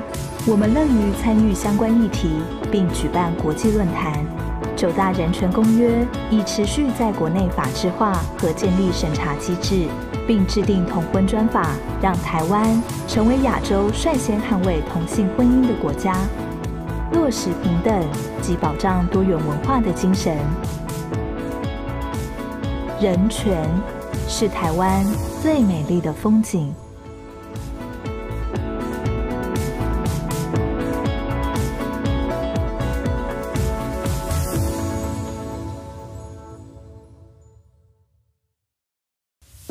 台湾是连续3年被评为亚洲唯一公民活动自由度开放的国家。我们乐于参与相关议题，并举办国际论坛。9大人权公约已持续在国内法制化和建立审查机制，并制定同婚专法，让台湾成为亚洲率先捍卫同性婚姻的国家，落实平等及保障多元文化的精神。人权是台湾最美丽的风景。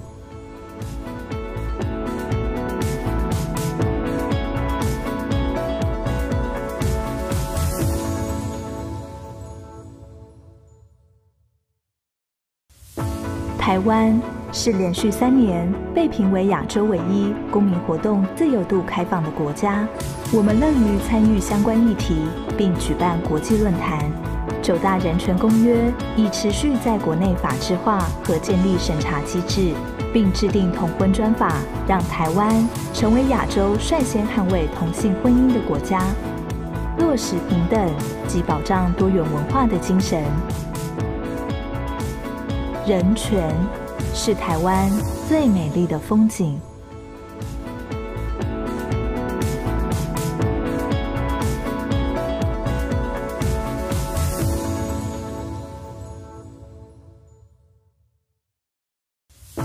台湾是连续3年被评为亚洲唯一公民活动自由度开放的国家。我们乐于参与相关议题，并举办国际论坛。9大人权公约已持续在国内法制化和建立审查机制，并制定同婚专法，让台湾成为亚洲率先捍卫同性婚姻的国家，落实平等及保障多元文化的精神。人权是台湾最美丽的风景。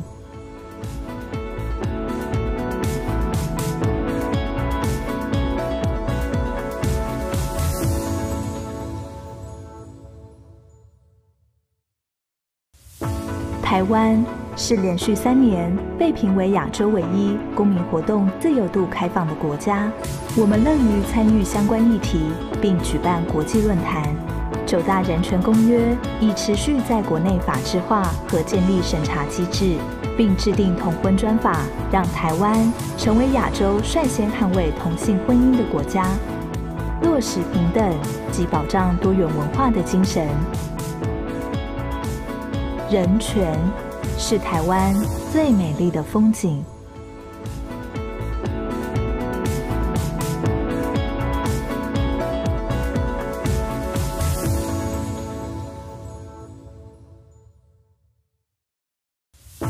台湾是连续3年被评为亚洲唯一公民活动自由度开放的国家。我们乐于参与相关议题，并举办国际论坛。9大人权公约已持续在国内法制化和建立审查机制，并制定同婚专法，让台湾成为亚洲率先捍卫同性婚姻的国家，落实平等及保障多元文化的精神。人权是台湾最美丽的风景。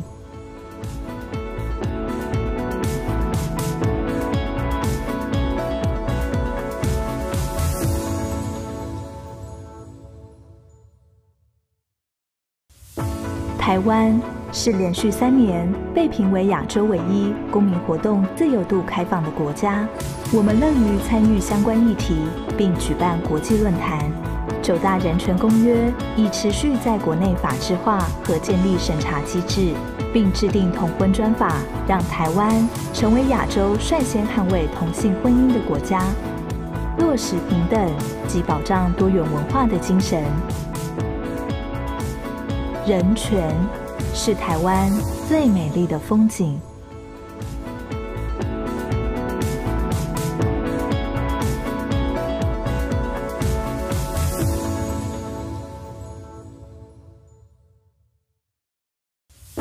台湾是连续3年被评为亚洲唯一公民活动自由度开放的国家。我们乐于参与相关议题，并举办国际论坛。9大人权公约已持续在国内法制化和建立审查机制，并制定同婚专法，让台湾成为亚洲率先捍卫同性婚姻的国家，落实平等及保障多元文化的精神。人权是台湾最美丽的风景。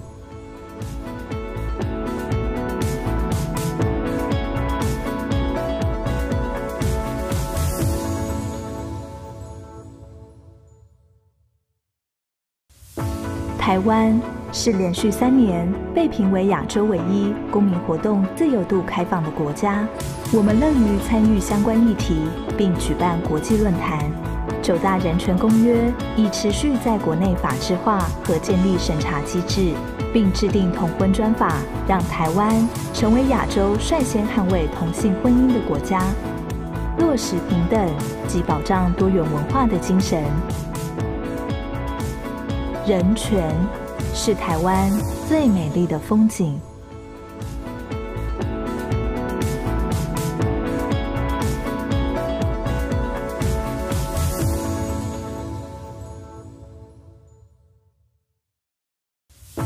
台湾是连续3年被评为亚洲唯一公民活动自由度开放的国家。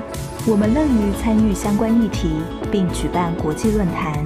9大人权公约已持续在国内法制化和建立审查机制，并制定同婚专法，让台湾成为亚洲率先捍卫同性婚姻的国家，落实平等及保障多元文化的精神。人权是台湾最美丽的风景。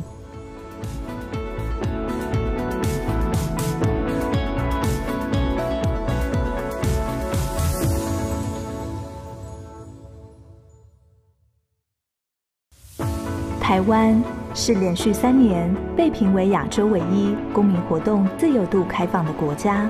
我们乐于参与相关议题，并举办国际论坛。9大人权公约已持续在国内法制化和建立审查机制，并制定同婚专法，让台湾成为亚洲率先捍卫同性婚姻的国家，落实平等及保障多元文化的精神。人权是台湾最美丽的风景。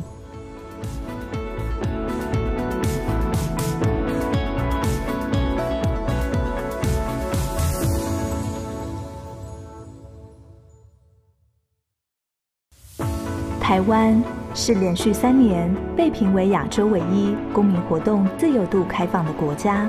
我们乐于参与相关议题，并举办国际论坛。9大人权公约已持续在国内法制化和建立审查机制，并制定同婚专法，让台湾成为亚洲率先捍卫同性婚姻的国家，落实平等及保障多元文化的精神。人权是台湾最美丽的风景。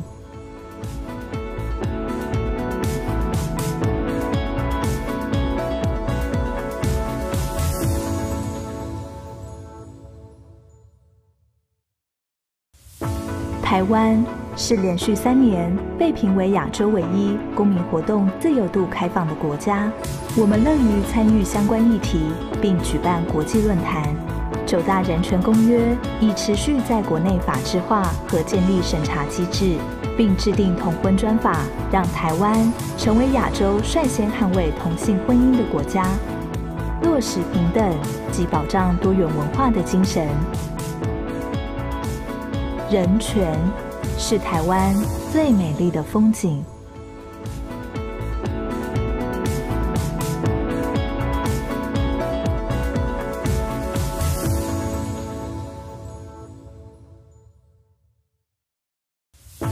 台湾是连续3年被评为亚洲唯一公民活动自由度开放的国家。我们乐于参与相关议题，并举办国际论坛。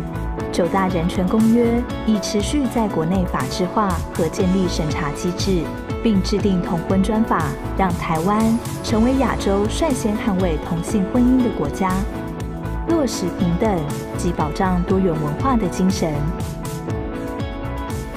人权是台湾最美丽的风景。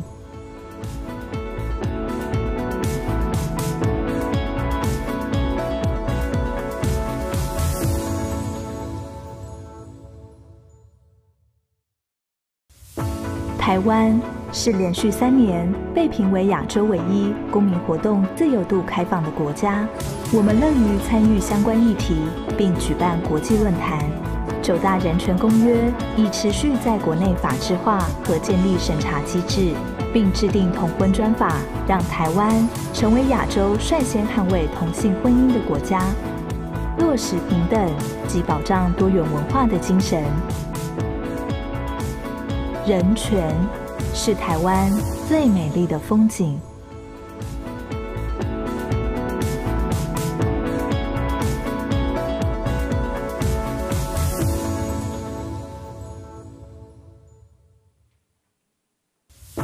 台湾是连续3年被评为亚洲唯一公民活动自由度开放的国家。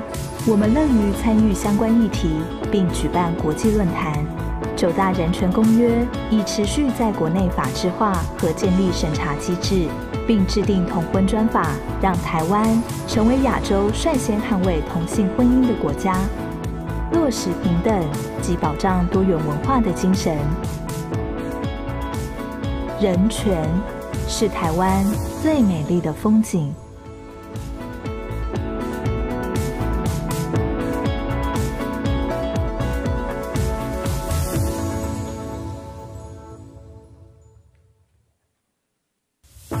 台湾是连续3年被评为亚洲唯一公民活动自由度开放的国家。我们乐于参与相关议题，并举办国际论坛。9大人权公约已持续在国内法制化和建立审查机制，并制定同婚专法，让台湾成为亚洲率先捍卫同性婚姻的国家，落实平等及保障多元文化的精神。人权是台湾最美丽的风景。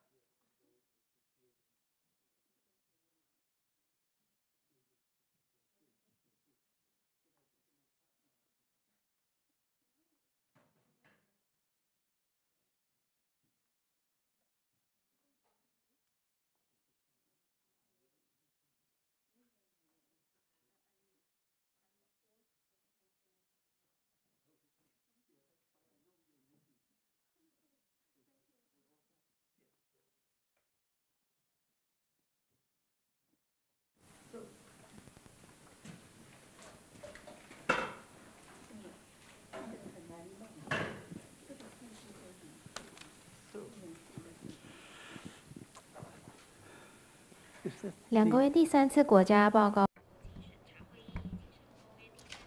Cluster 3 of the meeting is going to convene. We'll be discussing Article 6 to Article 9 of the Covenant, as well as 30.31 to 35 of the COR. Please make sure that you raise your name and identify yourself before you speak. And also, please don't speak too fast to help our interpreters. Thank you very much. That point. And I'd like to repeat what I said sometime this morning. And I look to my right. I'm always deeply impressed with the sign language translation. And it's a very hard job, but you do it beautifully. Thank you on behalf of all of us here. Okay, we continue with the suggestion. We have 3 hours from 14 to 1700 hours. The review articles 6 to 9, and the concluding observations of the previous session, if there are questions on that. So, again, like last time, Madam Vice Minister, if you could perhaps just say to start it off, and then we'll ask our questions.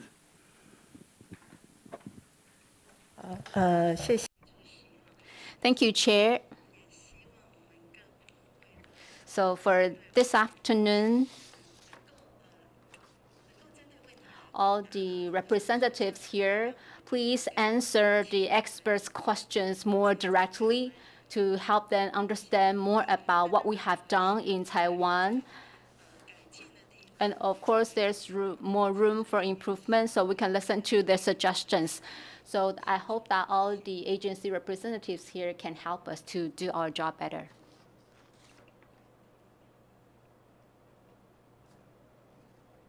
Okay, I now look on Article 6. Who wants to start? You, please, Rosalind.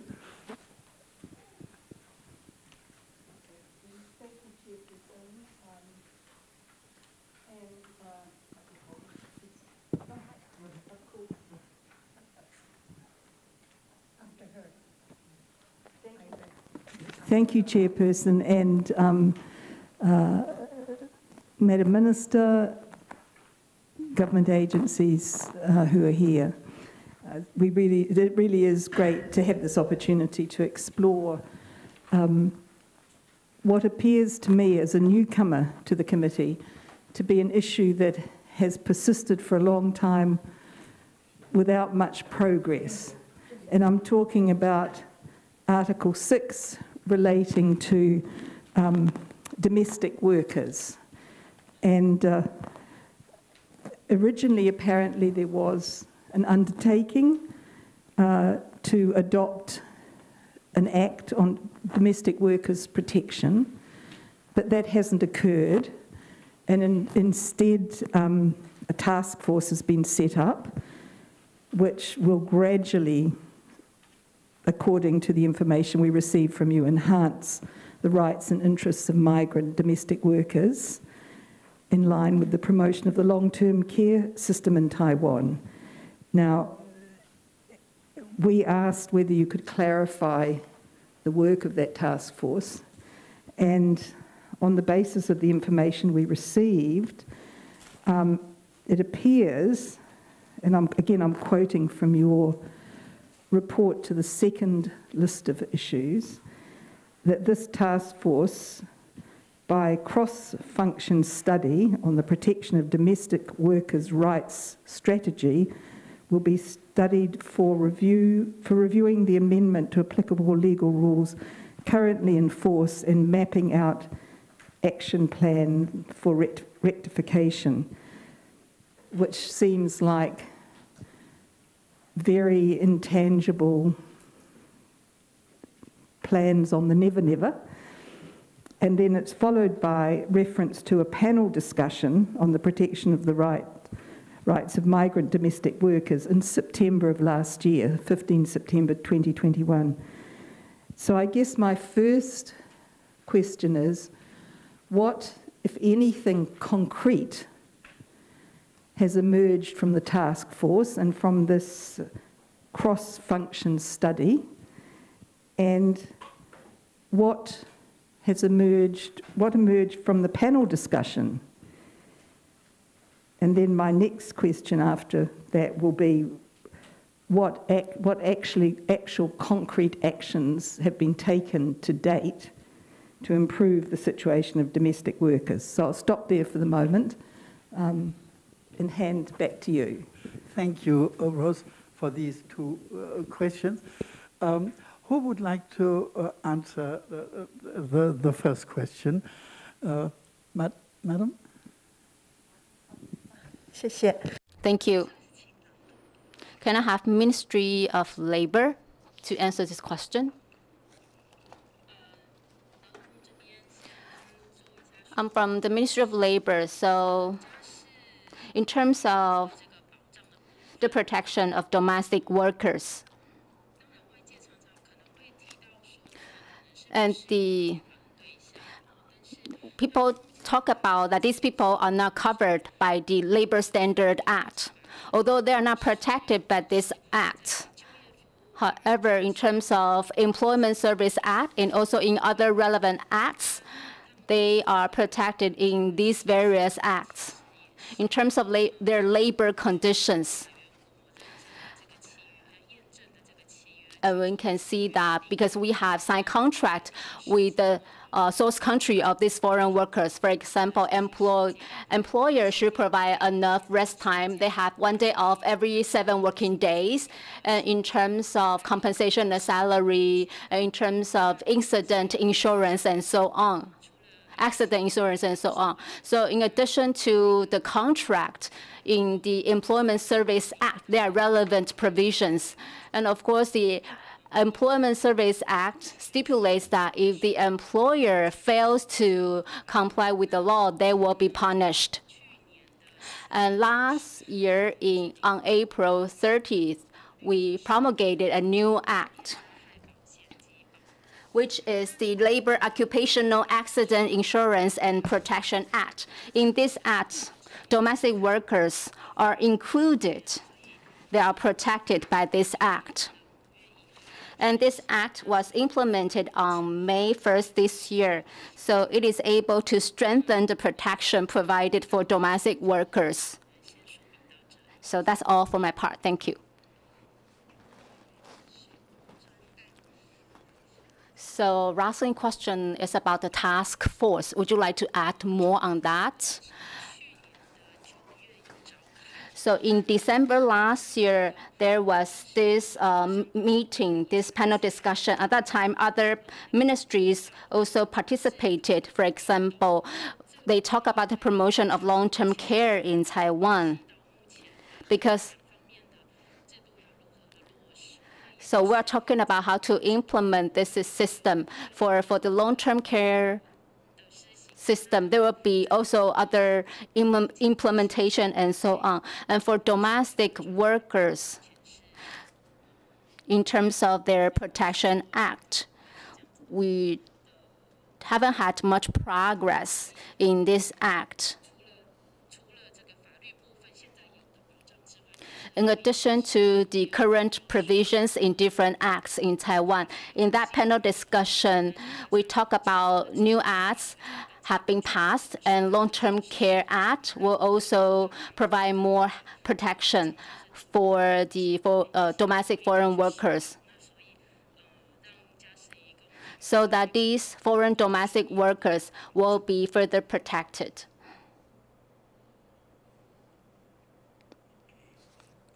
Then I give the floor back to Rosalind to ask the next two questions. Thank you. I'd just like to follow up on what I've heard as well. Please do that first. Yes, thank you. So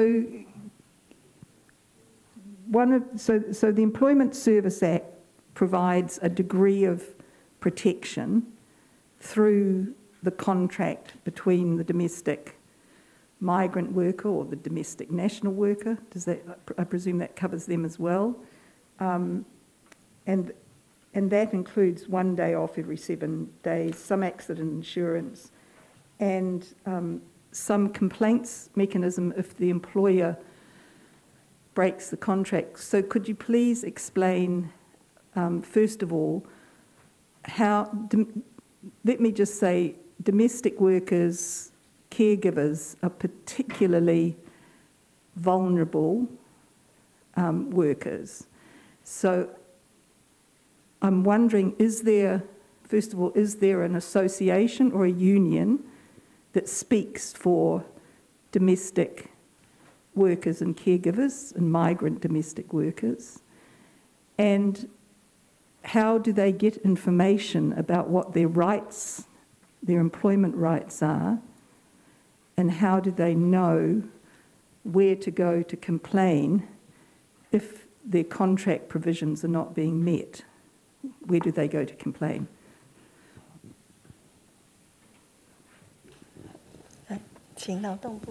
Okay. Ministry of Labor.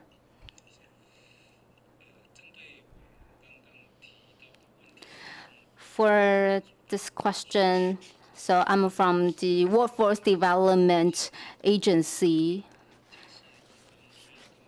Ministry of Labor representative talked about that although domestic workers and the foreign domestic workers are not protected by the Labor Standards Act. However, there are provisions to provide this kind of workers in Employment Service Act. In Article 46 of the Employment Service Act stipulates that if you're going to hire a domestic worker, you need to sign a written contract. And this kind of written contract has to be agreed by the source country of the foreign domestic workers. And we know that the essence of the labor contract may subject to change afterwards because this is kind of a contract of a private law. So we can see that the laborer may sign a contract in the source country, and after they come to Taiwan, maybe the contract will be changed. And we can see that there is actually another document signed by the worker that. So on this document, they have to write down how much money they have paid before they came to Taiwan. And also this contract will talk about the compensation this person will get and what kind of expenses this person needs to pay. And this kind of contract needs to be verified by the source country to make sure that the compensation, the salary the person will get, had to meet a certain standard in terms of, for example, working hours and labor conditions. And then this kind of, contract have to be verified by the source country so this person can come to Taiwan. So that for this second contract will be included in our system in the government. If the migrant worker says that, for example, they are charged with excessive expenses, then we will refer to the amount of money stipulated on the contract. And if we find out that there are any violations of the employer or the broker, and then we will fine the employer or the broker. And then if there is a charge of excessive expense, then we will have a punishment of penalty of 10 times higher. So how can the migrant worker file a complaint? We have a 1955 hotline. This is a 24-hour hotline. And then we provide the mother tongue language support for the migrant worker, and it is a toll-free number. So the migrant worker can file a complaint through this hotline so that we can talk to the local government. Thank you. Thank you. Comment. So now I just need to clarify that the Employment Service Work Act, does that cover national domestic workers as well as migrant domestic workers? Because what you've talked about is purely the migrant domestic workers. So that's one thing. Then the second thing is, to what extent has the Taiwanese government taken responsibility for assessing the terms of conditions and employment of those migrant domestic workers rather than just leaving it to the source country where conditions may be quite low and may not meet, international labour standards, for example?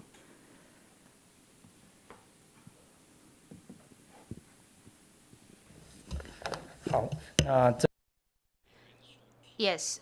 Regarding your questions, the Employment Service Act is, of course, within our remit at the Ministry of Labour. So the Act is applicable to domestic migrant workers and also Taiwanese household workers, Taiwanese domestic workers. So it covers both. And as to whether the Taiwanese government assesses the labor contract provisions, I think, of course, we pay very close attention to the rights of domestic workers. In July 2015, regarding foreign care workers, we already adjusted their compensation. And of course, for this, we also had to negotiate with source countries. Now, in Taiwan, I think our labor environment is also changing. So we continue to work with source countries to revise the compensation levels. So this is ongoing. Helpful and interesting. So now if I want to ask you a question, but I just want a quote from your own report. I just have to find the right quote, sorry. Where you say, actually it's under Article 7, but it's directly related to the issues that we're talking about. And under Article 7, the question that we asked was, please explain the unequal wages paid to foreign caregivers and domestic workers that are reported to be significantly lower than the wages stipulated in Taiwan's Labour Standards Act. And you've just mentioned that you've recently reviewed the remuneration, and I presume there's been, you've been narrowing the salary gap. But in this response, you say, those who are employed by individuals and working at homes for nursing care, homemaking, or other domestic services are different from the others employed by business entities in terms of the work environment, type of duties, work hours, recess hours, which makes the application of the Labour Standards Act difficult. As such, labour employed for performing domestic services of individual families are not governed by the Labour Standards Act, whether they are domestic or foreign workers. Now, what I hear you saying is that, it's not possible to set minimum standards that apply across the board. And I wondered whether, in developing all of this time, the task force, the panel, the ongoing discussion, but without much result, whether as part of that, you were taking account of the ILO Convention on Domestic Workers, that's ILO Convention 189, which actually provides a very clear guide on what should be in the law, in the policy, and in the practices for domestic workers. So is that, have you had a look at ILO Convention 189? Have you given any consideration to incorporating it in domestic law to cover this very vulnerable group of workers, but who are essential to so many families throughout Taiwan.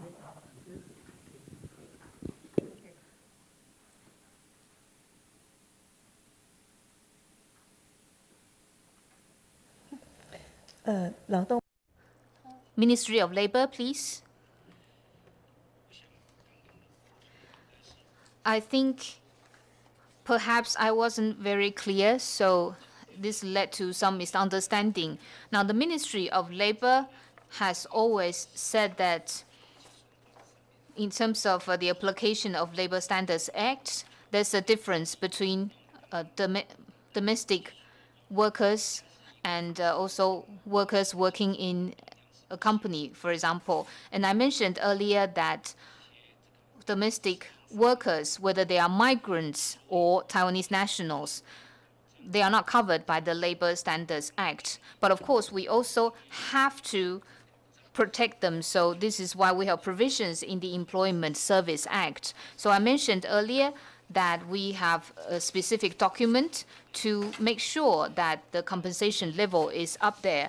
And back in 2015, we in fact we adjusted upward the compensation level to 17,000 Taiwan dollars. And we are currently working with source countries on this as well. But of course, we also have to take into account the views of other stakeholders, including source countries. And regarding working hours, we talked about wages, and we also want to look at working hours. So this is also covered by the labor contract. So working hours will be written in the labor contract. And we mentioned earlier that we are also working with the Ministry of Health and Welfare. So we provide respite service to domestic workers, and employers can actually apply for the respite services while their domestic carers are on leave. So that means that by providing this service, we also make it easier for domestic migrant workers to be able to take days off. The respite service,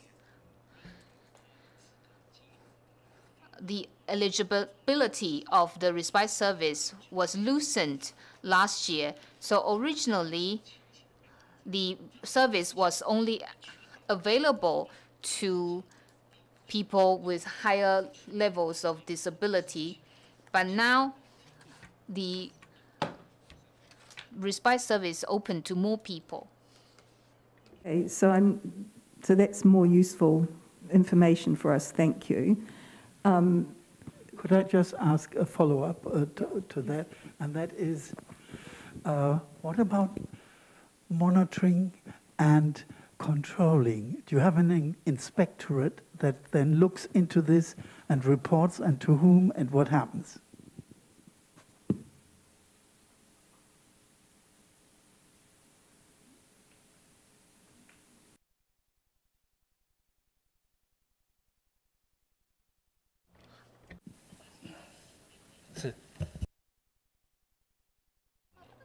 I'm from the Ministry of Labor, so in continuation of what I said, so in terms of monitoring, if you are talking about the protection of migrant workers working in households, when migrant workers, before they arrived in Taiwan, they have to sign a foreign workers affidavit for wages and salaries. And this affidavit has to be authenticated by the source country. So that's the first level of protection. And then when migrant workers arrive in Taiwan, local governments will look into the documents. So that's the second layer. The third layer is that when NGOs receive complaints from migrant workers, will also intervene, and this whole affair will enter into the legal proceedings. So we believe that this system can provide better protection for migrant workers. Thank you for that short and crisp and very helpful answer. Thank you. I give the floor back to you. So to continue this exploration, I'll come back to ILO Convention 189 in a moment, but first of all I want to ask, what differential is there between the wages and conditions of Taiwanese domestic workers and migrant domestic workers? And secondly, how many complaints from domestic workers has the Ministry of Labour at the national, the local level, local government level, received, investigated, let's just say in the last 2 years? I give the floor back to you.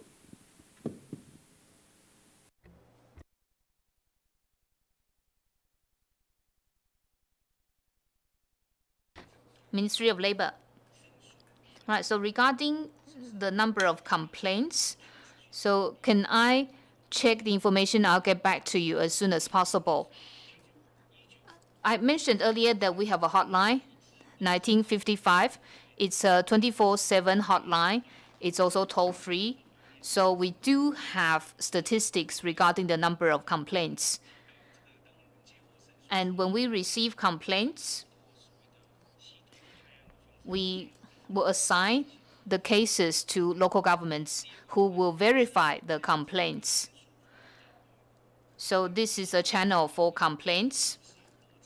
And as to the differentials between Taiwanese domestic workers and foreign workers working in households, Taiwanese workers can also use the hotline 1955.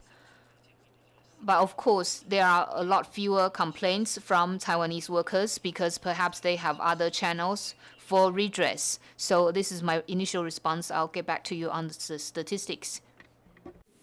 She was.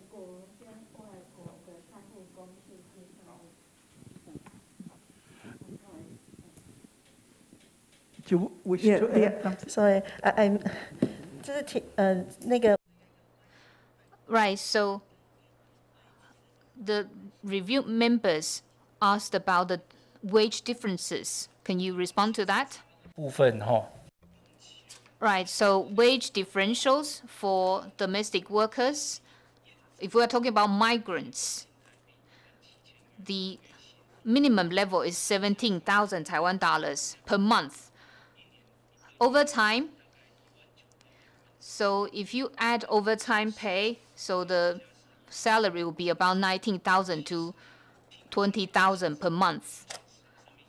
But in practice, what we see is that the salary level is about 23,000 to 25,000. But Taiwanese workers working in households, according to market rates, they usually charge by the day. So the daily rate is about 2,000 to 3,000 Taiwan dollars. Okay. Sorry? I just want to ask the question which you didn't answer about whether the Department of Labour, the Ministry of Labour, is taking account of ILO Convention 189, the Domestic Workers Convention, in the development of law, regulations and policies to cover domestic workers, both migrants and nationals. Okay, who would like to answer that?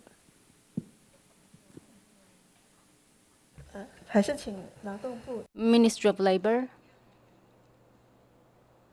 would you like to reply?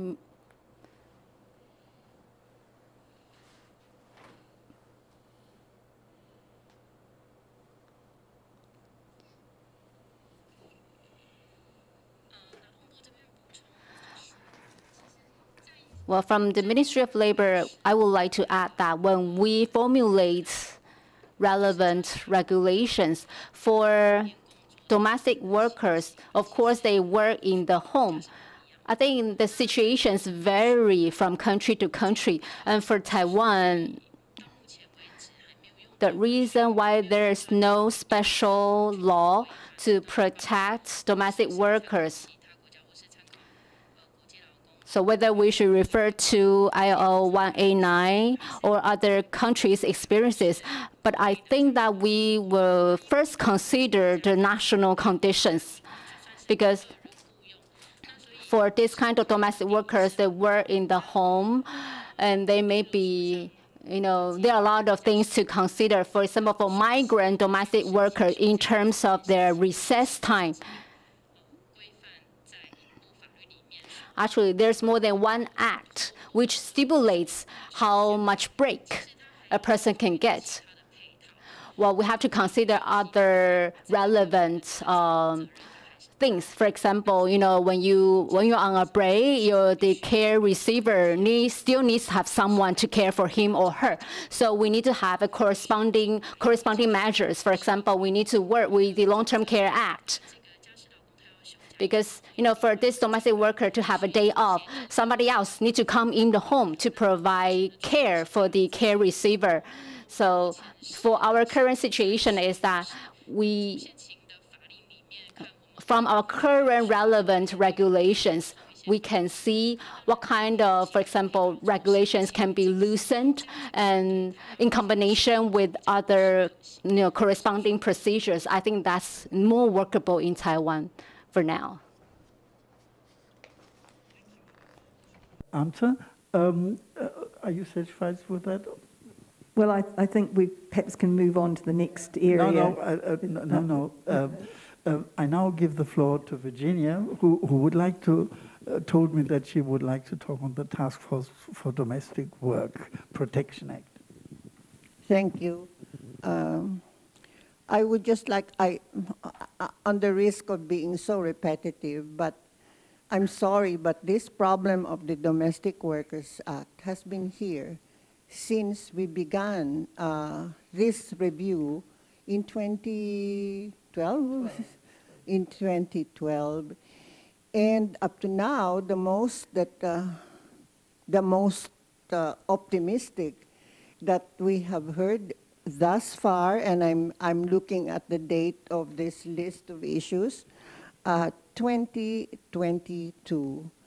Up to now, it's still the same story that you are still gathering data. How long do you expect to gather this data? And I asked the question also that in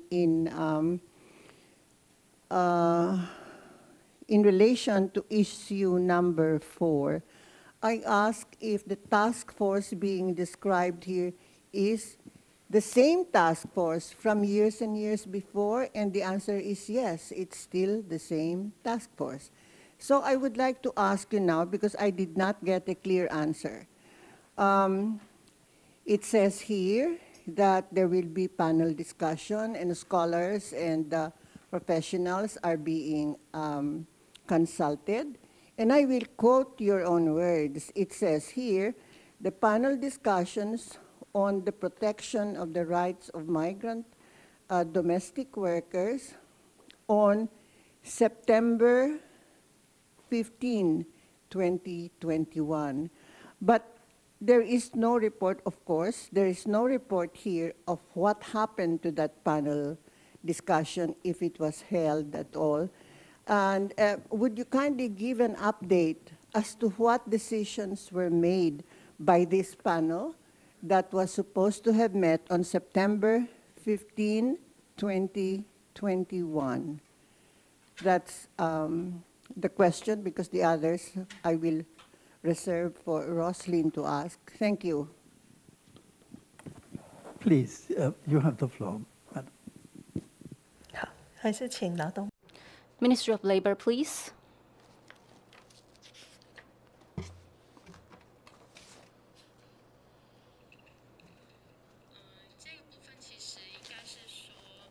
Well, for this part,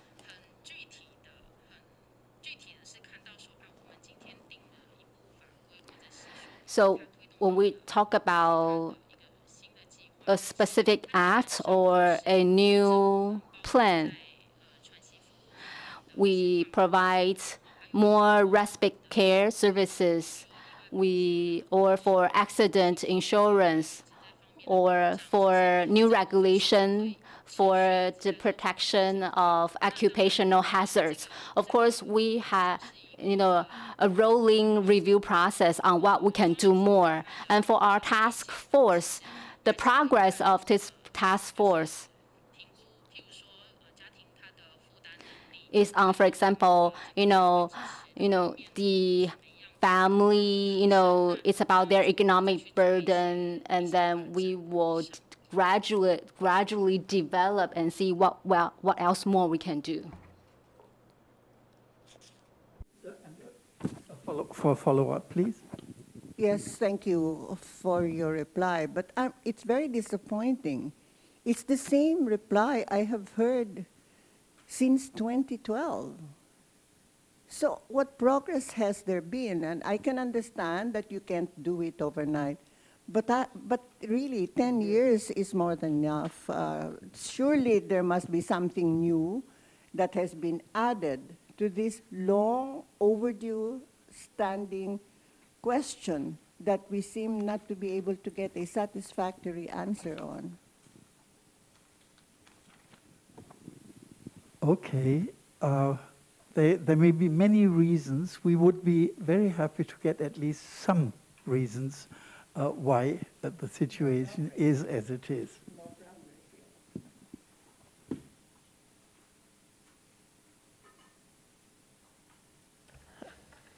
是不是再请劳动部 Ministry of Labor, please.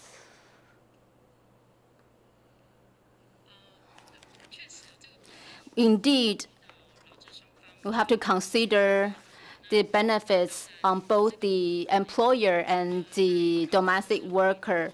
So in addition to protection, like what we mentioned earlier, we need to take into consideration the affordability of the family, because this is a very realistic issue.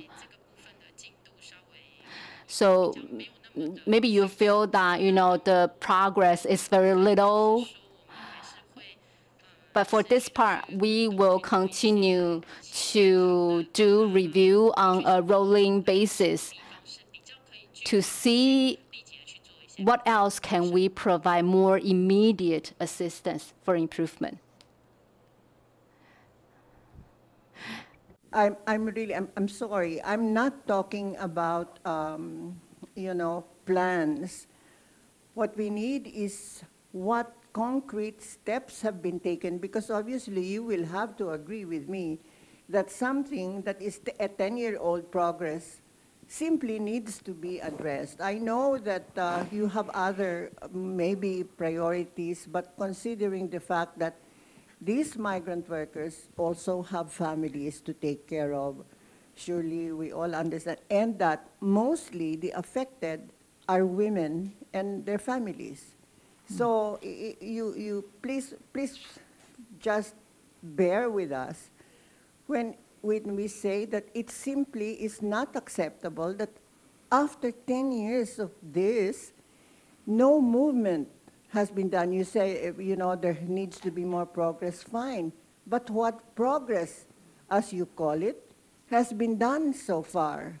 Obviously, there is no progress. So are we just going to say now that in our concluding observations that the problem remains the same for unknown reasons? It's not a very good profile, I think, for the country. But I am not going to press you because obviously you have nothing to report, but I will just leave with that comment, I want to follow up on that because I want to just make sure that I've heard accurately. So I think from my notes that I did hear that there'd been a little bit of progress, so that the Employment Service Act protections have occurred during the last 10 years. The accident insurance coverage is new, as I understand it. The 1 day off for a break, And the complaints, the fact that there can now formally be complaints against employers, and that you have a 24-hour hotline where mother tongue languages are used. Now, as I understand it, those are relatively new developments. Am I correct? Could you just say yes or no for that, and I'll follow up. Yes. Yes, in addition to these, there are many more. In addition to all the points you mentioned, last year, we had an account online, this application. This is like a social media group that provides help for migrant workers because they use their mobile phone a lot. So on their mobile phone, they can use Line, this application, to get more information and to file a complaint. And from last year, since we started using it, there have been more than 128,000 users, and the number is increasing. And also, our representatives from our ministry also mentioned that we work with the Ministry of Health and Welfare. We are providing respite services. When the migrant worker is having a day off, and the employer can apply for a service for a Taiwanese domestic worker to provide temporary service. So last year, we provide services to more than almost 300,000 people. And we talk about the 1955 hotline. In 2021, we have received more than 250,000 phone calls. And then we also work with the local governments to address this cause. And also, there's one thing I would like to add. A representative from our ministry mentioned that for the Labor Occupational Accident Insurance and Protection Act, this was promulgated in May this year. So this act includes domestic workers in providing coverage of the occupational hazard insurance. So this is a strong protection for them. So before May 1st this year, Ministry of Labor already required all the employers, if they want to hire a migrant domestic worker, they need to have an accident insurance with a sum assured of 300,000. So that's all for my addition. Thank you. Thank you for those, and because it's important for us to be accurate and to see what progress is being made. But having said that, what I heard from the other representative from the Ministry of Labour was that a barrier to equality between national Taiwanese domestic workers and migrant workers, so an elimination of the discrimination against migrant domestic workers, relates to the fact that there is a concern that the Taiwanese families who need domestic workers and caregivers will not be able to afford to pay what I might say is an equal wage, an equal salary between the two.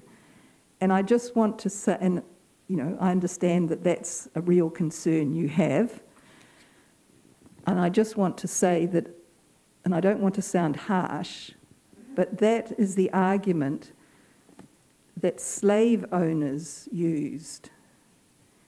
And it's what we know is that employers will always use that argument, that if they have to pay a living wage, then they won't be able to run the business.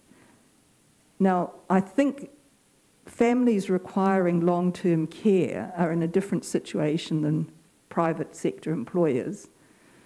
And that's where the government then needs to come in and to be subsidising the care that people are giving to long-term ill or disabled children, young people, or adults in their household. But you can't you know, it shouldn't be the poor domestic worker who is actually subsidising Taiwan and the service to those families. So I'll just leave it at that, you know, as part of our dialogue for further consideration. Yes, thankful for raising that important point. I think before we go on to the next question, number 5, I'd just like to ask a general question. I don't remember, has Taiwan ratified 189? I think you haven't.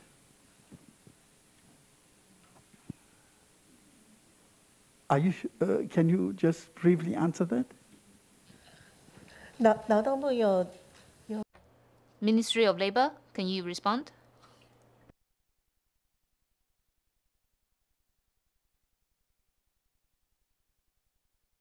No, right? No. No. I now remember. Thank you very much for your answer.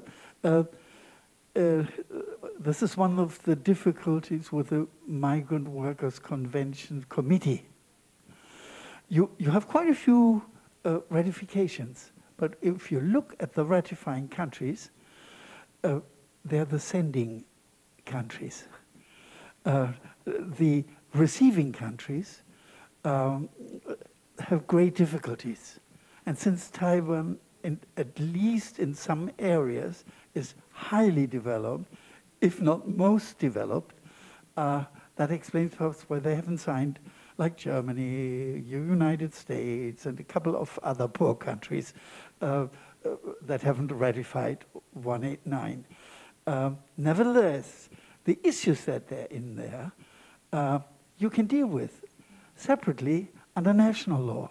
Are there any steps in relation to the questions that my dear friends and colleagues to my left have already raised? Could perhaps the Ministry of Labor say a little bit about that?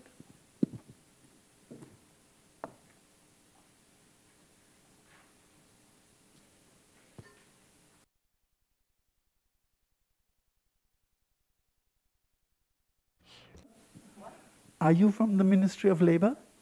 No. No. Okay, so then. I just make comments. I'm not going to defend. Yeah. Okay. No. Please wait a little while. So, could the Ministry of Labor say something to this?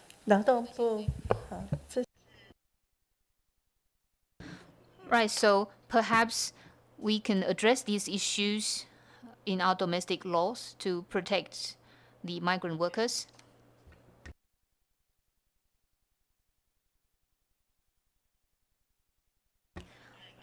Can anyone respond? 好，我这边好像有看到。劳动部劳动。Hi, I come from the Ministry of Labor. So, regarding ILO 189, about 30 countries have ratified the. So, for example, Germany, Belgium, and Italy have ratified the 189, but Japan, Korea, the US, and the UK did not ratify 189. So, of course, 189 also mentioned that you can enact specific laws to protect migrant workers, or you can also enforce robust labor contracts. So what we do now is that while it's difficult for migrant workers to be covered by Labor Standards Act, currently we use the Employment Service Act and also labor contracts to protect migrant workers. Now, while we do not yet have a specific law to protect migrant workers, we have made a lot of effort. We've been working with source countries to raise salary levels. We are also working with local governments to crack down on violations. And we have a 24-hour toll-free hotline. We also provide respite service where Taiwanese caregivers can provide temporary service to Taiwanese families. So I think we have already incorporated the spirit of 189 in our domestic laws. For that very helpful summary. I give the floor back to you on the issue of Article 6 decision-making process, if you're good. Thank you. So in relation to Article 6 decision-making, we asked really who was involved when the government is taking initiatives, such as the ones that you've just listed, who is involved in the decision-making process?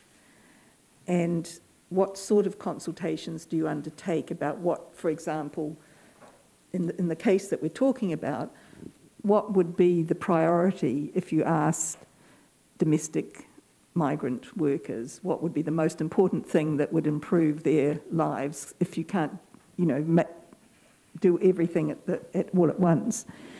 And as part of that, I wanted to ask, is there in Taiwan a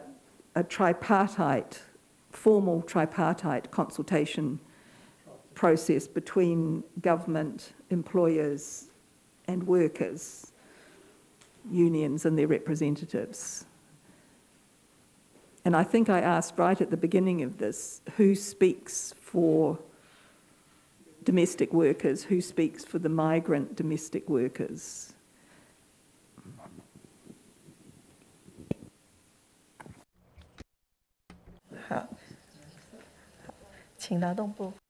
Ministry of Labor, please.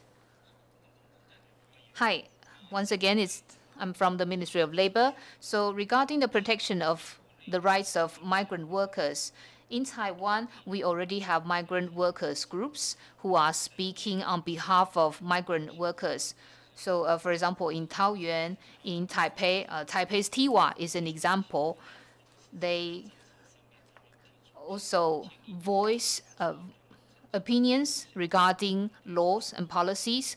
So, for example, they talked about the free transfer of employers, and they also voiced opinions regarding the management of brokers. So they gave us a lot of suggestions, and we incorporate their suggestions. We take into account of their advice. But of course, there will be other stakeholders who can be affected.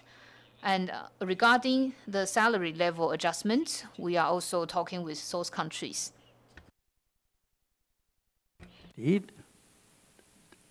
Do you wish to add anything on that, Roslyn? Thank you for the answer about the migrant workers groups. Do you know if any of those migrant workers groups specifically involve domestic workers? That's one question. And then the second one is the one I asked about, is there a formal tripartite consultation process or engagement process as part of the government's normal way of developing particularly labour laws, policies and practices? Please, presumably the Ministry of Labour.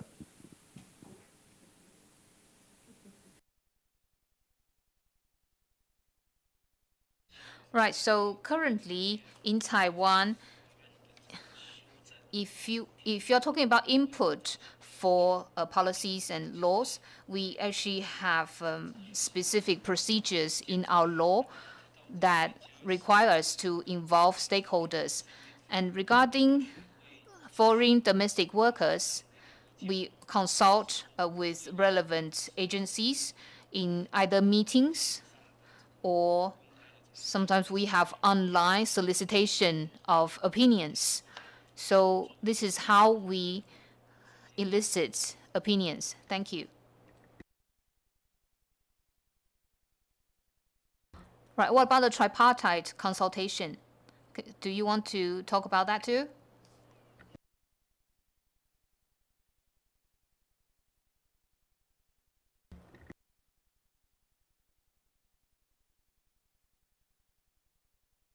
Okay. It is, of course, a very, very important thing, and one where any government that looks at what is happening in the private sector, a lot of difficulties may arise. For instance, the employer unions and the workers' unions, and conflicts about that, and what is the role of the ministries in this context, and if agreement cannot be reached. I know to go along the track of tripartism invites conflict. I mean, argumentative conflicts, not war. But I would like to know, and I think that is behind the question that was put, what are the alternatives if you are not using the tripartite approach? What are the alternatives developed in Taiwan to deal with situations under that? Yeah, you want to add, Jesus? I just heard the representative from Ministry of Labor said that, well, Korea didn't ratify, Japan didn't ratify. Of course, don't follow Korea, yeah, in this sense, because we ratified only 7 of the 8 core, the ILO conventions. We are trying, but I think in addition to that, you said that you already incorporated, although you didn't ratify the ILO 189, but you already incorporated. If you incorporated all the labor standards, why not ratifying 185, yeah? 189, so that would be my first comment.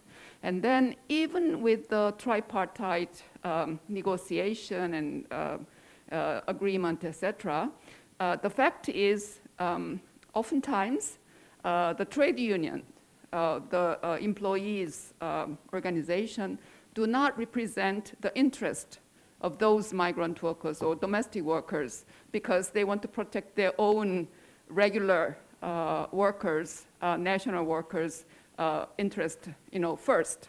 So oftentimes, even with this structure going on smoothly, the interests of migrant workers and domestic workers, even worse, foreign domestic workers' interests are not well reflected by the existing trade unions.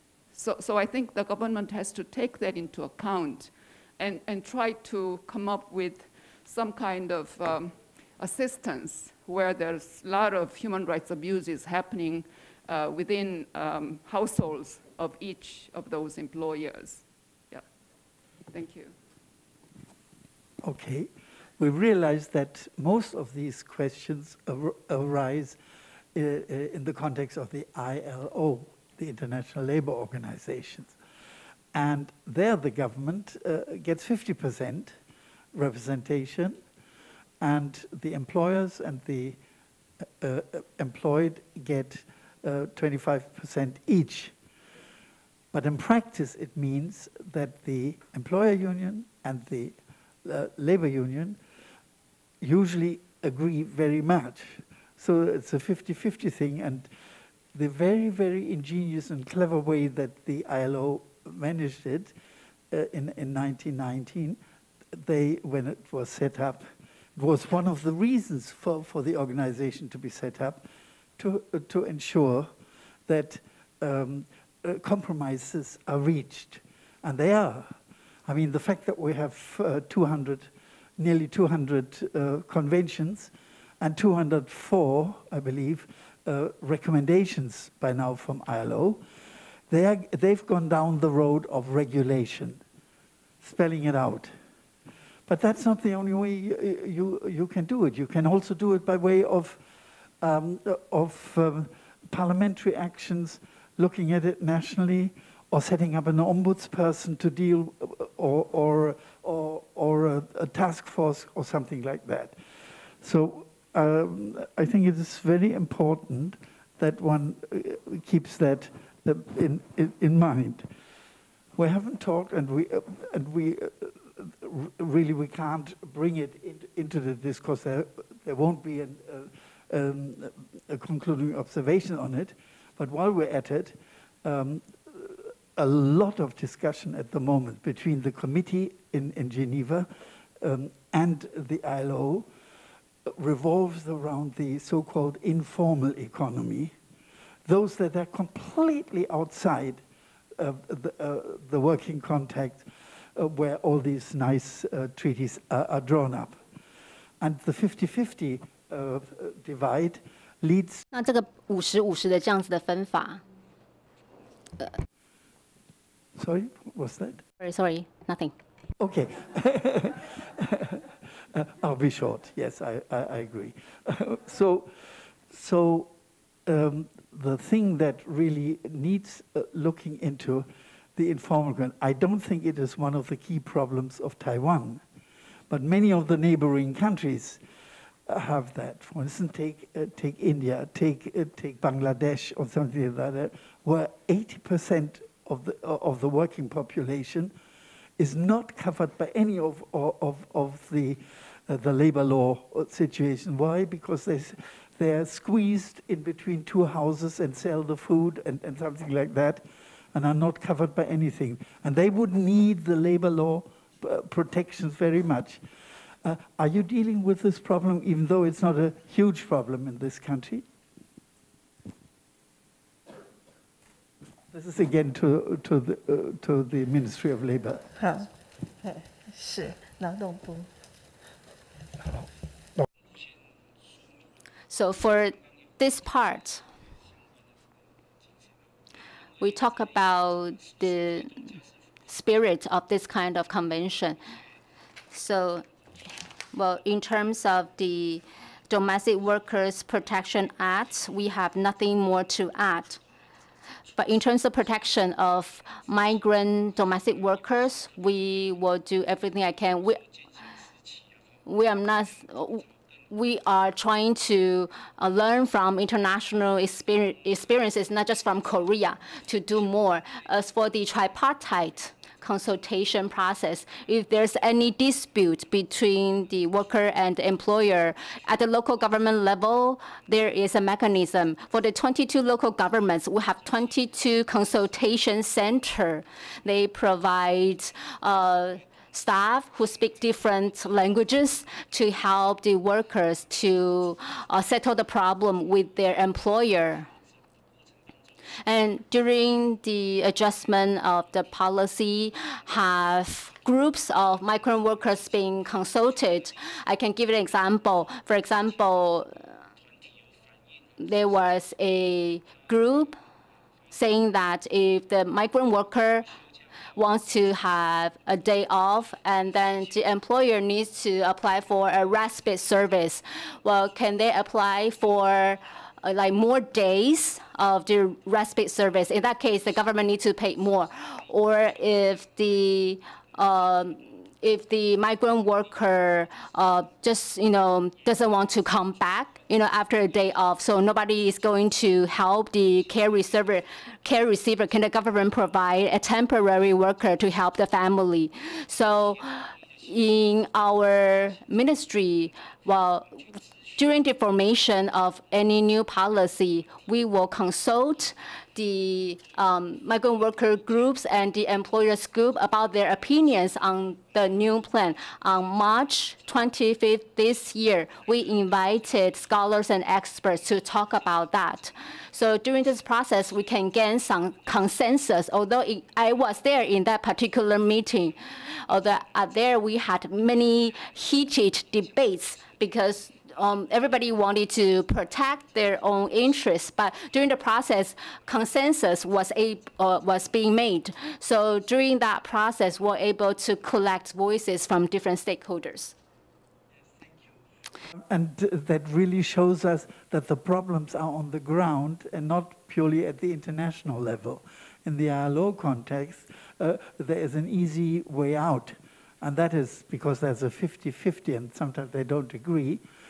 It is all member states have the duty to bring it back to their national parliaments, and the parliament has the possibility to say yes, then it is adopted, or they can say no, but then they have to give good reasons, and then those good reasons back to the ILO, and there can be question on it as soon as one concrete problem arises. So that's the international law side of it. But at the national level, particularly going down to the local level, I think is a very interesting and a very good way of doing it, particularly bearing in mind that the possibilities to be included at the international level are unfortunately very limited. There shouldn't be a problem, but there is. Thank you. I'll give back to the floor to you. I am suggesting, by the way, we take both your questions that you have, and then I think we should make a coffee break of 15 minutes, if you agree. Okay. Okay. Well, I was just going to make a comment to say that I think it's, I mean, I agree with Haiso that in many instances, neither employer organizations nor the unions adequately represent, for example, women or disabled people, that there may not be a lot of female leadership in those organizations, just as there often isn't in government, and that, but nonetheless, unions are one of the few legitimate representative bodies who can actually engage, participate in the development of government policy, practices, and so on. And the value of a genuinely tripartite process is not so much, well, it can lead to a culture where issues at the local level can be more quickly resolved or resolved in a more constructive manner. But what it does is bring into the government decision-making process really valuable perspectives, knowledge, which no matter how good government officials are, they don't necessarily have. And I have to say, as I think I heard maybe a couple of the NGOs say this morning, while academics and legal academics are valuable and treasures, they're actually not a substitute for democratic unions, participating employers' organisations. So I'm really just making that as a comment as part of our dialogue.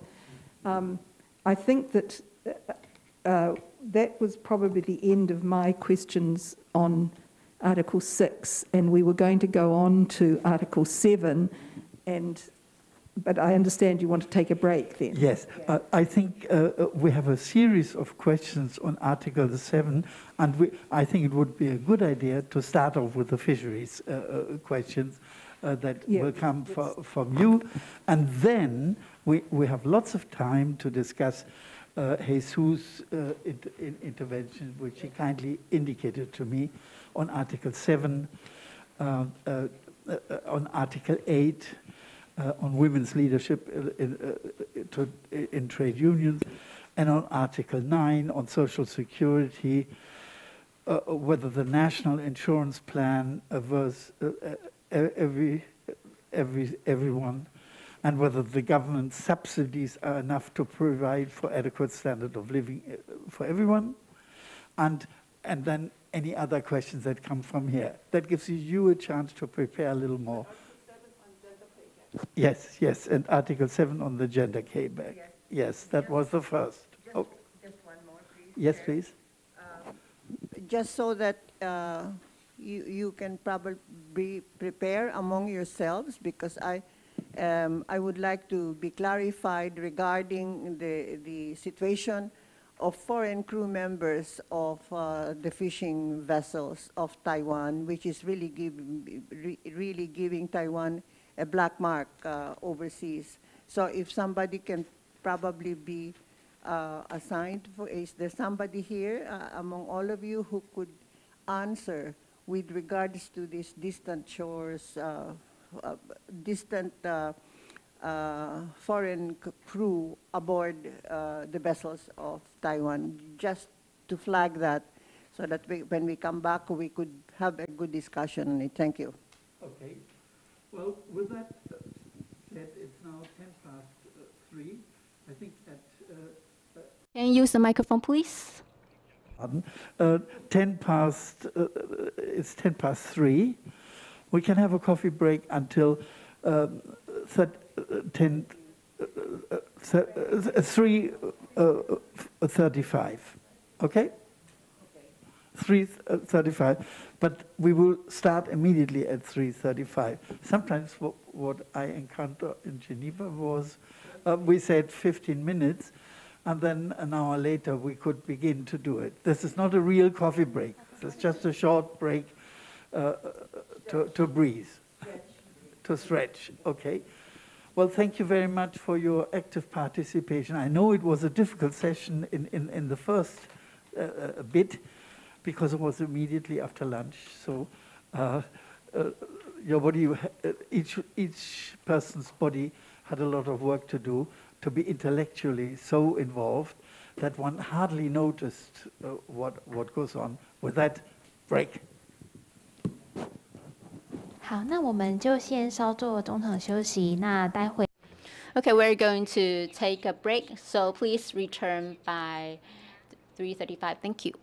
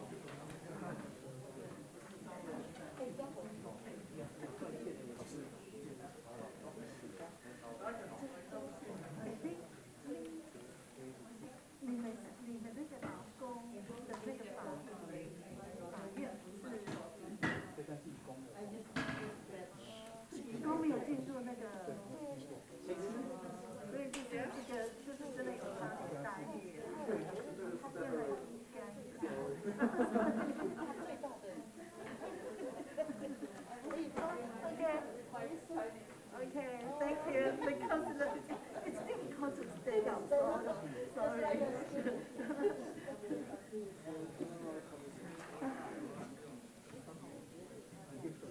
I'm strong immune system.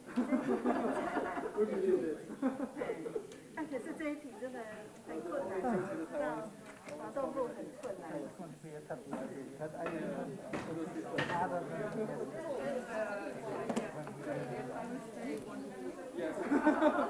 One more week in Taiwan.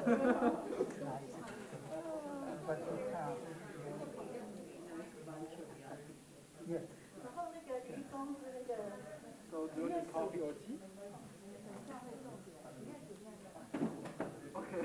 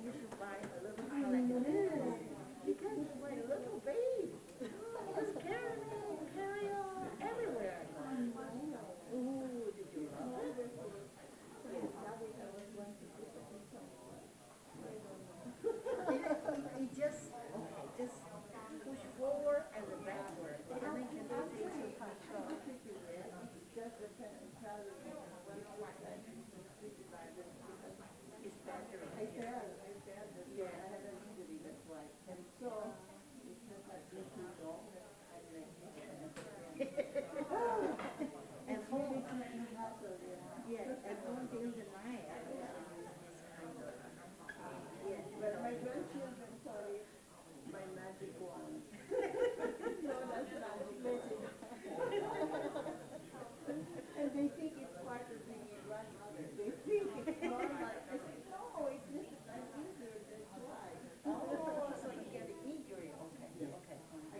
I was out in the field and in East Timor, and I was walking and my right knee pulled by itself. Without any warning, it pulled and I fall.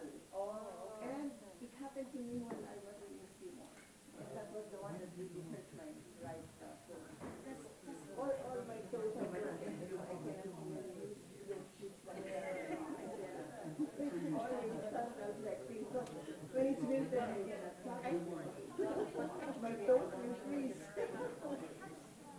Ministry of Labor doing Well, I mean, you saw from our, There is a first line that we should have. Yeah, I know.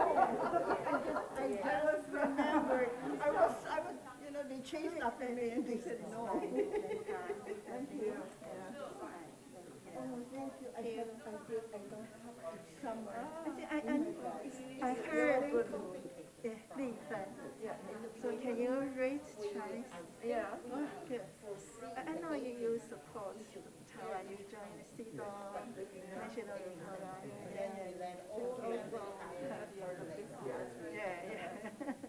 And then the wage is 3 times. Oh, so yes, yes. She can rate. Yeah. We're so happy that you have the language you helped us know. She know equality is the symbol. Use the train and the high-speed rail. Wow. Yeah, all use this one. Then the high-speed rail, I have a spatial seat under the seat. So it's right on. It's a pity because I should get myself one of these, but I don't know in Manila. They will run through me. The second list of issues. I will bring up. Yeah. How about in bank? Oh, the bank is just freeze. Yeah. All the scooters. Go through Goodness. Yeah. But I can still walk, but getting to be more and more difficult. That's why. Oh. Different countries. So for us,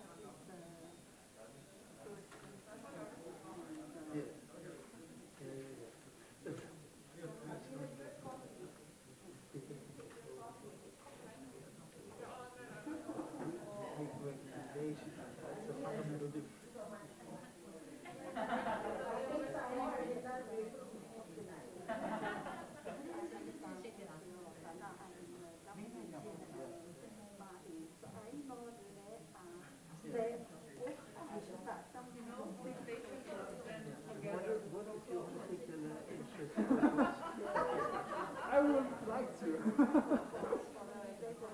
I mean, you personally. Is it also this strict in South Korea? Now we are now we are so on the street you can take off your mask. Also in Manila the same. We're trying to go towards herd immunity. But you know, it has become a habit to stay away, and I find myself always staying away.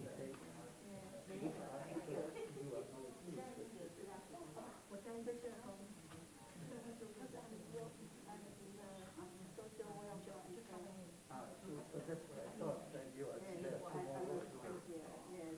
But before I worked for Taiwan, HR constitution,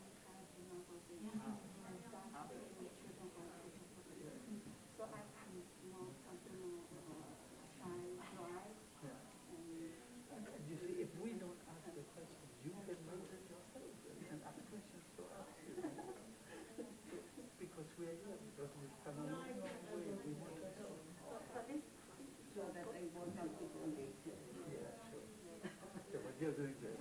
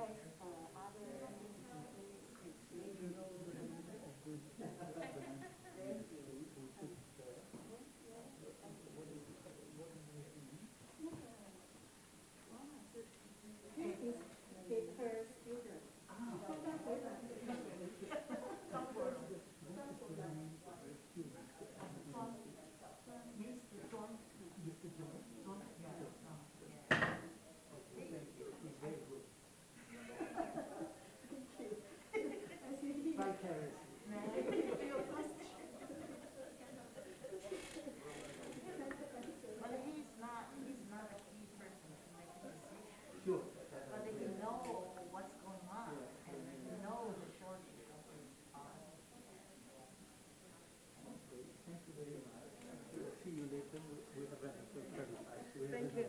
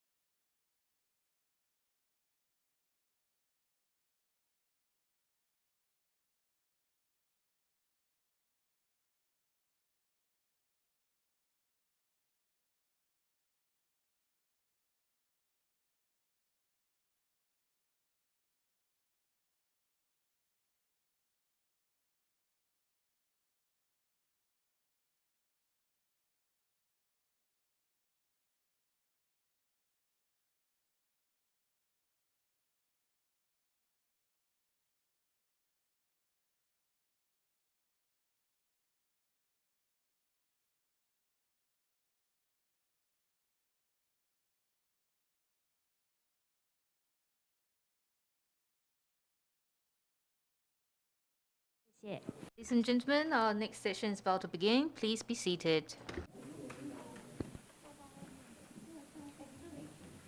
I think people are still coming in, so this is what we usually call in committee the rhubarb phase. I can say rhubarb, rhubarb, rhubarb to get the attention of everyone else. It doesn't really matter what one says. Okay. Right. Can we begin? This is beautiful. You know, you're like wonderful. Hi, please use the microphone. You're like wonderful school children, being punctual. My goodness, that is what used to be said about the Germans, but in Germany it's no longer applicable. But here, I think it's great. It shows how interested you are in the topics that we're discussing. So let us continue with Rosalind to start off. Sorry? Oh, you want to start off? Okay, yeah. Okay, is everyone there? Okay. Virginia, you have the floor.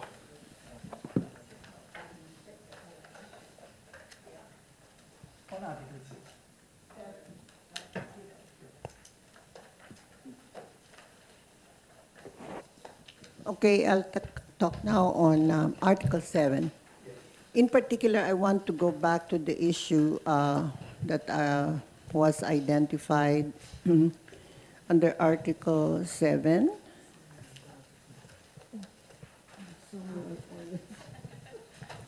I always forget.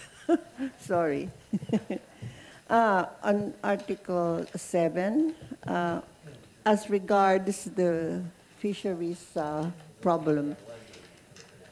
And I wonder if there's somebody here who would be prepared. I know that not everyone from the Ministry of Labor would be able to reply to my concern as regards the foreign workers who board the ships of Taiwan in the middle of the ocean. And therefore, there's very little monitoring that happens. And so they are vulnerable to abuse and to low wages, in fact, slave wages, and really abhorrent living conditions inside these these vessels that fly the Taiwanese flag. Is there anyone here who will be able to clarify some points? Okay, good. That's good. Because there were questions that were fielded even from 2017, but now that the list of issues have been replied to, it's not clear exactly whether or not the conditions of the workers on applying the being employed in the middle of the ocean by Taiwanese vessels is actually true. I read about this first in an article as reported by, of course, ILO, and decrying the conditions of these foreign crew members who are underpaid, their salaries are slave pay, and that apparently their living conditions are really abhorrent. The question had been asked before, and here in the list of issues, under Article 7, and the issue number, I think, is the 9th issue or the 6th issue? The 6th issue, as regarding the condition of these foreign service workers. There's somebody here who would be able to reply to the question of whether or not the Taiwan government is even aware that this is happening. Apparently they are, reportedly they are, but according to the replies that are here received in the responses, it's not clear that they are clear what we're talking about. Can somebody please give us more details as regards to the policies and the investigations that apparently had happened? Okay, I think the point is clear. Who would like to answer from the delegation? Madam? 好，我们请农委 Can I ask the Fisheries Agency and also the Council of Agriculture to respond? Thank you for the question. I come from the Fisheries Agency. I'm the deputy head of the Fisheries Agency. So you mentioned foreign crew members hired abroad, and they are working on Taiwanese vessels. So in the previous review meeting, a similar question was raised as well. And in the last few years, let me give you an overview of what we have done since the last meeting. So in our regulation, we in fact have an act for distant water fisheries. And according to this act, we in fact have provisions regarding foreign crew members. So what I'm saying is that according to the act for distant water fisheries, for foreign crew members who board Taiwanese vessels on high seas, these workers are also being covered in our regulation. And when we were formulating policies and laws, we also cover provisions for wage levels and living conditions, as well as brokers. So there are provisions regarding these areas. In the last 3 years, our minister, under the leadership of our minister without portfolio, Luo Bingcheng, we've been looking at this issue. Other than the Council of Agriculture, the Ministry of Labor, and also the Ocean Affairs Council have also joined in our effort to look into the protection of foreign crew members. Last month,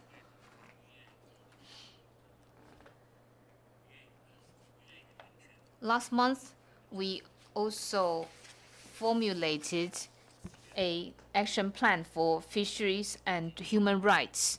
So this action plan will likely be approved this month. So that was a very brief overview of what we have done. And while we provided answers to the second LOIs, so under Article 7, I think we already have a framework for protection. And you can look at 7 different areas. So the first one is to implementing agreed working conditions.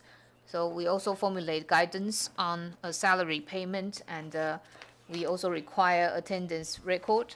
And we are also seeking to strengthen living conditions and social protections for fishing workers. So we have to follow the ILO C188 standards, especially when fishing vessels are being built. We have to ensure that they are in compliance with the standards specified in ILO C188. And we also have guidance on water and food supply. Regarding insurance, we also have specific provisions. And for medical insurance, there are also provisions. And we require fishing vessels to provide Wi-Fi connections so that fishing workers can also connect with other people. They can contact their families and so on. And we promote the importance of wearing life jackets while they work at seas. And we also strengthen the management of recruitment agents. For brokers or agents who are in violation of regulations, we phase them out. So there are many provisions to protect fishing workers. But of course, I think we are also facing the problem of staff shortage. So the executive yuan is adding more headcounts for us, especially in ports where such vessels often dock. So an area that I have yet to mention is the management of foreign flagged fishing vessels operated by the Taiwanese. We also have provisions to regulate such vessels, the so-called FOC vessels. And we are also working with source countries that supply foreign fishing crew. So there are currently about 20,000 fishing crew members, and half of them are from Indonesia. So we are cooperating and communicating with Indonesia so that while in Indonesia, the Indonesian government can also provide another layer of protection. So I think currently there are already 8 measures that are being implemented in the action plan. So allow me to just give you a brief overview as well. So the Ministry of Transportation has amended regulations regarding vessels so that the living conditions for crew members will comply with ILOC 188 standards. And we also amended the regulations that manage FOC vessels. And if the operators have prior records of human trafficking, then of course they will not be allowed to invest in such ships. And of course, their vessels are not able to call at Taiwanese ports. As for Act to governing the hiring of foreign crew abroad, I think within the next week or 2, we will announce the latest development. And as for insurance coverage, it will be raised from 1 million new Taiwan dollar to 1.5 million. And in this 1.5 million, 300,000 will be used for medical purposes in terms of the salary of the crew. From July 1st this year, their basic wage will be increased by 100 USD. As for the attendance record, we'll also follow the regulations of the Ministry of Labor. We will have a complete record of their attendance and recess. And for the Taiwanese ports, there are already 21 ports having improved facilities. For example, there is a port called Qianzhen. We will have a crew service center, which will be completed by the end of this year. And we have amended a plan to provide better living conditions for crew on ship.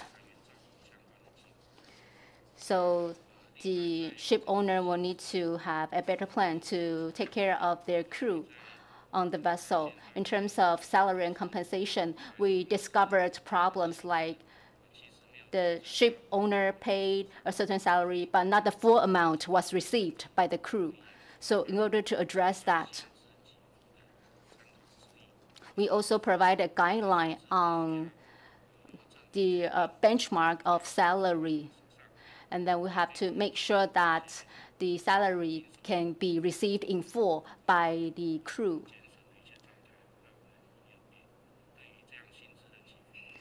So in terms of the salary, this is the latest regulation.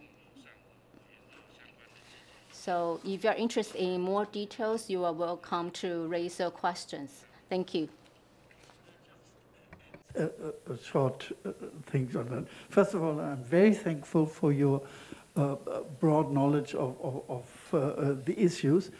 Do you take into account the work of the IMCO, the World Maritime Consultative Organization of the United Nations, but non-member states are allowed to work there?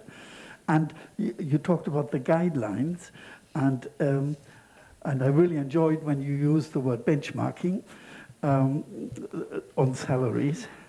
But benchmarking is just one thing. That's an aim that you wish to achieve. What are you actually doing to guarantee implementation of what is in the guideline?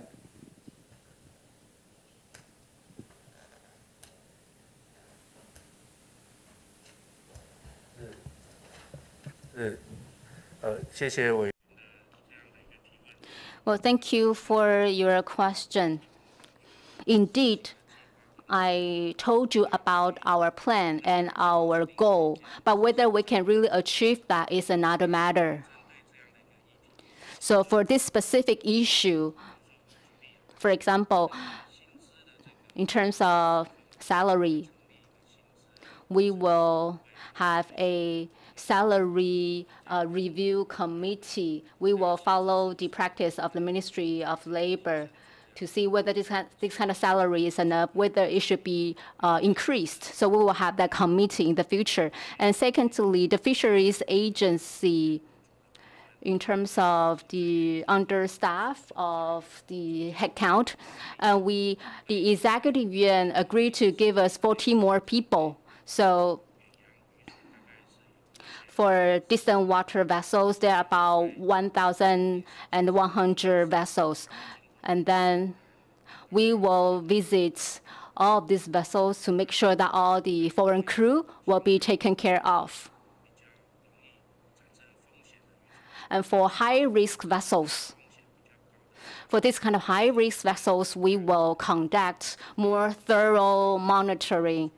And also, I would like to add that, because I've been talking about the foreign crew, in terms of the monitoring of the vessels, for distant water vessels, they are equipped with VMS, a vessel monitoring system, and the fisheries agency have a 24/7 unit which is responsible for the monitoring of the vessel. So we know their locations. If there's any problem happening to the crew, we can use, for example, a satellite phone to communicate with them. And we're also encouraging the vessel owners to provide Wi-Fi, to install Wi-Fi system. So the crew can use their phone to connect people that we should talk to via Wi-Fi. So if there's any emergency happening in the sea, we will have a good understanding and grasp of that. Much. I'd like Rosalind to ask her last question on Article 7, not on the domestic workers generally, because we did that, but on the caregivers dimension. If you could, please. Well, actually, if I can just ask a follow-up question. Sure. On the fisheries. Yes. And thank you for all this information.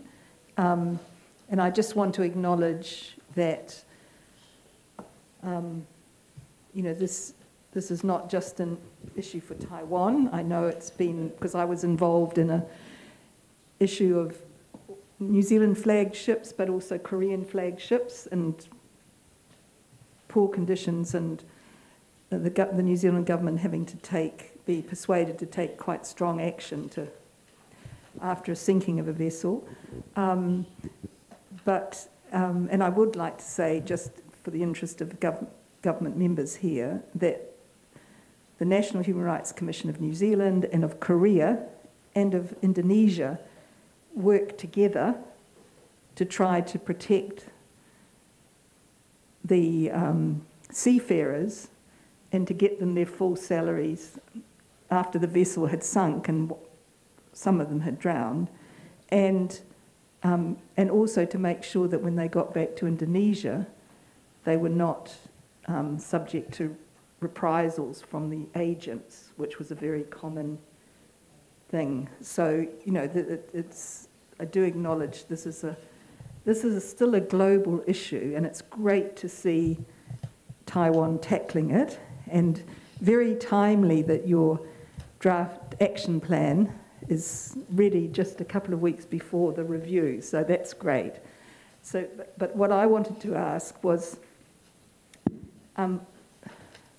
clearly bringing existing vessels up, I mean, you mentioned that new vessels have to meet ILO Convention 188 standards, and it's again great to see an ILO convention because they provide such practical guidelines being used.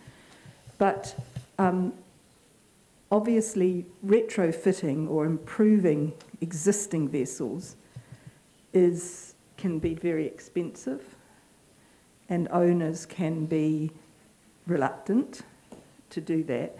And I just wondered, what time frame are you allowing for the vessel owners to upgrade to the relevant standards, those vessels that are Taiwanese flagged or Taiwanese managed that don't currently, well, you know, that currently have very poor living conditions and related standards. Thank you. I give the floor back, perhaps directly to the previous speaker. Thank you. Fisheries Agency, please. Well, thank you for your question. I was talking about the vessel. For new vessels, the Ministry of Transportation, they have their new requirements. So for new vessels, now be no problem. For existing vessels, they need to do retrofitting, and some of them have been retrofitted.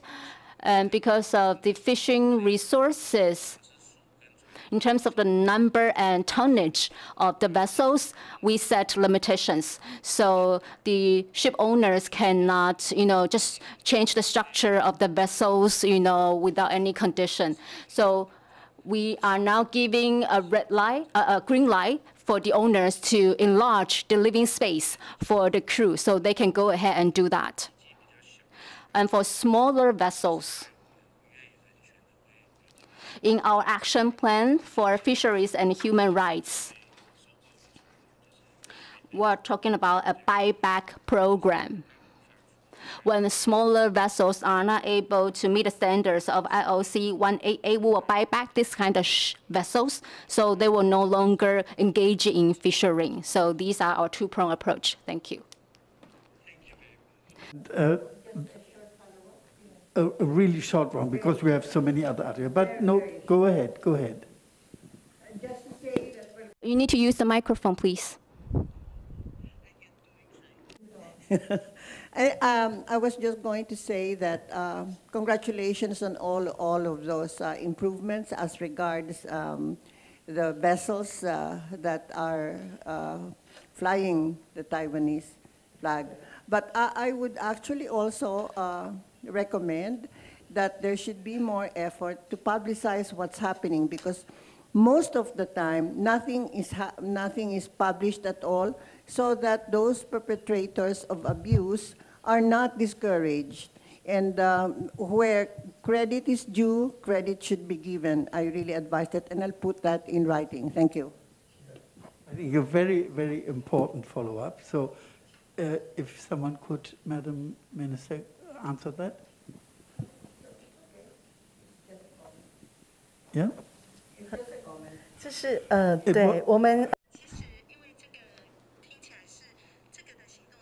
So this action plan hasn't been approved by the Executive Yuan formally, but the Fisheries Agency have done a lot. They are engaged in 8 parts of work. So I want to thank you for your suggestions. For what we have been doing, we will, through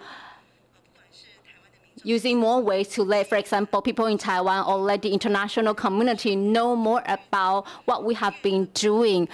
I think in the past, Taiwan was criticized a lot for all these incidents happening in the ocean, but we have, made a lot of efforts to make these improvements. So if there's anything that we need to do more, we are willing to listen to opinions from around the world. Thank you. Thank you. I think that concludes the fisheries question. And I now go over to my dear colleague Heisu to start on questions on the first question on Article 7 on the gender pay gap. If you could take the floor, please. Now we pay our attention to from fisheries to women. Yeah.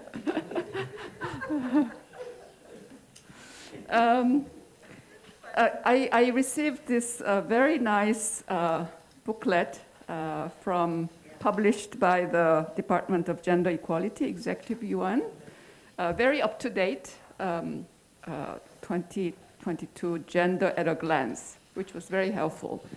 On page 16, I see Taiwan's gender pay gap has been lower than that of the United States, Japan, and the Republic of Korea in recent years, showing a decreasing trend from a decade ago, which is welcome news. Yeah. And then, of course, it comes with this graph, which shows the gender pay gap at only 14.8, but still, of course, there is a gap of almost 15%. For the USA, it's almost 18%. Korea is bad, 30.4%, 31%, almost. And Japan also 30.7%, yeah.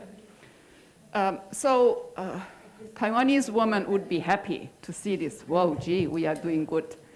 I was skeptical because I read in one of the reports that gender pay gap in Taiwan is based on hourly wage, yeah, per hour.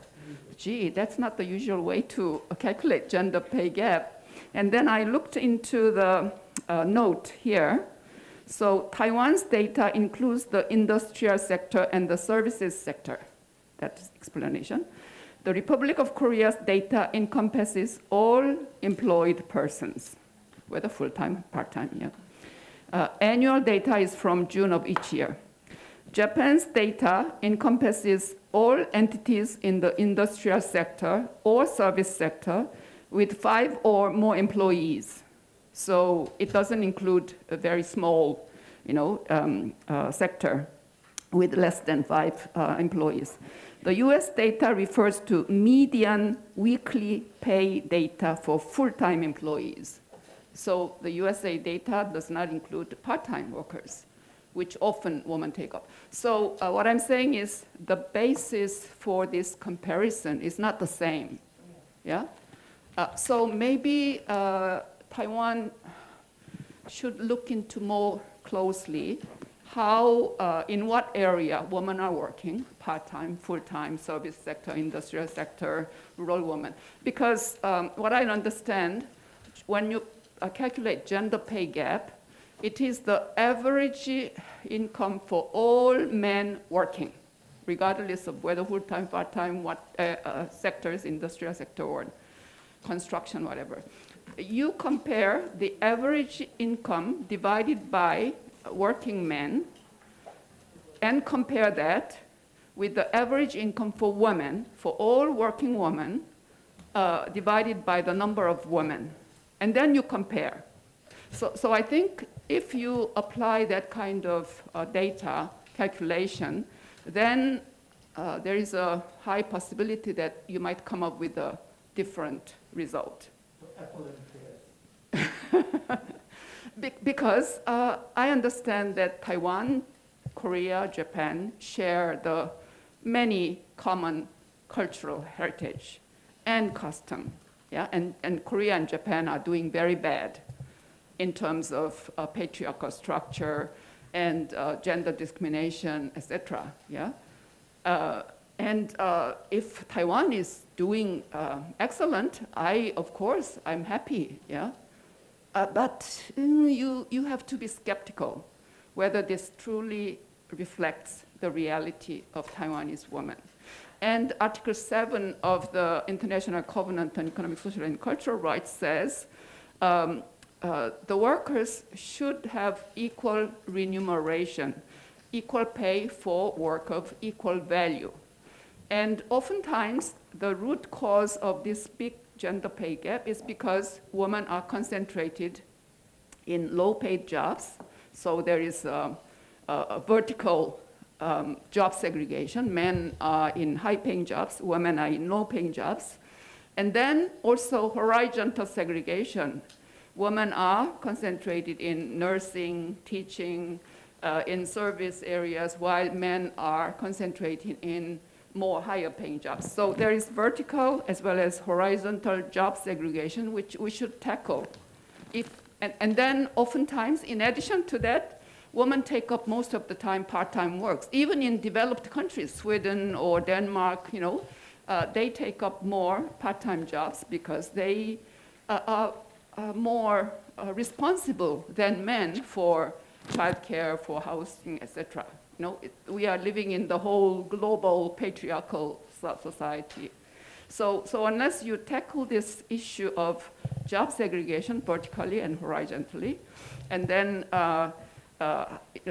this all starts with unequal pay, because you cannot compare different jobs where women are segregated and men are segregated, because people say that, well, that's different jobs, so not equal pay applies. So how to tackle this is a big challenge for any country. Yeah. So I hope that really Taiwanese government look into the contents of this gender pay gap and whether women are really getting 85% of what men are getting. Yeah. If this truly reflects, then Taiwan is really the best at least in Asia. But even in Western European countries, 15% is the usual way. And we are struggling all to try to achieve equality in pay. So, and Swedish government we are feminist governments, yeah? And then they started to raise the salaries of those women who are working in caregiving jobs, for example. Unless you come up with really some drastic policies, this really takes a long time. So that would be my suggestion and recommendation to the Taiwanese government, that you really try to come up with how to change this job segregation, how to apply equal pay for work of equal value but different work. Yeah? So. Okay, I give the floor to you, madam.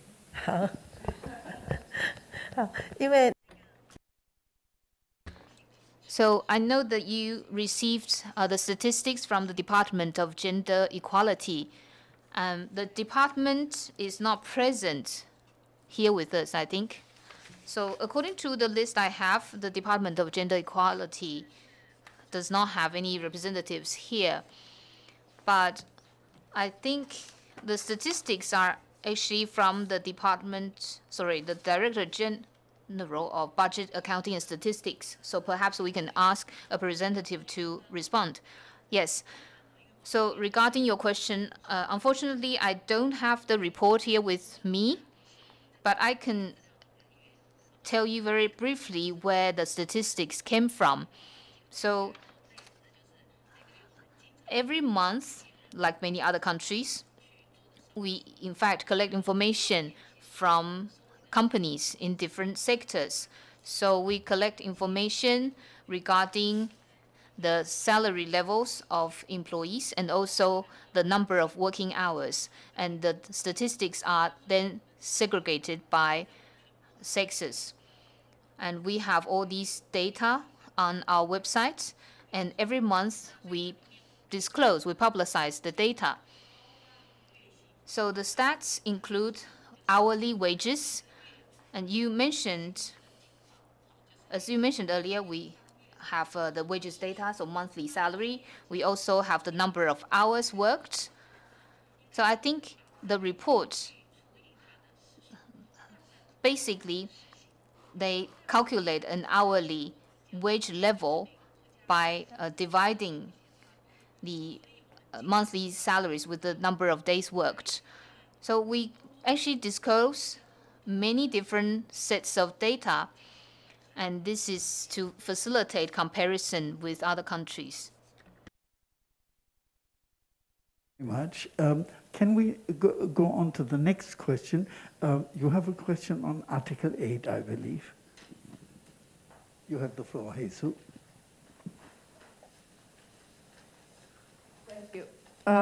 Regarding Article 8, which is trade union rights, I initially had the question, what would be the women's percentage of women in leadership position in trade unions? Because that's usually the area where men's leadership are dominating. And then, again, this booklet has statistics, percentage of female directors and supervisors in labor unions, on page 12. So I don't need to ask questions, which is, of course, not 50%, as expected, but not so bad. 28.4% in 2013, and then in 2020 it was increased 5%, more, so 33.4%. Not so bad compared to Farmers Association. Of course, it's supervised. It's only 33.6%, and then Fishermen Associations, it's a little more than that.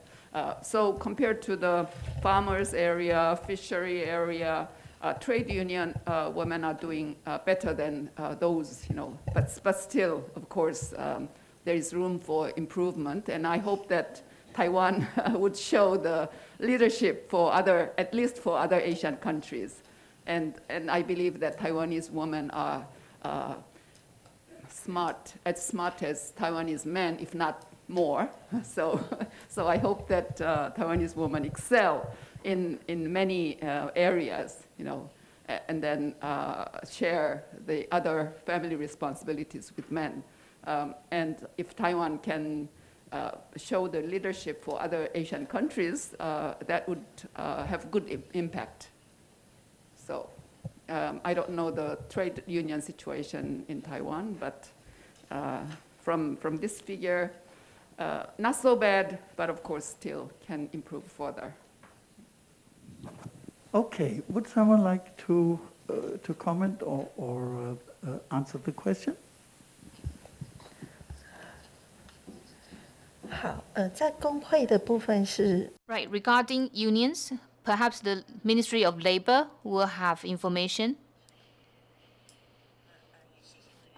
First of all, I want to thank you for your question. And I know that you really pay a lot of attention to the progress achieved in our unions. I have some statistics here that I can share with you. So in the last few decades, at the Ministry of Labor, we are also trying to encourage more women to participate in union activities. And if we want to increase the percentage of female leadership in unions, of course, first of all, we need to encourage female participation. And we've done a lot to encourage women. So, for example, we have empowerment courses. We have awareness-raising activities. So over the years, we've seen some results. In 2012, at the time, female representation in a leadership position in union was about 26%. Last year, in 2021, the percentage increased to 33.8%. So that means that within a matter of about 10 years, the percentage of women in union leadership position actually increased by about 10 percentage points. But we'll continue to work on that. Thank you. Okay. For farmers and fishermen's associations, I wonder if Council of Agriculture want to clarify on that, because I think those associations are different in nature compared to trade unions. So I'm from the COA for Farmers Association, because there is a Farmer Association Act.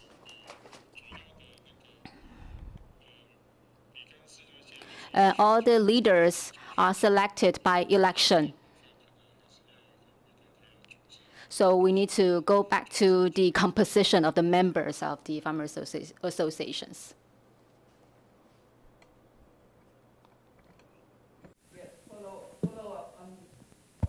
Follow up on Farmers Association. From each farming household, how many persons are entitled to be a member of the Farmers Association? One person or two? Because the reality, I don't know in detail in Taiwan, but in Korea, usually the couple in their over 60s, nowadays young people go to the cities, and then in countryside, older persons remain. And then the reality is the wife work as much as the husband, and sometimes more than the husband. The husband drinks and then wander around, and then woman. No, it's a reality, yeah. While taking also care of the house, yeah. But we used to have just one person is eligible from each household, but because of the protest and then suggestions, now the couple can both be the members of the Farmers Association, Farmers Cooperative, But of course, still, the percentage is lower. So what is the legal requirement in Taiwan? And then, of course, the percentage of female members in Farmers Association, I believe it would be much lower than men. Of course, then it is hardly, woman doesn't have any chance to be in the leadership position. So can you give more explanation on what the situation is in Taiwan? Thank you.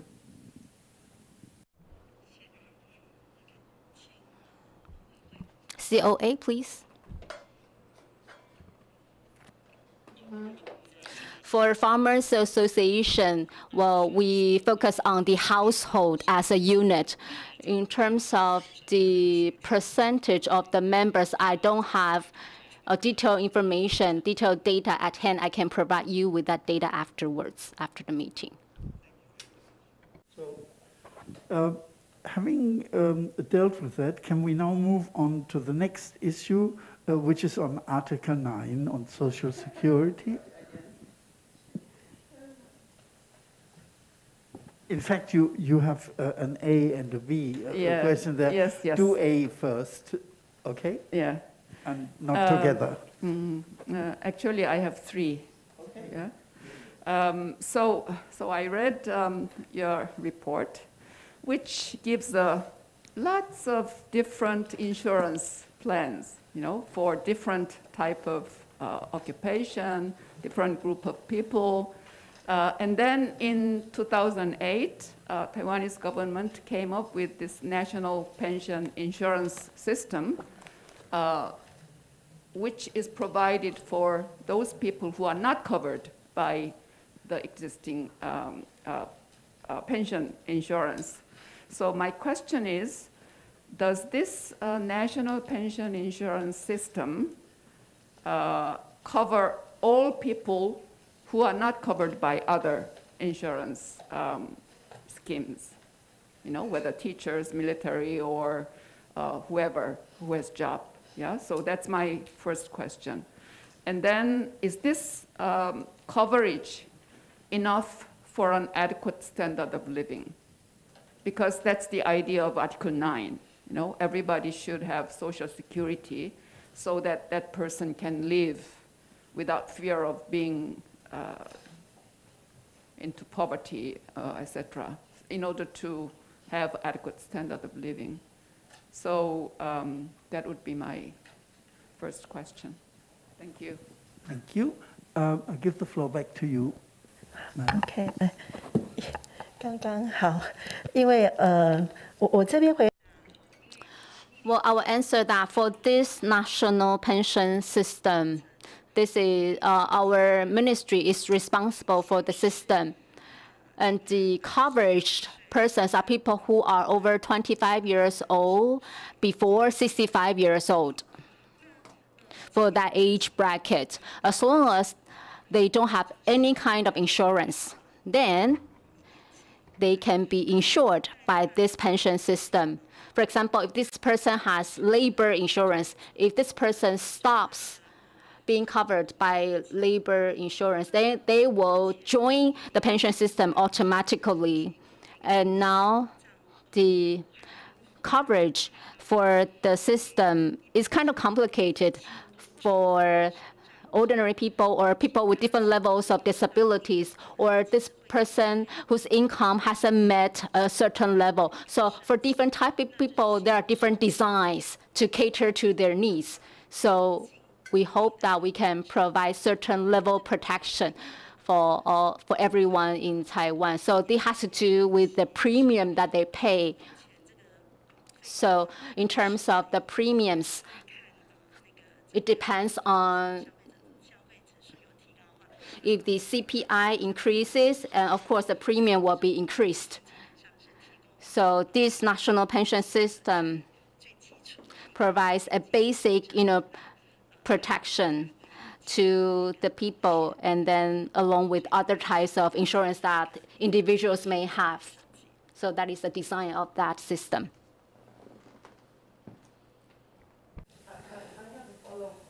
Because I couldn't get the sense of how much a person, at the minimum, gets in US dollars, so that I can have a sense. In New Taiwanese dollars, I cannot have the sense.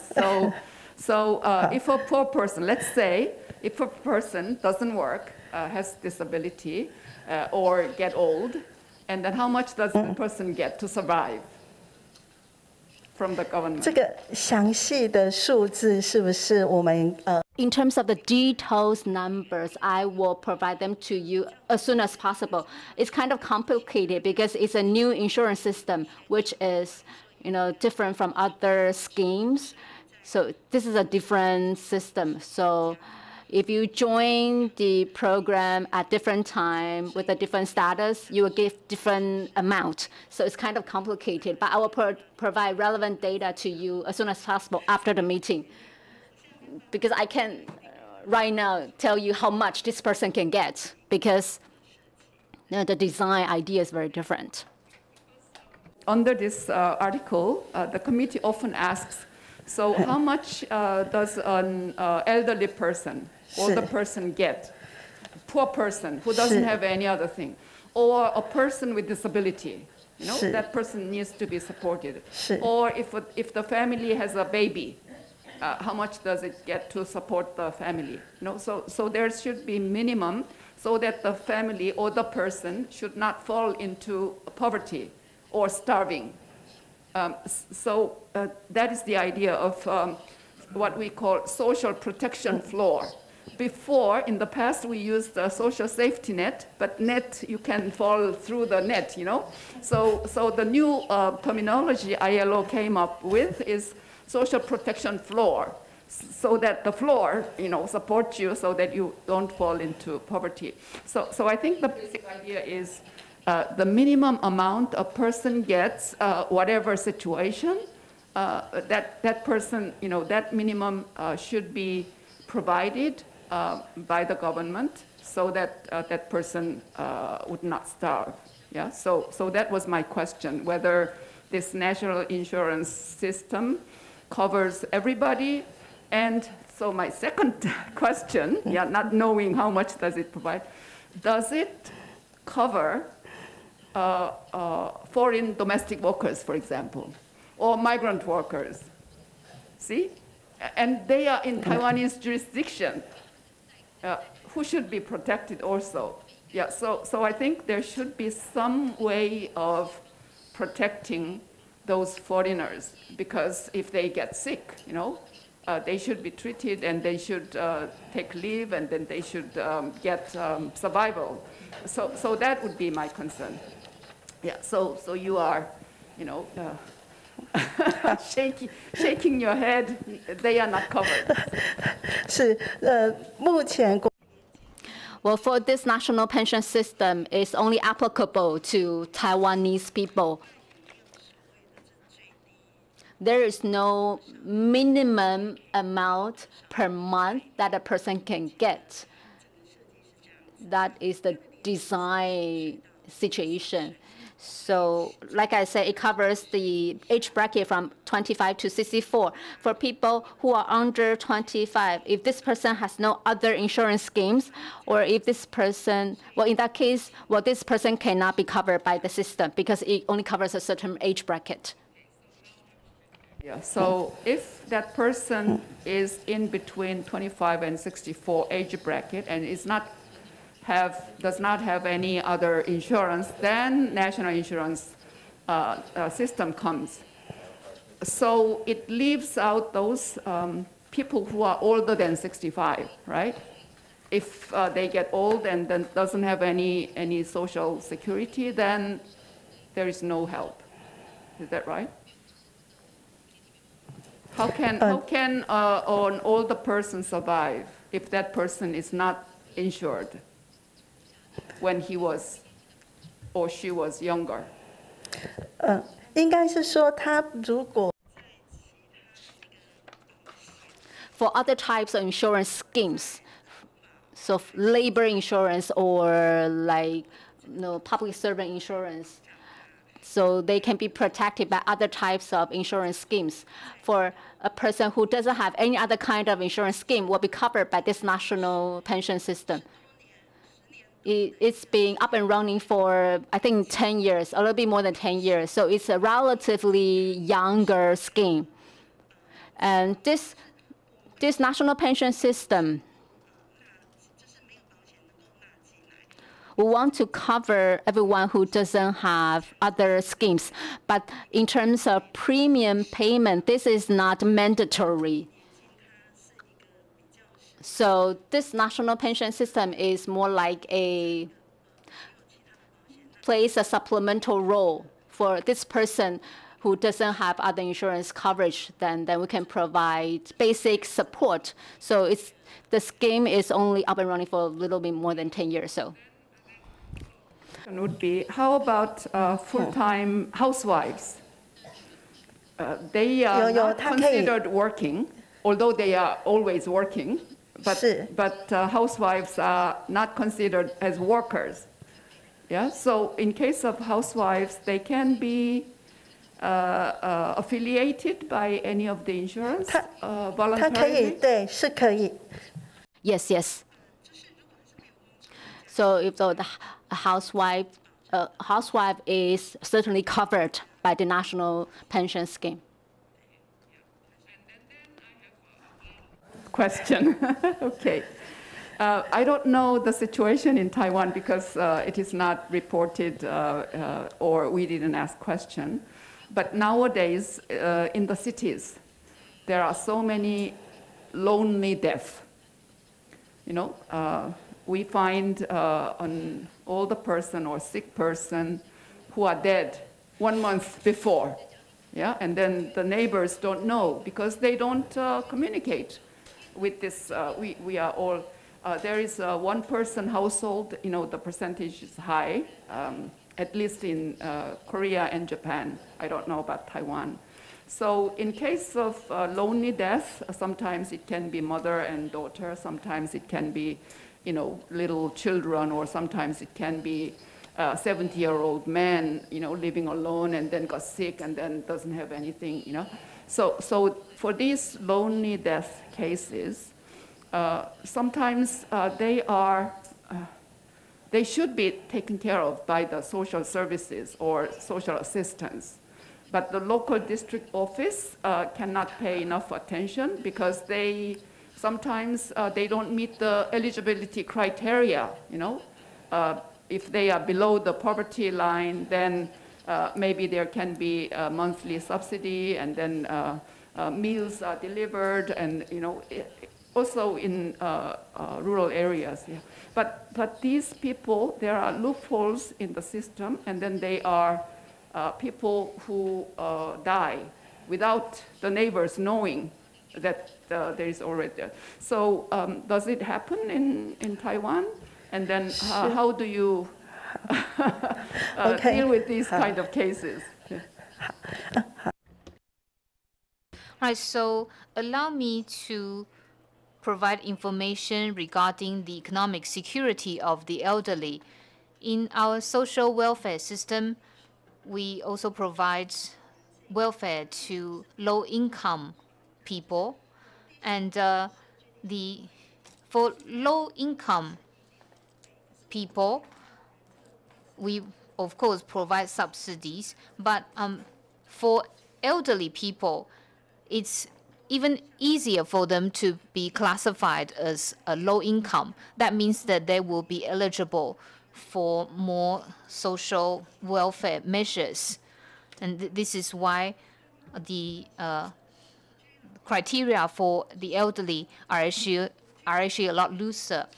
And for the elderly people living alone, local government's Department of Social Welfare basically keep track of old people who are living alone.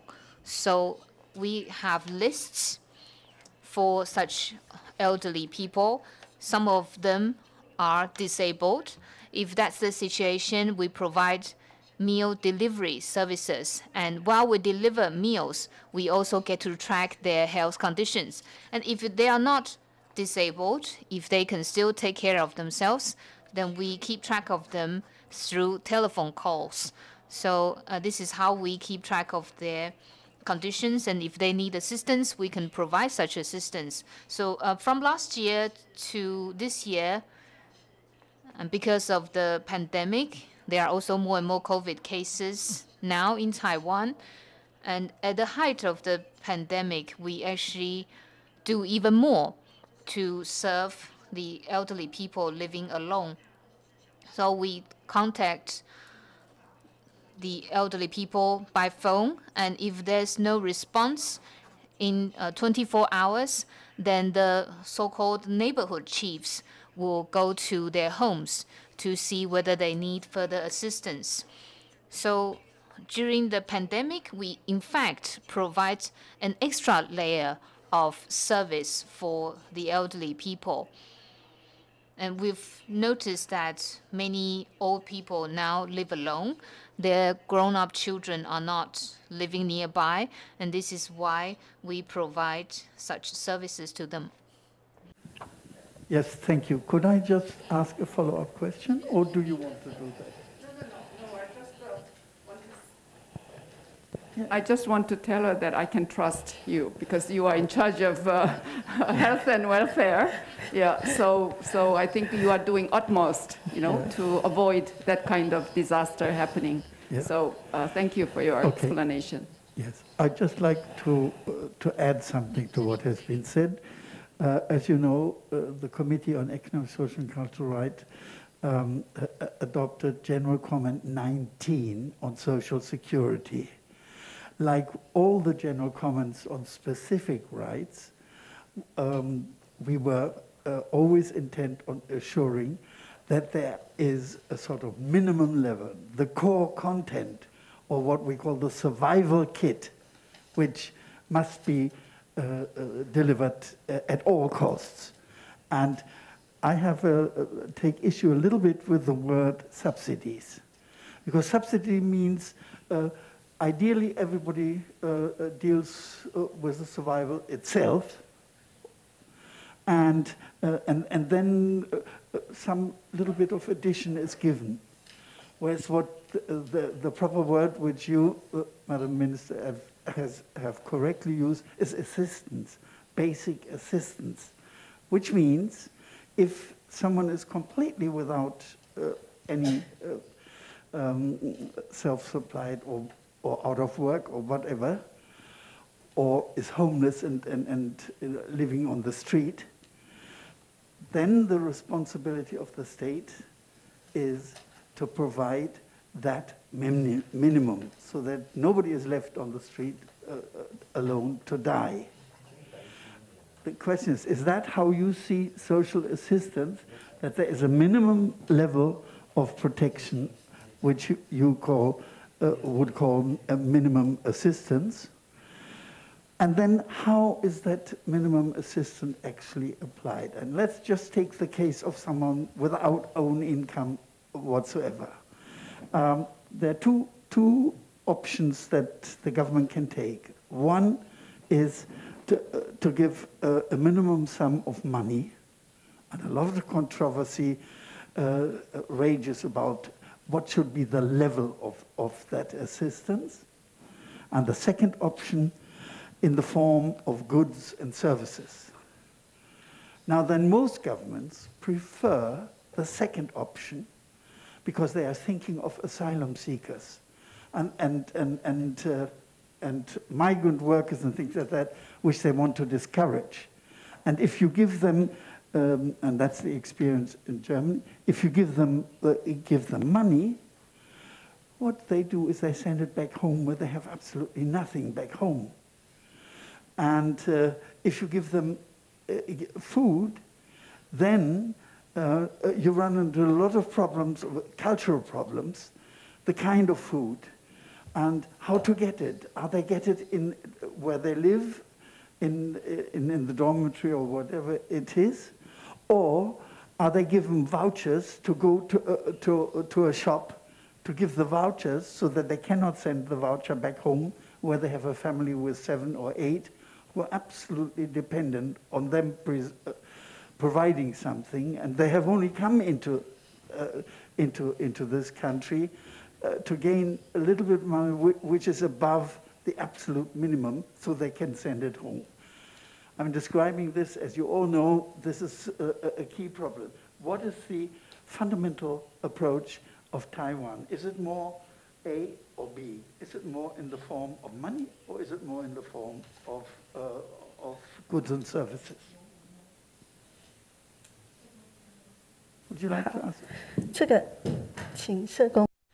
So can I ask the Department of Social Workers?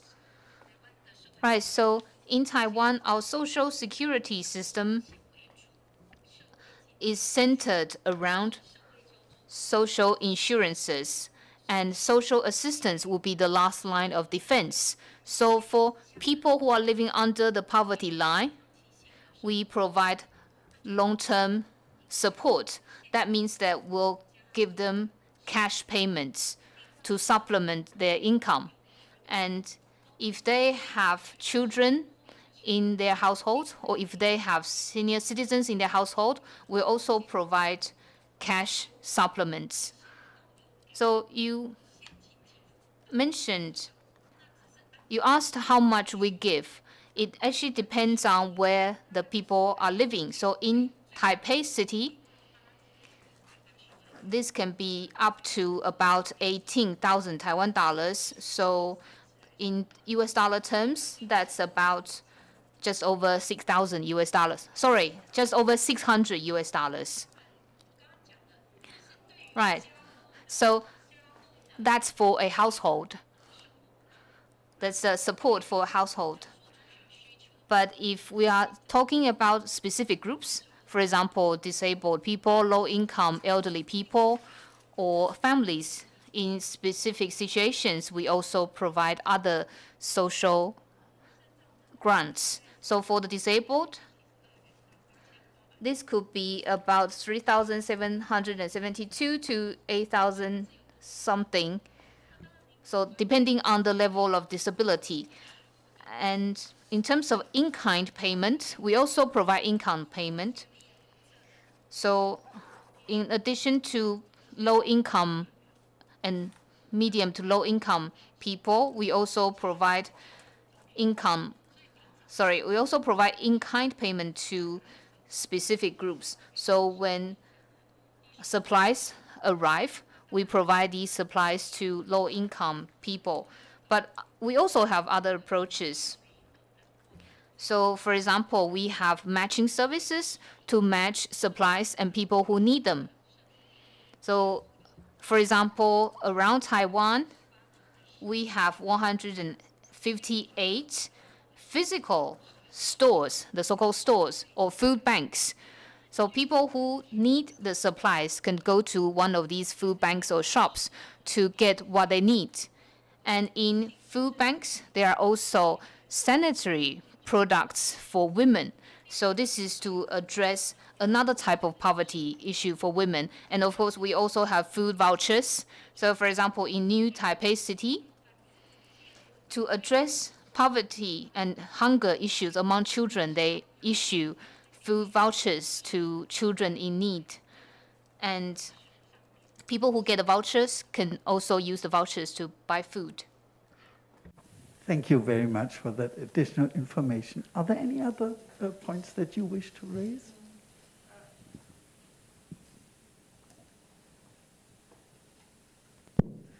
Not an issue specifically, but this time we are locked up in hotel, yeah? So we cannot go out. Otherwise, we would love to see the streets and go to night market and et cetera, But at least the last time and this time, so far, I didn't see any street people, any homeless people on the street, you know? So I hope that that's a good sign. And then anybody should not be left homeless or sleep on the street or in the park or in a tent, yeah? But I don't know, this falls also under Article 11, the poverty issue. But I hope that Taiwan is doing okay, if not well, in combating this issue of poverty and not having adequate standard of living. So, but sometimes to provide social assistance, there might be some loophole because people might not know well how to apply for social assistance, although when they are eligible. And sometimes the eligibility goes over the criteria, above criteria, because they have a very old house, you know? And then depending on criteria, if you own a house, you cannot apply for social assistance. So there might be many weak points that people cannot make good use of this social assistance. But so far, my impression is very good, and I don't know the real picture because Taiwan is a developed country. Yeah, so I don't know whether this is a question or not. Yeah, but it might invite a comment from your side. So homeless people, they are still homeless people in Taiwan. So perhaps once again, I can ask the representative from the Department of Social Workers to respond. Just like to let you know, estimated homeless in Germany, one of the richest countries in the world, we have between 200,000, which are the official figures, which aren't really official, and 800,000 as estimated by serious social service organizations on that. So it's a big problem in developed countries, not just in developing and middle-income countries. So I'd be really interested on your point of view on that issue.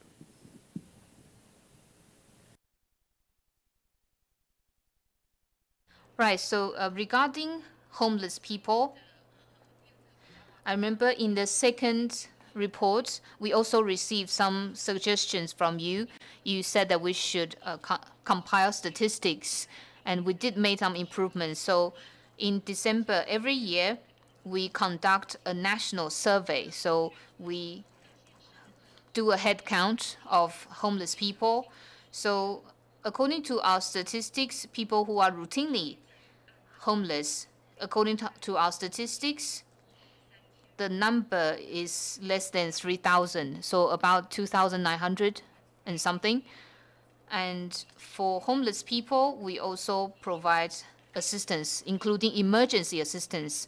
So for example, when there's a cold spell, when the weather is very cold, we conduct night visits. We issue hot food, hot water, and also warm clothing. And if they are willing, we also take them to shelters.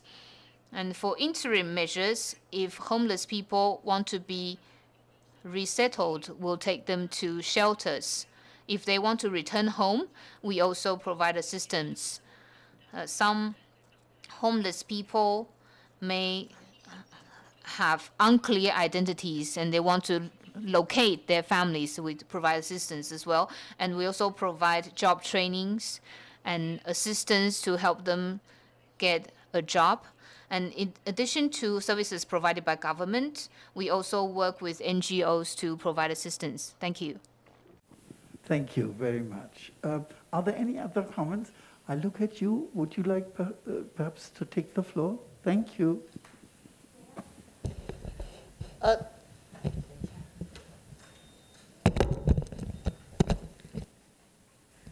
对不起啊，我 Sorry, I'm not a government representative, and then I am not a NGO representative. But this time for this review meeting, I'm actually an advisory member. And I will be going back to Kaohsiung tomorrow, so I won't be here tomorrow. So I want to tell you about my observations for the past 2 days. I want to let the delegation, people who are watching online, and also our experts, I want to share my observations with you. I think the first golden principle is that honesty is the best policy. I think this afternoon, we talked about migrant workers, also migrant domestic caregivers. So this involves, issues of very basic human rights. But, well, in terms of politics, we're afraid that this Domestic Worker Protection Act may cause a lot of, setback in the political field, because everybody knows that, now I'm hiring a migrant worker. I pay 17,000 or more. But if I want to hire a Taiwanese domestic worker, I have to pay, I think for a whole month, I need to pay 60 to 70,000. So there is a big gap. So that's a great disparity. So for the Ministry of Labor, it's very difficult for you to narrow this gap. So I think for the Ministry of Labor, you have to, just be honest here. I think Taiwan as a country, how can we tell the source country that your people come here to work for us and they only get 17,000 or a little bit more? And they come here and they know that there's a big gap between migrant workers and Taiwanese domestic workers. So that's why this kind of people run away and work in the factory, because they make more money as a migrant worker in the factory. So in the national report, I think many government agencies don't really pay attention to this, because for us, we give very, superficial, description. However, we fail to address really the important issues. I think many families are not able to care for, their family members. And then now the Ministry of health and welfare is making a lot of efforts. For example, long-term care system. So Taiwan has been, making a lot of efforts for the past few years. But in terms of the quantity and the quality that you can provide in the long care system, the care system is not able to meet the needs of the families.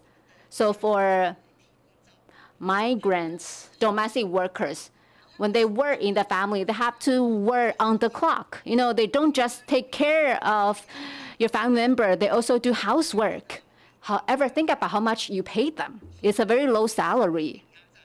So really, you don't pay them a decent salary. This is one thing that everybody in Taiwan knows. So we answer the question because the experts asked us these questions. So the experts wanted to know that for the past 10 years, how much effort have we made? So we try to avoid detonating this political bomb, but I don't think that can address this issue. And also the Taiwanese government, because we really, ratify a lot of human rights covenants. And for all the delegates here, you have the resources, you have the budget, you have policies. So really, it's up to you to implement all this work, because for example, all the ministers, they're not in that position for many years. So it's really up to you, to all the delegates here. You have to know what you can do to maximize your impact and effort at your position. Because this time in the national report, we can see there are also other national reports regarding other human rights covenants. When I read these documents, I feel that, you see it, as part of your daily business. But I think you are not really addressing the root issue. Because, after the review meeting, we will do follow-up to see whether we made improvement or not. And then we'll be back here in 4 years, and the experts will be asking you the same questions. And then in that time, if you're not able to answer them with very, very concrete answer, so this is suffering for all of us. This is my first time participating in this review meeting. And this is my observation. And also, today, I'm not blaming any one of you, but I can see that all the agencies here, I don't think you are taking this review meeting very seriously, because I see some delegates are not so very familiar with your businesses. From your answer, I know that you're putting around the bush. You are not straight to the points. What can the experts do in their COR? So in their COR, of course, we want to see positive results. But what we do is that we encourage them to criticize the Taiwanese government, because we don't give them very positive responses. Like, for example, the minimum wage, migrant workers, and your National Human Rights Action Plan. National Human Rights Action Plan. So, we went to a lot of meetings, and then we made a lot of revisions because we got different input from the NGOs. And then lastly, I want to say that the progress of democracy, that means that it has to be like an ocean. We have to, embrace voices from all sectors of society. Now the experts are asking very fundamental questions. When you are making the decision, who were involved in the consultation? Were NGOs there? Were their voice valued? Were their opinions accepted? I think some ministry delegates were not able to answer directly, because I know that there was no consultation for them. And also transparency, flow of information. This is very important for any democratic government. Really, that is something we need to work on. I want to live a little bit longer so that I think I will stop here. I won't be attending tomorrow. And then tomorrow there are more articles to be reviewed. So I think tomorrow when you come back, please send some more, better delegates here who can have certain authority. So if you send, very basic level delegates here, really they will not be very useful in the review meeting. But I think for the past 10 years, after 3 reviews, indeed we see some improvement in some areas. However, in some other areas, there's no progress at all because we haven't changed the way we do things. Thank you for giving me this opportunity to speak to you. Thank you. Thank you. First of all, a very brief comment. Isn't it great that, and a sign of an open society, to be able to criticize the way you have criticized without being put to prison immediately because you don't take the thing. And secondly, I'm grateful that you have taken such a great interest. And by looking at some of the ministerial people here, they have been taught by you. So I think it is very good. But my real point is, if we look at the last 10 years, we get a mixed picture. When it was first started, it was an exciting new experiment, and I am astounded by the degree of differentiation and in-depth analysis in some issues we have reached. And my own view in 3 review meetings is that it was worthwhile and that it was really helpful. And we are all there to learn how it can be made. For us to learn of the interrelationship of the right, we are much further than we were in 2012 and 2016. And lastly, I think the issue that is in my mind is for the future report, for the government report, perhaps it would be good if the departments had a really close look at the general comments that we have by now written almost completely. They're meant almost like a commentary on the covenant, so that you know, what do they really mean by a certain expression? What do they mean by assistance? What do they mean by this, that, and the other? It's all there. And so maybe it's the checklist. They can be used as a checklist in preparing your report to the committee. And we've moved a lot in that direction. I would like to thank you very sincerely for being prepared to engage in this, which can't always be easy, and it shouldn't be easy always, but we can remain smiling in the Asian way. And I hope to see some of you tomorrow, because they're interrelated issues tomorrow morning when we deal with Articles 10 to 11. And 11 is one of the central specific articles in the thing, which covers food, health, housing, even clothing, and water, and in the view of many, also sanitation issues. And if people disagree with that, then they will say, oh, okay, it's an aspect of health, to remain healthy. But of course, sanitation has quite different dimensions.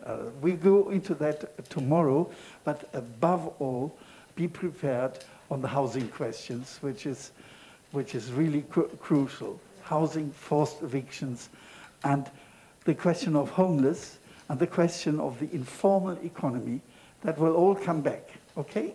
So, but I heard, unfortunately, Madam Minister, that you personally cannot be here tomorrow, but I'm sure you will talk to your colleague who will be sitting there tomorrow. And thank you for your patience, and I wish you a good evening. Okay, and with that, I close the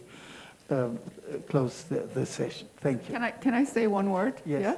After that harsh criticism, but I still feel that Taiwanese government's effort is very well intended and commendable. Because the hungry stomach cannot be full overnight with just one spoon of food. Yeah, so, as we recommended, you established National Human Rights Commission. As we recommended, you came up with National Action Plan for Human Rights, of course, So slowly there has been improvement. So I would like to congratulate the Taiwanese government, yeah, and then hopefully tomorrow we can engage in more constructive way, yeah? So that would be my... Okay, but I look to my left. Would you like to add one word? First, Ross, and you too, if you like. I would just like to say that I think there's been some genuine dialogue. And I would particularly like to acknowledge the Minister for her grace and active engagement and encouragement of the staff. And I know being a government official is not always easy.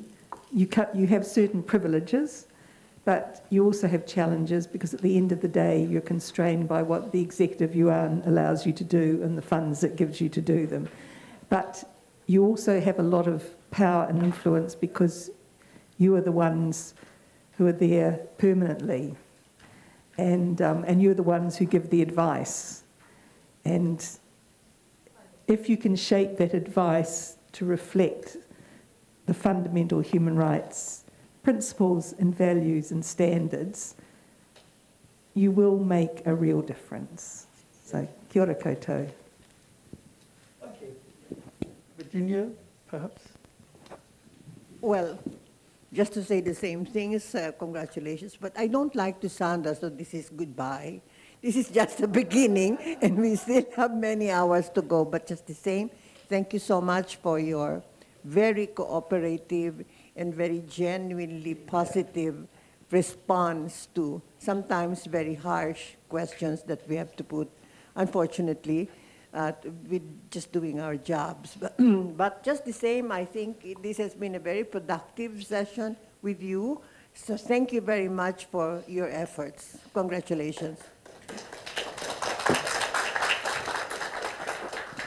Okay, sometimes one has to call a spade, but we will remain friends.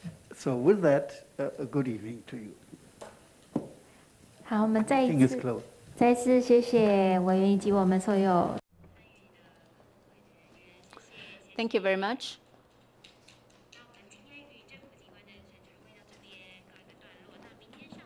So for tomorrow morning, we'll convene at 8:30. And for cluster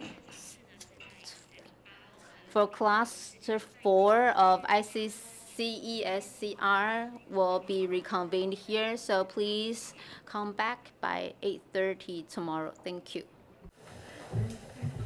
Thank you.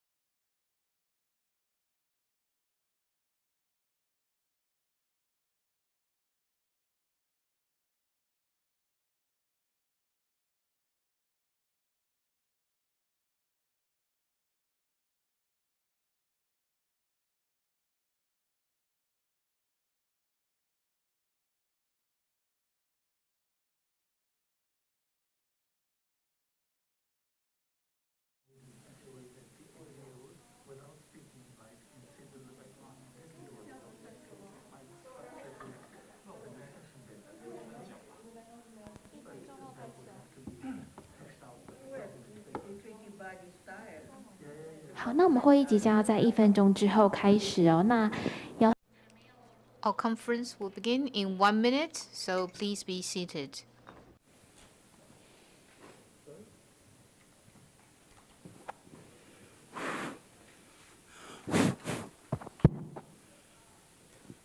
We have 1 minute.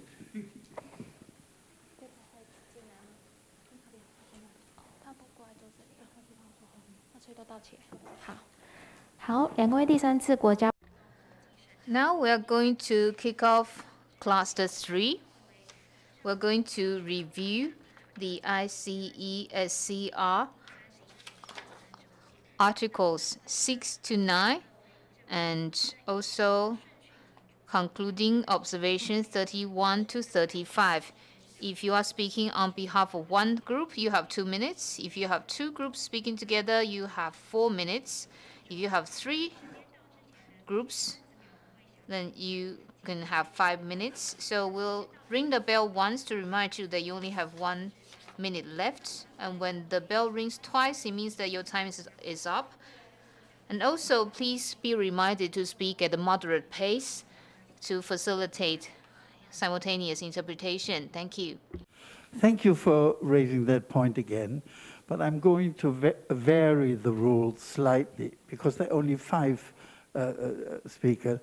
I will not be extremely strict on the speaking time. So we have 1 hour, and in that hour we have to cover quite a lot of ground.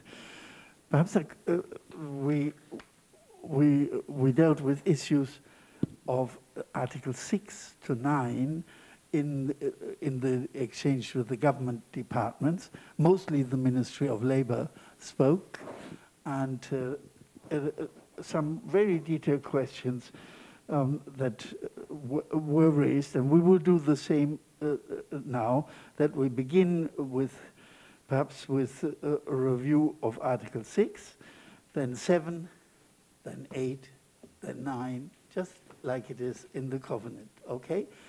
Excuse me, Chair. I'm yes. just looking for somebody here. Can I just ask? Yes. Is the representative of the organization called, Global Labor Justice International Labor Rights Forum. I was given this paper, and you're the one who gave this to me? Maybe we can talk after this, yes. Okay, so we have 5 groups, and the first one is the Taiwan Association for Human Rights. You have the floor. 谢谢主席。 Thank you, Chairman. I come from Taiwan Association for Human Rights. I'm the Secretary General, and I also speak on behalf of the Taiwan International Workers Association, whose representatives cannot be here today. So I want to let you know that 2 days ago, the 8th of May, that was the 30th anniversary of the passage of the Employment Service Act. And in the last 30 years, many migrant workers are still treated as slave workers. So I want to talk about this issue from 4 points of view. First of all, according to the Employment Service Act, unless in extraordinary circumstances, the so-called blue-collar workers cannot freely switch their employers. And this provision only targets the so-called blue-collar workers. So this is in violation of Article 6. And we hope that reviewers can once again demand that the Taiwanese government change the Employment Service Act so that all foreign workers can have the right to switch employers. Secondly, regarding domestic migrant workers, 99% of such workers in Taiwan are from Indonesia, and they are women. And so they basically shoulder the majority of the burden of long-term care in Taiwan, and they are not covered by the Labor Standards Act, so they have to work long hours. They are also vulnerable to sexual violence. So we also beseech you to demand that the Ministry of Labor apply the Labor Standards Act on migrant workers working in households, or enact a law to protect them. And also, they should be included in the government's long-term care plan. Thirdly, previously, you also heard a lot of information from the Fisheries Agency, but may I remind you that foreign fishing workers should have been regulated by the Ministry of Labor, not the Fisheries Agency. But the Ministry of Labor, regarding foreign crew members working on Taiwanese vessels, they don't really regulate them. As they work on Taiwanese vessels should be regarded as an extension of the territory of Taiwan. So they should be protected by Taiwanese laws rather than just private labor contracts. And also, foreign fishing workers do not enjoy the protection of any of our social insurance policies. So we hope that in the COR, you can ask the Taiwanese government to abolish the so-called dual employment system, where some of the fishing workers are hired domestically, others are hired offshore.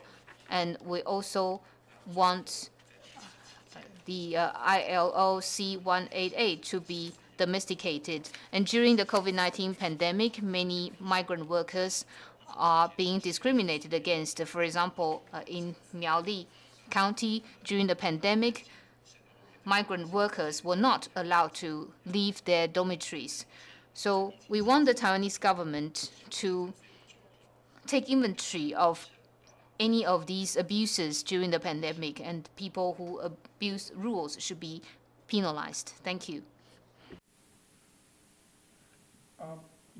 You spoke for please use your microphone, please. Spoke for the Taiwan Association for Human Rights and for the Taiwan International Workers Association. So you have some more time. Please, go ahead. Oh, you finished. Okay, fine. Then we're ahead of time as I planned it. Okay, Ross.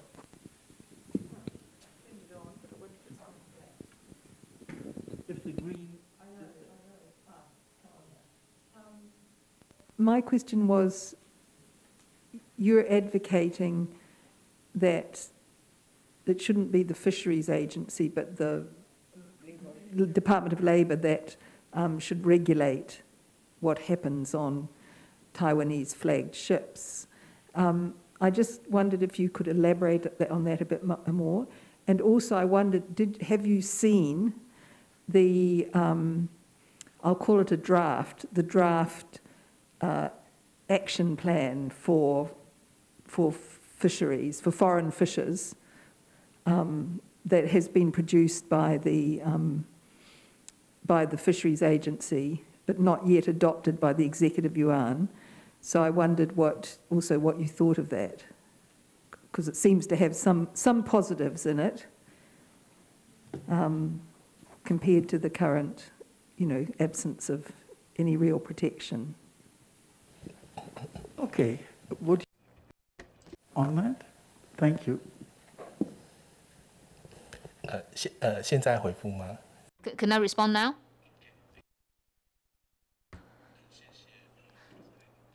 First of all, thank you, Roslyn, for your question. Fisheries Agency is in charge of the fisheries industry. So that means that they are in charge of marine resources and also maybe maximize Taiwan's fisheries catches. But we are focusing on the protection of foreign fishing workers. And as you know, our distant waters fishing vessel fleets are actually notorious. And this year, an FOC vessel in Taiwan, in fact, the 9 people were charged for human trafficking because some of the workers worked extremely long hours. Some of them died. They were beaten up by the captain. So we believe that the Ministry of Labor is, of course, in charge of employment issues in all of Taiwan. So they should be in a position to protect foreign fishing workers as well. The Ministry of Labor is only willing to provide protection to people working near shore. But according to the ICESCR, everyone on this land, in this territory, should be protected, whether they are Taiwanese or not. So we think in terms of the governance of Taiwanese foreign fishing workers, there's a systemic failure because the Ministry of Labor is not willing to extend protection to foreign fishing workers working on Taiwanese vessels. And regarding the action plan devised by the Fisheries Agency, we believe that it's also a sign of progress because the civil society, in fact, participated in the drafting of the action plan, and many of the suggestions came from the civil society. However, there are still issues. For example, the deputy head of the Fisheries Agency talked about encouraging fishing vessels to install Wi-Fi, and the action plan said they encourage. But the reality is that most Taiwanese fishing vessels don't have Wi-Fi connections because it's costly. But we hope that the Fisheries Agency can also allocate budgets to install Wi-Fi connections on fishing vessels. And also, he talked about doing more inspection at the Taiwanese ports, but actually the Fisheries Agency is not qualified, is not capable of doing labor inspection. They use only a survey to do the so-called inspection. And actually, lots of fishing crews said that when they are being surveyed, their captain was around. So they were afraid to tell the truth. So I have to say that's really not a labor inspection. And the Ministry of Labor should to conduct this kind of inspection by themselves, not by the Fisheries Agency. In terms of the salary, so, well, there is a program to increase the pay to 550 USD, but it's still a lot lower than the wage level in Taiwan. Although the Fisheries Agency promised that there will be regular meetings on the increase of salary, but now the mechanism is not there yet. So for the last adjustment, the Fisheries Agency just set a certain number, and then they just passed this number, but the number was not designed through careful consideration. So that's my observation. Thank you. I think this is such an important area, and I just do want to clarify a couple of other points. And one is, as I understood you to say, well, let me ask, are there any Taiwanese fishers, seamen, who are not managers or captains or, you know, officers on the boats? And how are they treated? Is their salary higher than the foreign fisher workers, sailors on the boats? For my understanding, for Taiwanese vessels, people who are responsible for catching are foreign crew.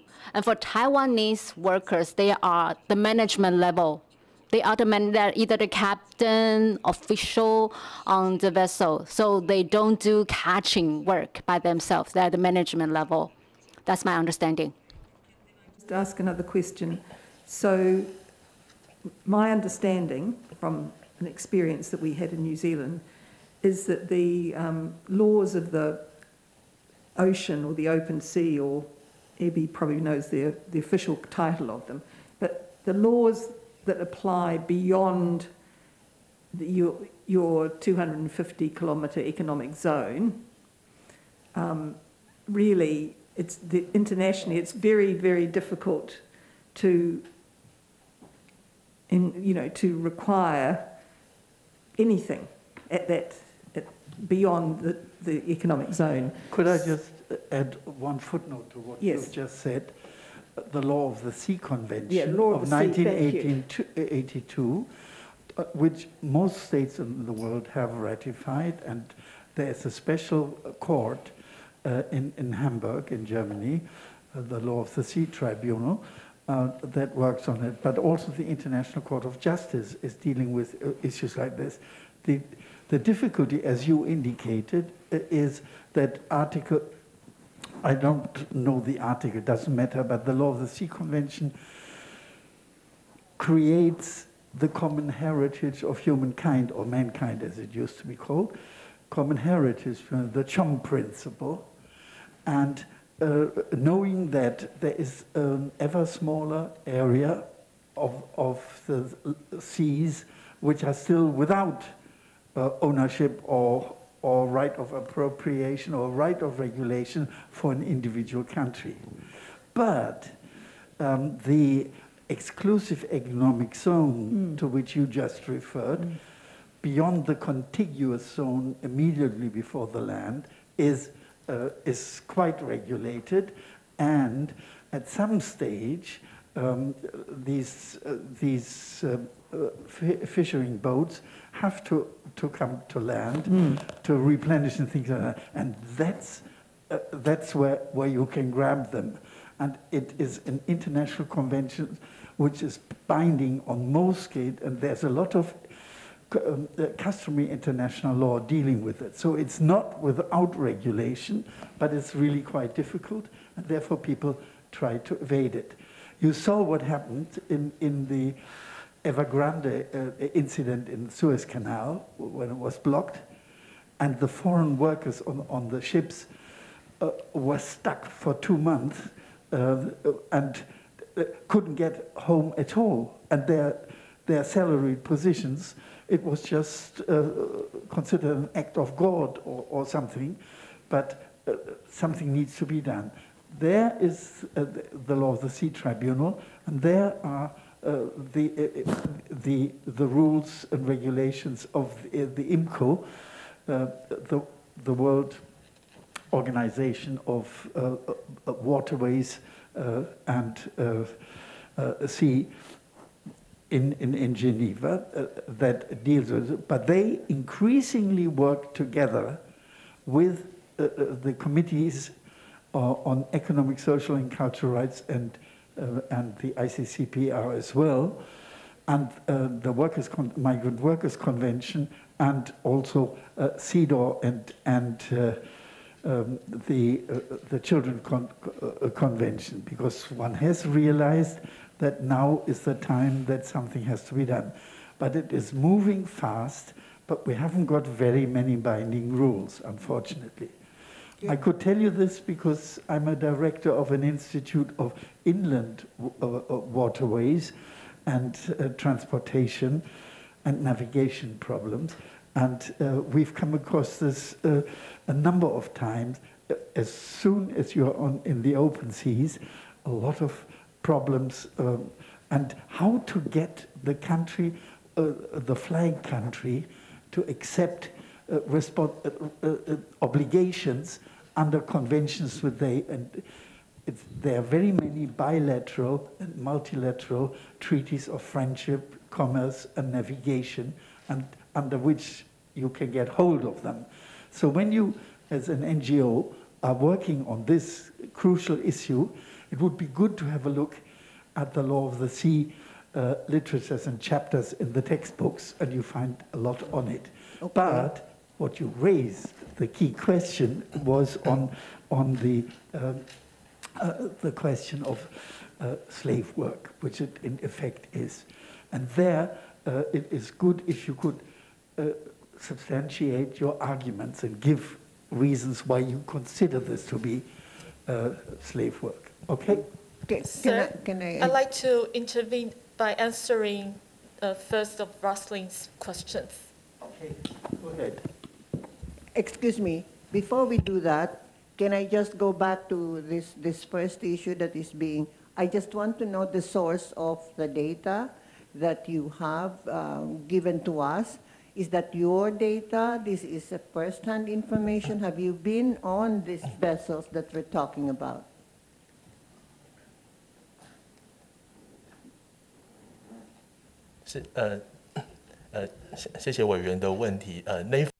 Thank you for the question. For that data,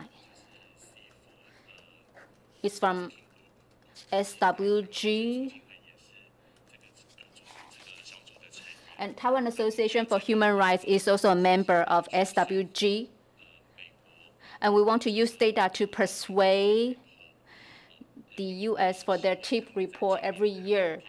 And this year in their TIP report, we hope that they can downgrade Taiwan because their TIP report, 因为时间的关 Let me just explain to you that your data is meaningless unless you can provide a source of validation. Now, if this is data coming from some other organization, that organization should have the responsibility of reporting directly on this matter, because now we cannot ask you because you've not been there.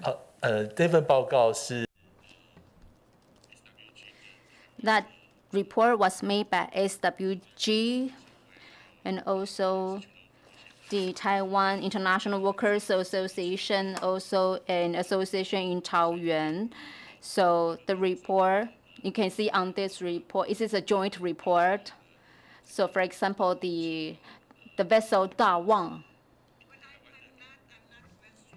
Of the report. Okay. It's just that now we cannot ask any follow-up question because there's nobody here to respond to that follow-up question. You see what I mean? I'm not saying this is false or any, no, don't get me wrong.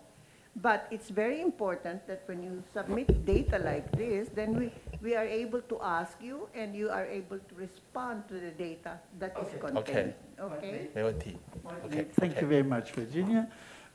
That's one of the difficulties with NGO reports, yes. to get the facts and then state where it comes from, so that it can, because the government will also see it, and then they want to know where does this data come from, and they often vary very much from those of the state. So if we can then analyze which data we can accept and which we can't, that helps us coming to the conclusion. Should we make an observation on it, or should we just leave it and wait for development until somebody comes along? That said, go back to answering the questions that have been raised. Please, madam. 其实有关于For the Ministry of Labor, for the vessels, can they have the authority to manage the foreign fishing crew working on vessels? So really it's a problem, it's a big problem. So we really need to learn from you. Actually, Yixiang mentioned that all the vessels related to Taiwan sailing on high sea, there are two types. First one is Taiwanese flagged vessels. And the other type is FOC, flag of convenience. So coming back to Labor Standards Act, actually, the fishing industry is one of the industries regulated by the Labor Standards Act. So if we can argue that all these Taiwanese flagged vessels on the high sea, they belong to part of the Taiwan's jurisdiction. In that case, the Labor Standard Act should be able to cover not just the land of Taiwan, as well as the people working on Taiwanese flagged vessels. So the Ministry of Labor should have the responsibility and authority to manage the labor conditions for people working on Taiwanese flagged vessels. But in Taiwan, some scholars think that even though it's a Taiwanese flagged vessel, they cannot be deemed as an extension of the Taiwanese territory. So this kind of labor act is not directly applicable to the vessels. So there was one time the Ministry of Justice made a very important interpretation. They say that this kind of case should be applicable to use the Labor Standard Act. However, in an executive yuan meeting, they made a decision that for vessels in high sea, no matter what kind of flag it has, no matter what kind of relationship it has with Taiwan, in that case, they are not applicable to use the Labor Standard Act. So if the problem of jurisdiction, well, if you can have a clear answer to make suggestion to the Taiwanese government. Maybe we cannot address all the issues in distant water fishing, but at least we can address the problems of foreign workers working on Taiwanese flagged vessels. Well, if we can ask the government to raise an interpretation, I think that will be really helping the fishing industry. Thank you. And Virginia and I are both already discussing how we'll deal with that. But if I can just say by way of interest, when a similar situation arose in New Zealand, it ended up with New Zealand having to introduce new legislation that required, first of all New Zealand flagships had to meet New Zealand minimum standards wherever they were. And then because we have lots and lots of other ships, you know, who come into our ports or fish, have a license to fish in some of our very large extended zones, that while they were within the New Zealand 250 kilometre zone, they had to meet New Zealand labour standards, health and safety and whatever, and, you know, and had to be able to be checked when they came into port. So otherwise they could not be within our extended zone, couldn't receive fishing licenses and couldn't come into port. And our ports are quite important because, as you know, we're down in the deep south and they need it. I think you want that.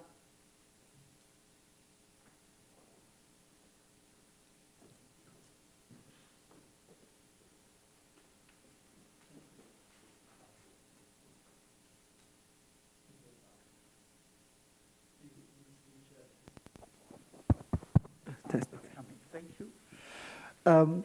Just one word, Law of the Sea Convention 1982. It contains most of the answers and the very clear points which you just made are covered there.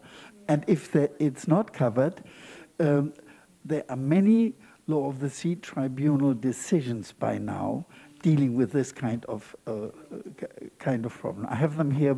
I don't have it here, but it is something that can be found very easily. Okay, it's also for future developments that maybe in the next government report is encouraged to do. And I was told, by the way, that the government also enters into not negotiation, but hearings with NGOs on new issues, and maybe that could be one issue which could be then further developed, and we could then make concrete recommendations, you see. That said, we have spent quite some time on this fishing thing because it's a big, big, big problem, not only here, but in many countries. So, next one, We have two more things. Amnesty International, and we may have some questions as well on issues we've discussed this afternoon with the government department. Thank you. 我会讲中文，是国际。Okay, hi. I'm Qiu Yulin from Amnesty International Taiwan. So I will also reiterate the issue of migrant workers, especially female domestic workers. And in the government session, it was also mentioned that if the migrant workers are paid the minimum wage in Taiwan, then many families will not be able to afford them. So I think this goes back to the question of the assistance provided by the government. Now, this kind of burden should not just be borne by the migrant workers. And in the government session, it was also mentioned that there's the 1955 hotline. But we also have to say that many migrant workers actually don't have any access to mobile phones or a landline. And in order for migrant workers to prove that they've been exploited or abused, they have to provide evidence, and it's actually quite difficult. And during the COVID-19 pandemic, many migrant workers are also discriminated against. For example, they have no access to vaccines, and also they are not allowed to leave their dormitories. This happened not just in Miaoli County, but also other places as well. And it was mentioned in the government session that there was a national pension. Now, it's a social insurance, which means that if you don't pay any premiums, then you are not eligible for payments. So migrant workers are being excluded. And I also want to talk about refugees and people seeking asylum. They do not have any legal status here, so they do not enjoy any protection.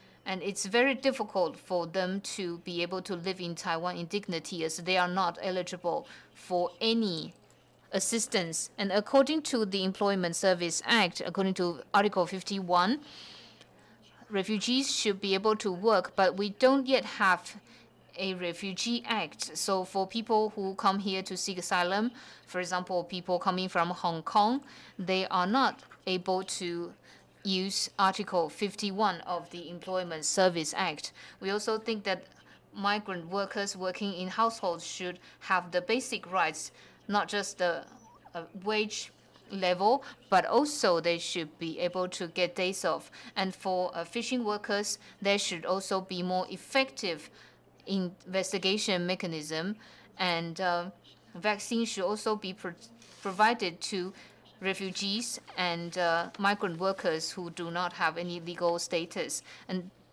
this is what I would like to say. Thank you. Thank you very much. Some very important points that you've raised there. Is there anything else from Amnesty that we should discuss here? And by the way, we are very pleased to have Amnesty with the Economic, Social and Cultural Rights group, because normally Amnesty, even though in the London head office, there are some very intelligent and high-ranking officials from Amnesty dealing with economic, social and cultural rights. But in the reports that we get from Amnesty, the annual ones, it's 1 to 10, economic, social and cultural rights and civil and political rights. So it's, we really appreciate it, and that if Amnesty produces its own contributions at the same level and then at the same depth as they do for ICCPR, okay? It's not a criticism, it's just a suggestion that you should do that, because the problems that we're discussing here are just as important and sometimes far more important than some of the civil and political rights if you look at the details. Clearly, when you talk whether somebody dies of torture or somebody dies of the death penalty execution, that is something really crucial. But you can die of hunger. You can die of depression. You can die of when you have for 8 months no contacts with your family for the Wi-Fi collection being too expensive, so that they can only once a month phone from somewhere if they are allowed to land. And during COVID, they couldn't even land to do that, not to leave the ship, but to use the telephones.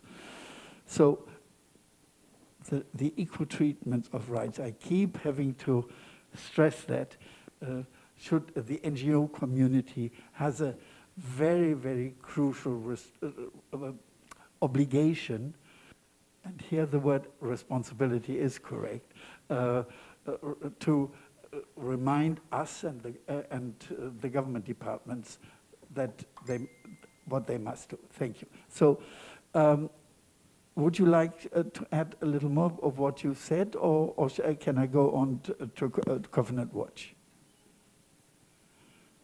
Please, go ahead. Go to the Secretariat and the headquarters to urge them to invest more on the ESC rights. Okay, so 接下来我会讲中文。 Right, I'm going to switch to Chinese now. So I want to make an additional point regarding migrant workers, especially those working in households. Some of them are in fact laid off because of health issues. Migrant workers also have to pay into the national health insurance in Taiwan, but if they're ill or if they have infectious disease, but these diseases can actually be controlled with medication. Now, in these kind of situations, migrant workers are not able to have access to treatment. This is why they can be laid off because of any kind of under any kind of excuses. And we believe that this is injustice. So the government should amend regulations regarding health checkups for foreign workers. And we also want to prevent a situation where migrant workers are, their labor contracts are terminated because of health issues. I also want to thank Rosalind for mentioning C189. And we also hope that you can suggest to our government that in addition to C188, C189 should also be ratified. Now, before Taiwan comes up with laws about migrant workers or domestic migrant workers, we think that the government should also look at the general recruitment, the definition of recruitment and related costs. So if we can follow the general principles about placement fees or travel costs in the convention, I think this is zero cost for migrant workers. Or we can amend the Employment Service Act to eliminate unfair brokerage fees, because brokerage fees and travel fees can be very high. So I hope that you can recommend that our government follow the general principles in the convention. And another issue is for civil servants to form unions. I remember in previous reviews, the issue was touched upon. Almost 400, there are almost 400,000 civil servants in Taiwan, and they are not allowed to form unions, labor unions. So 10 years on, they still don't have this right. Civil servants are also employees. So, for example, disabled civil servants may need to have access to other assistance. However, regulations governing civil servants are very strict, and they don't have labor unions to help disadvantaged civil servants to improve labor conditions. So I think that civil servants should have the right to form unions. They should have the right to strike. And when they realize that they are also employees like private sector employees, I think everybody will receive better protection. I also want to mention what Professor Xin said. In Taiwan, if you want to be eligible for subsidies as low-income people, it's actually very difficult, because in Taiwan we have the household registration system, which was first created during the Japanese colonial period. And a lot of these services or assistance are tied to your household registration. And also, if a person is jobless, but the person wants to have access to protection, sometimes there's a so-called a presumed income for this person. Now, if there's this presumed income, then it's difficult for the person to have access to assistance. So maybe you are an elderly person living alone, but you may not be able to have access to assistance. And according to the COR of the CRPD Review Committee, there's a recommendation saying that for disabled people, the household income level should not have anything to do with whether the disabled person have access to assistance or not. So I also hope that maybe you can introduce this kind of concept as well, because in Taiwan, there are people who live alone. There are also people who want to, or people who need to have access to assistance, and they are not living with their family members. But the thing is, they are still tied to the family members because of the household registration system. So in that case, this individual would not be able to access social assistance. So what I'm trying to say is that the person has to have a separate household registration. Now, if that is not possible, then there will be some kind of litigation to say that the family members no longer have anything to do with me. So somehow you have to disown your family before you can have access to social assistance. So that's really illogical. Okay, thank you very much for your answer. I'd just like, by way of footnote, add the question that you raised on civil service employed under Article 8. That is a really sad history, because to get in 1966, to get the covenant to be accepted by the General Assembly and the various bodies, this exception in Article 8.2 in relation to the right to strike was made. But in Article 8.3, it was people who drafted knew that very many states would make use of the exception. But then there is Article 8.3, and that says that there are limits on the limitations. And then they use the language which is used in the Civil and Political Rights Covenant, that there should be standards which in democratic society, la-di-da. And so, for instance, in Europe, in the European system, the European Court of Justice has spent a lot of time in reducing the limits of that one can make, and that, for instance, a bus driver or who is in a publicly employed agency, or a train driver, or teacher, why should they not be able to do that? Because the reason to make the exception for civil servants was that all those related very closely to central government issues, security questions, military, etc., they should be there, and there's no reason to see why teachers shouldn't be able to strike. But if you look in the laws in most European countries, that is heavily disputed. So you raised a complex question there.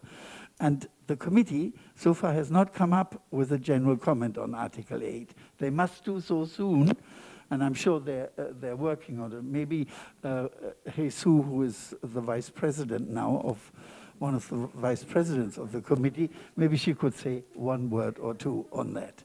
Okay? Unfortunately, the committee is not working on any general comment on Article 8. We issued jointly with the Human Rights Committee a short statement on the freedom of association in relation to Article 8 of ICESCR. But at the time, there was a huge discussion within the committee, even whether we should go along with the committee on that issue. I think as long as it is allowed in the covenant that by law there can be some limitations, you know, of course we can say that, can you reduce this limitation? We can ask the state parties, you know, it's too excessive. But as long as it is allowed, we cannot really say to the governments that you should get rid of all these limitations, you know, regarding teachers, etc., police, etc., because it's essential services to be provided to the people. So I think if you allow unlimited trade union organizing or strike, that also can create problems, you know, in some countries. Can I comment on that? Before you comment, just one footnote to that, and that is that the committee, while not having come up with a general comment yet, because it needs someone on the committee who is a real labor lawyer to do it, and a constitutional lawyer to it. And so far we haven't had that, but eventually that will come up. But what the committee does in dealing with the state reports in the dialogue increasingly brings up questions on this issue. And after 5-10 years or something, then they will say eventually, there's extensive human rights practice in this field, and it's time that your country should accept this. This is how it moves sometimes. This is how some of the important general comments have come about. Okay, now it's your turn. Oh, can I make a comment? Sure. Okay. I just wanted to make a comment that the obvious observation that, first of all, while there's an exception in the covenant, governments don't need to pick up that exception. Yes. That's one thing, you know, so they don't, it's there, but it's not necessary to pick it up. But the second thing is, I think it's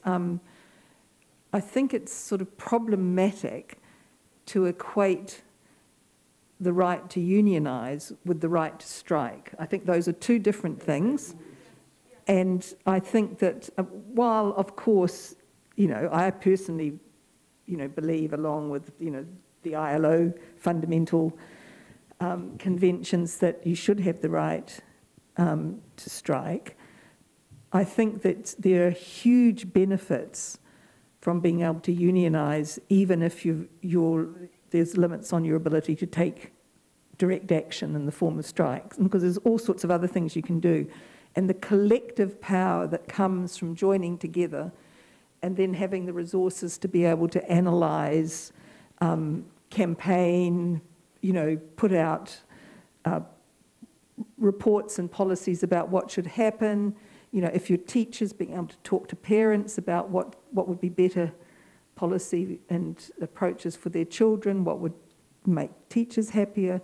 You know, because it's not just, this is the thing about union membership is that it's not just about pay and conditions. It's about being able to have a say in those matters that directly affect your working life. So in some industries that might be, you know, campaigning for minimum standards that cover a whole lot of things, including the right to access training or further education. In professional areas in the public sector, that will include, you know, the right to be involved in negotiations about curriculum changes or, you know, anyway, I won't go, but I just do think, and I think governments kind of sometimes combine or highlight the strike element as a compelling reason to persuade the public that certain groups shouldn't be able to unionize, because of course strikes by teachers enormously disadvantage parents, you know, and people fear a strike by the police and so on, but being able to unionize, there can be a very constructive impact, both for the workers and for the community as a whole, as well as for the government if they have any sense, because again, it's about participation and drawing on those who are actually working at the grassroots and know what's happening and what, you know, needs changing. Thank you for this very, very good answer. Any other points on this? If that's not the case, I now come to Governance Watch to make a short intervention.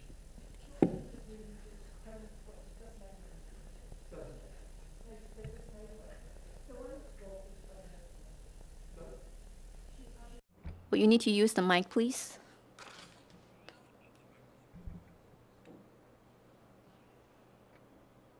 We still cannot hear you. Just thinking how wonderful that Amnesty International is going into such detail. Is someone from Amnesty here? Well, so we just switched. You just switched around. Okay. But I did start my comment by saying I'm a member of the AI. Sorry.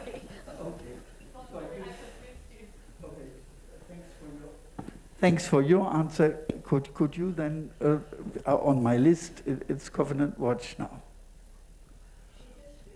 Oh, you just finished. So we have both. 下一个是我。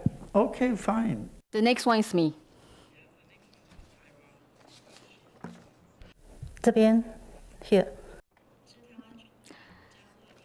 Tang Xianmei from Taiwan Mothers Shield Alliance. I want to talk about stay-at-home moms. Because in Taiwan, in terms of taking care of the family, normally it's the women's responsibility.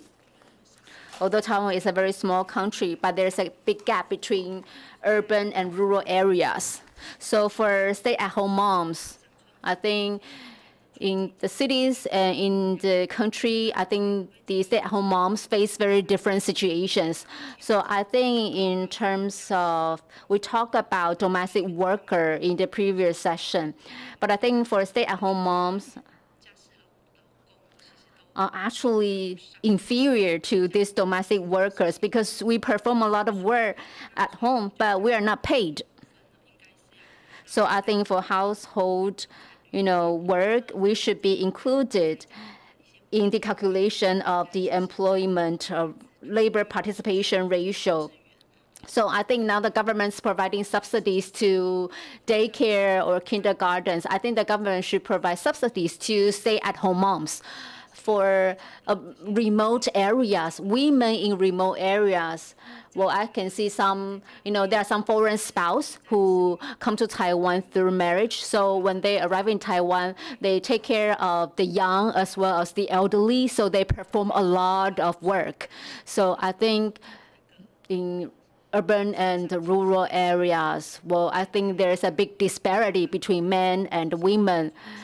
And the expert saw that there's a handbook about gender and sexual equality. But however, there is a greater gap between the urban and rural areas. Thank you. Anyone from us wishing to say something to that? That is not the case. Well, that concludes the dialogue now. We have received quite a bit of information from you in writing, which is always, well, nearly always helpful. It just means we have to read a lot more. But have these informations also been passed on to the government?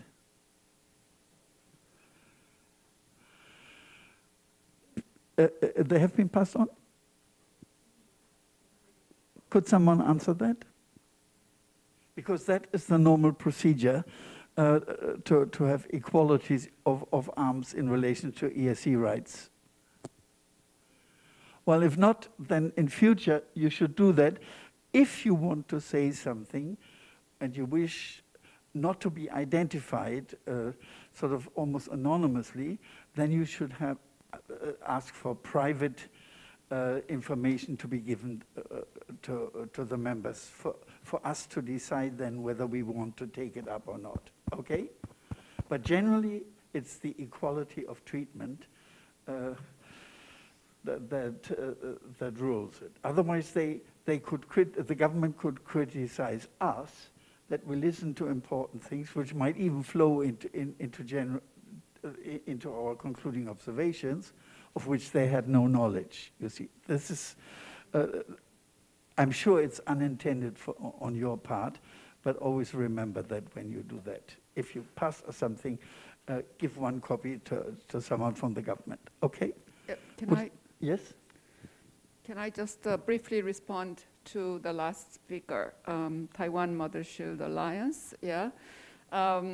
That is an important issue for all the work that full-time housewives are doing. In Sustainable Development Goal 5, actually, one of the targets says that recognize and value the unpaid work, you know. But so far, it is not calculated in GDP or national account. How to recognize and how to value the work that housewives are carrying is a challenge, you know, because all the work that women perform within each household in raising the child, doing the household chores, as well as caring for the family members who fall sick or who are disabled or who are elderly, are performed, you know, mostly by housewives. So I think so far we are pushing that government should recognize, and then some are turned into social assistance. So there are systems, for example, of providing social services for the elderly who are outside of home, or sometimes who are inside the home, and then government recognize and then pay the woman. So some of these works are socialized, but still mainly performed by women. So I think there's a long way to go, yeah, to recognize and value.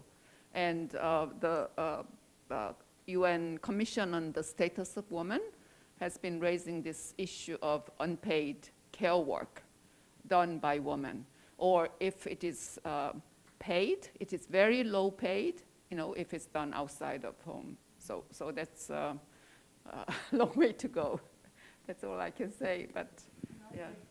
Can I back that up, endorse what Hazel is saying, and also to add, that's why it's important to be advocating that the unpaid work carried out by men and women is actually counted in the national accounts, because in order to make visible the economic value of it, it's critical, and that happen. And there's, you know, increasingly there is a push to have national accounts better reflect the full economy, not just GDP in its old form.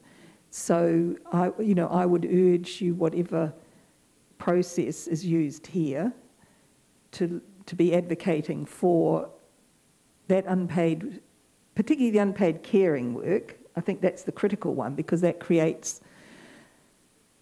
the workforce for the future, and apart from anything else, as well as supporting current work, the current workforce, to have those registered and counted. And then, we had that very interesting social security discussion with the government, and then you've got the basis for showing how much work's being done, how much it's underpinning the economy, and therefore, a justification for adequate access to pensions in old age and other support, even if it's not, I think the issue of sort of wages is problematic. But in some countries, there is still, one of the ways around that is to pay the woman, or the main caregiver, full-time caregiver, a child allowance, so that,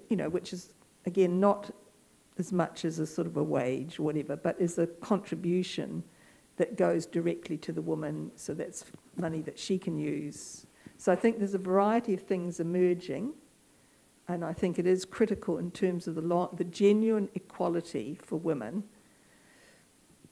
that that work be recognised, as well as the fact that we should be encouraging more men to be doing it, so that it's not just women's work.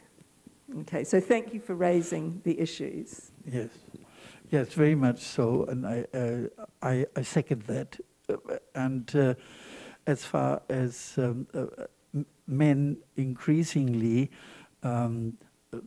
taking the role of the houseman instead of a housewife, in my country, in Germany, which still is, just like Taiwan, very much male-oriented, even though the laws have changed and things like that, but the implementation side is still so that I think 80% or more women take on all they have in fact 2 or 3 jobs, raising the children, running the household, doing the shopping, and everything else related to the house, and having a job, and often because they're intelligent, their income is higher than that of the husband, and the husband comes home and reads the newspaper, you see, and sings good night to the small kids, and that's it. But it's changing. For instance, at my university, Mannheim, there is a group of fathers who actually, as students, get relief because they have to look after the family. One of the judges at the European Court of Justice is married to a lawyer, and they have 6 children. The husband is doing his work at home, his legal work, but looks after the 6 kids. This is what previously only was done by women, so there is a small change of awareness like that. And for professors, when they have assistants, called a meeting, well, we have a meeting at 1:30, be there. And you used to have to go, and the food that the wife had prepared at home goes cold. Then if that happens today, and all the assistants have to be there for the professor, unless it is announced 2 weeks beforehand, and so that each family can make an arrangement. The rule is if the man says, sorry, I have to look after it, I've got to pick them up, etc. So there are more, it's on the increase. If you can encourage practices like that in Taiwan, would be very good. I think we should stop at this point. We have reached our time limit. It was very, very helpful, your comments. We really encourage you to carry on just as you are. And this is the kind of cooperation we want to have with you, and to exchange views, and that we can pick up your recommendations, and we'll think about it. How can we sell that to the country as such in concluding observations. We really appreciated your work, and I know how difficult it is, and we know how often NGOs make a very good suggestion and it's then not taken up in the concluding observation. But that's a normal process because you make 8 suggestions and maybe 1 is taken up. But there are so many articles, as you see, and we have to then agree which is an issue that is really a priority. If we do too many concluding observations, then the government has an easy job and just to give 2 or 3 sentences to all of them, just to cover it, and nothing changes. So by prioritizing certain issues, that ensures also that what you really want is happening. So, but please have an understanding. It's not disrespect of your work.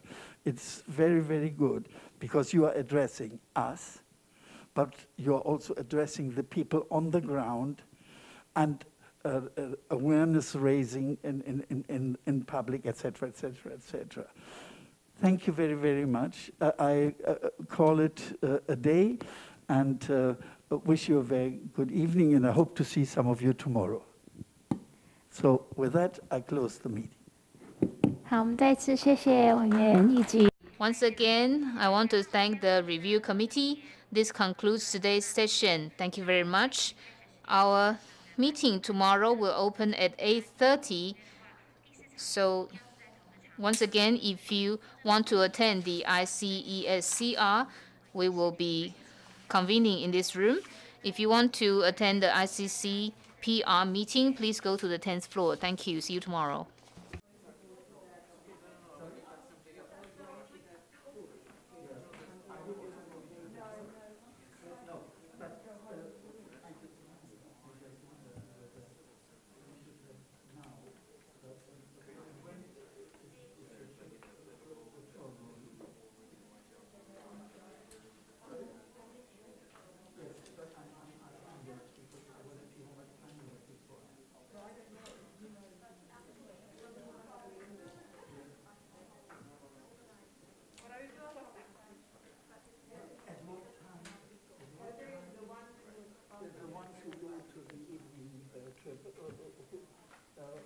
At what time are we leaving here?